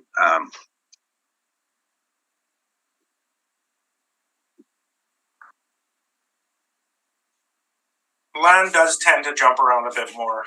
I think Yeah. Okay. And you wouldn't disagree that this region of St. Boniface Industrial is probably a little less developed than some of the other regions on Mission? That's correct. I'll just note that what are we using per acre? We're pretty close to you, I think. Yeah, we're roughly say 250 per acre, 250,000 or 207. So yeah, I think I know what you're saying. Okay, thank you. Those are my questions. Thank you. Ms. Duncan, did you have any questions? No questions, thank you. Mr. Moretsky? So what was your NOI again? For the revised, Yes. I can calculate that for you if you like. I don't have it ready. That was based on a revision to 550 a square foot, right? Correct. I'll just do a quick workup here.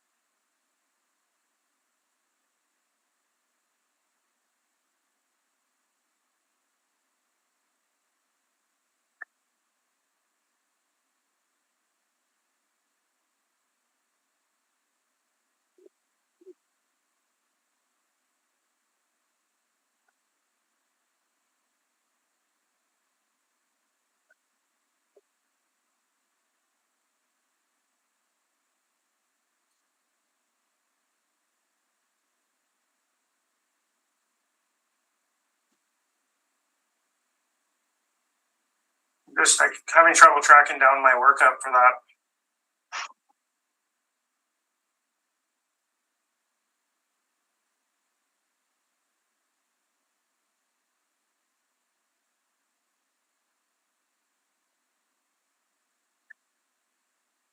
Mr. Brown, would it be helpful to take a quick 5-minute break?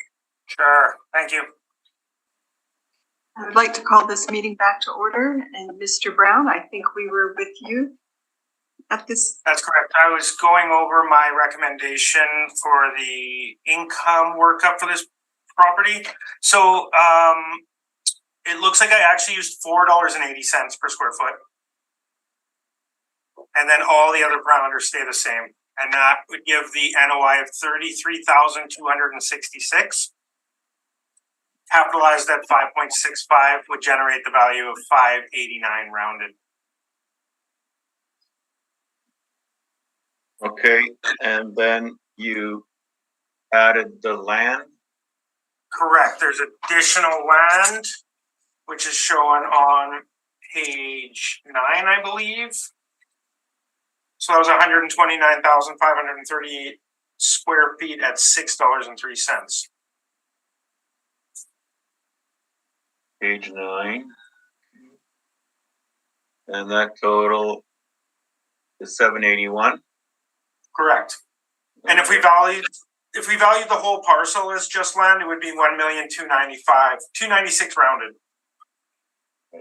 Then there's the additional building of 39,000. Is that still in, or did you negotiate? Yeah, that's still in, and that's just a storage shed and a double car garage.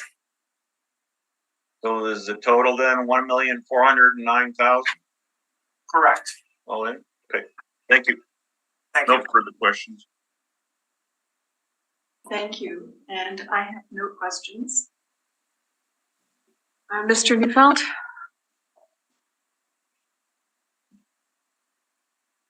Thank you. The subject property is a very small inferior building on a very large lot. We appraised this for the first time for the estate, and on page 3 is our findings of our offices. My daughter did the valuation, and I know, well, she did consult with me. The issue we had with it is a little building on a big piece of land does not represent the highest and best use. It's an underdeveloped site, and the building is inferior, and the pictures on it are on our page 4. It's just an old, broken down old building, and that's would probably, the lot would be better be served by demolition and redevelopment. And that was our finding based on inspection, and I agree with it. So the value we provided for reliance by CRA and the estate and the heirs to the estate was 865,000. 800,000 for land and 65,000 for various improvements on it that provide a contributory value. I hardly ever share appraisals because it's none of anyone's business. But this one, we got permission to provide it by the executor, eventual executor, and we know it was filed with CRA, and there's nothing to hide. This is what the rest of the world was told it was worth. Now, as far as being dated, this was 2 years prior to the reference date. And using the same calculation, there were some newer sales that came up after that. And so we revised upwards to our value on the land slightly, not slightly, actually a fair amount. So we went from 865 up to $1,017 based on land. There's a test I can tell you about.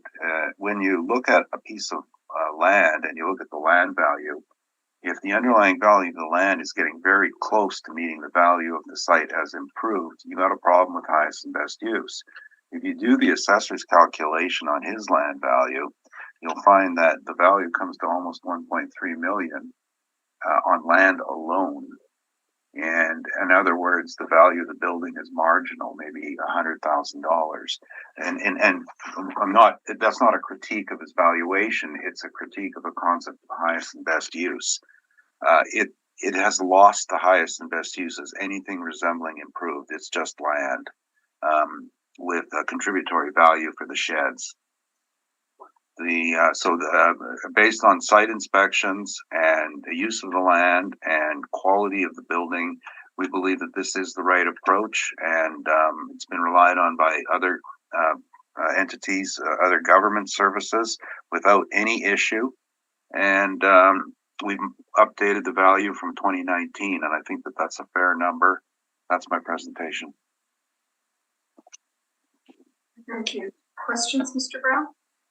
Just one, thank you, Madam Chair. It looks like the appraisal, as you mentioned, put a value of about $65,000 on the building. On all the improvements, yeah. And to be fair, we had some without prejudice discussions. I only sent you part of it. I didn't send you the reconciliation.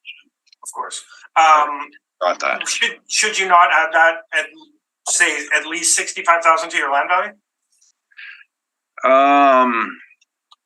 You know, that's a fair comment. I wouldn't be opposed to it. I'm more of an absolutist, so I don't have a problem with that. That would be $1,082,000. Okay. Thank you. Those are my questions. So, thank you. Mr. Neufeld, you are then changing your quantum? I'm very suggestible, yes. To $1,082,000? That's correct.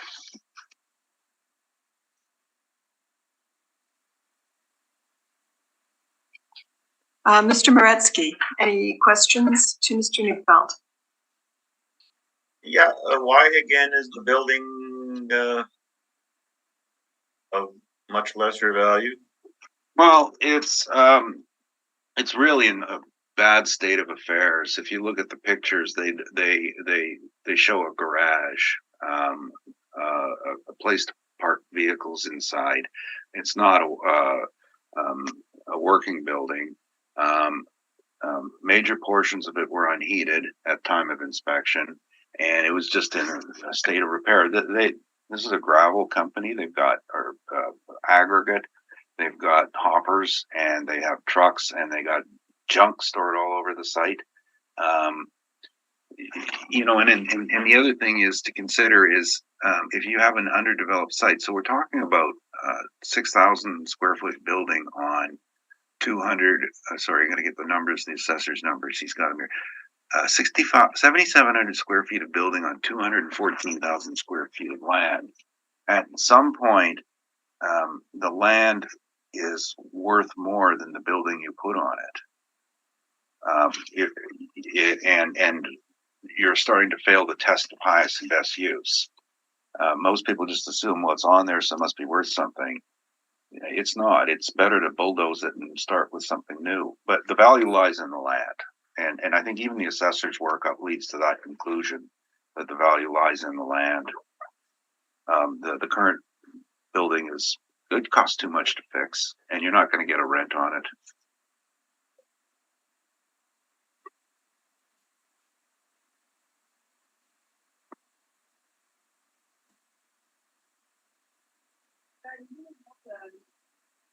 Did you have further questions? You're saying nobody would buy this this land the way it is?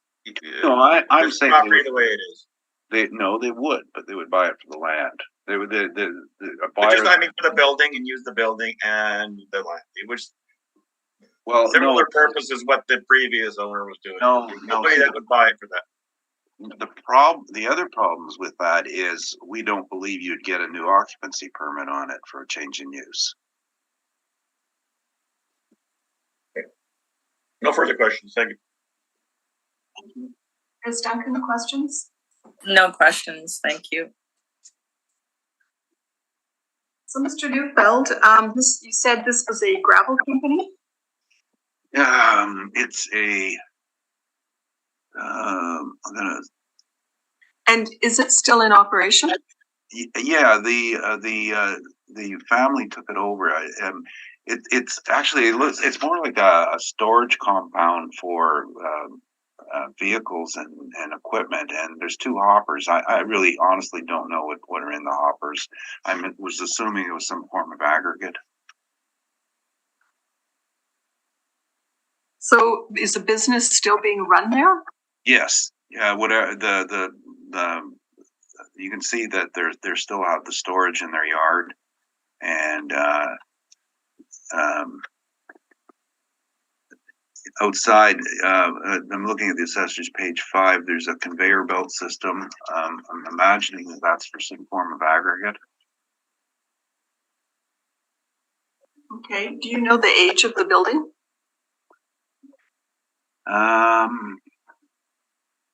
Let me just look this up, see what we had.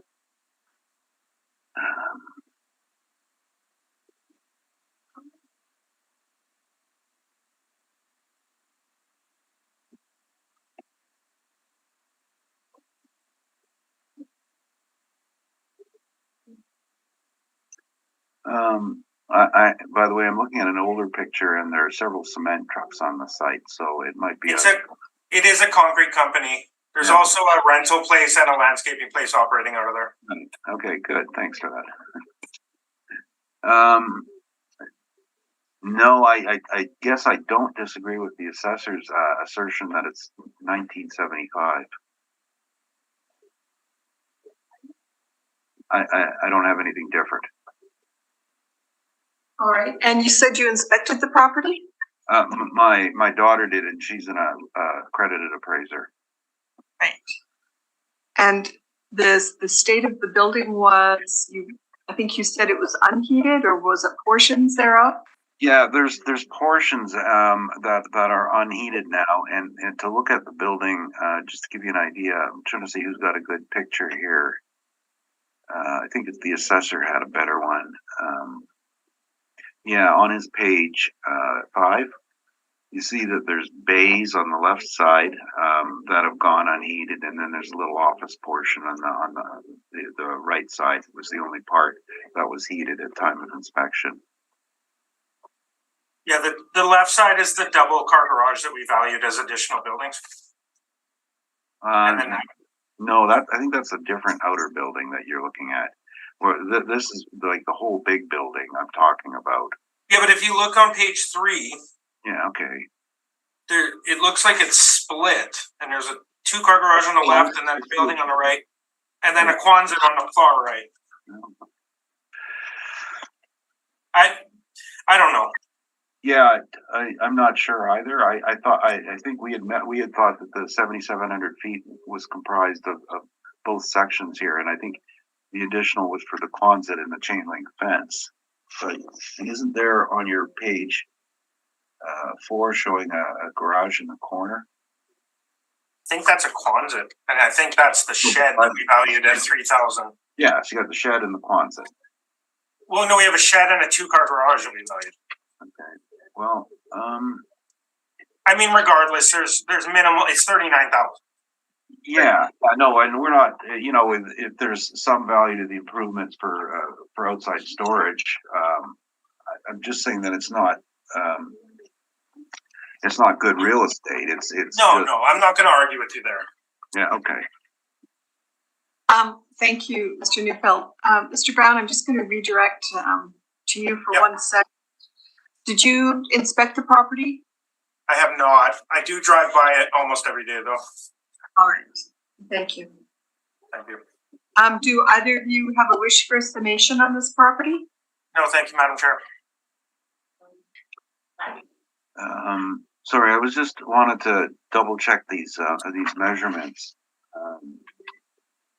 No, the main building is I just did a Google on it. It's 5,500 square feet plan area, or 5,700. So that is the main building, and portions of it are unheated. And I'm looking at rooftop equipment too. But you are right that the far left bays are unheated for sure, because there's no rooftop. Okay. My summation is in this particular case, it's just a very strange, not strange, but it's a different underdeveloped site when an improvement is placed on a site, it has to be substantial enough to generate income. It's not simply because it's there, it's worth more. It's really holding back the value of the land underneath it, because that's the inherent value. The improvement is such a small percentage. On the market, this would be sold as land, and if someone could find a use for it, fine, but no one's going to say, I'm buying it for this 5,000 square foot building. That's my presentation. Thank you. We will move on to our last property. Is everybody okay, or does anybody wish to take? Madam Chair, we have, this one will be quick. We have a recommendation that I believe Rocky's going to accept. Really? That was what you indicated earlier. Okay. All right, we'll proceed then. Thank you, Mr. Madam Chair. Okay, so I have a recommendation at $1,481,000. Thank you. It's based on reducing the excess land, which for some reason was over 50%. I didn't agree with that. I dropped it to 25%, and I dropped the rate to $3 a square foot. That changes the land value from I think it was 468. Yeah. 468 down to 197. And 198 rounded.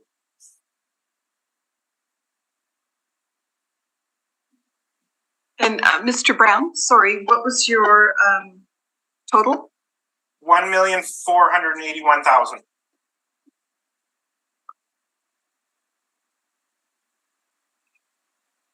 Okay, I still need you to go through the brief. Of course.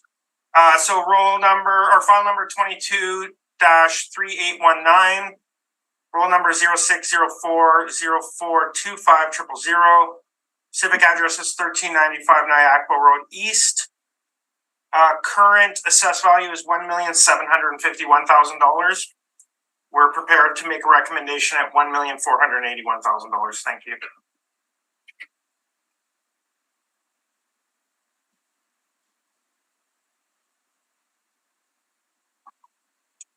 And Mr. Neufeld?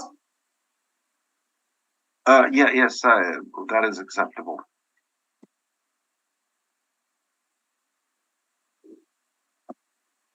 And Ms. Duncan, did you have any questions regarding this recommendation?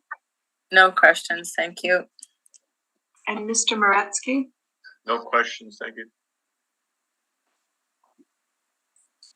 I have one quick question, Mr. Brown. What, so you reduced the land? Yeah, I can go through the reasoning for this. If you just quickly turn to page 3. And so this is the parcel located in the middle with the roll number over top of it. To the right is a hotel. It's I can't remember the name of it, but it's that site was Super 8? Yes, it is Super 8, thank you. That triangular lot was once all one lot. It has been subdivided. The parcel to the left looks about the same size as what could be subdivided on the subject. And I just think we had too high of a number. We had over 50%, and I feel like 25 is more reasonable. Because of the frontage mostly. Okay. Do you have a new NOI for this?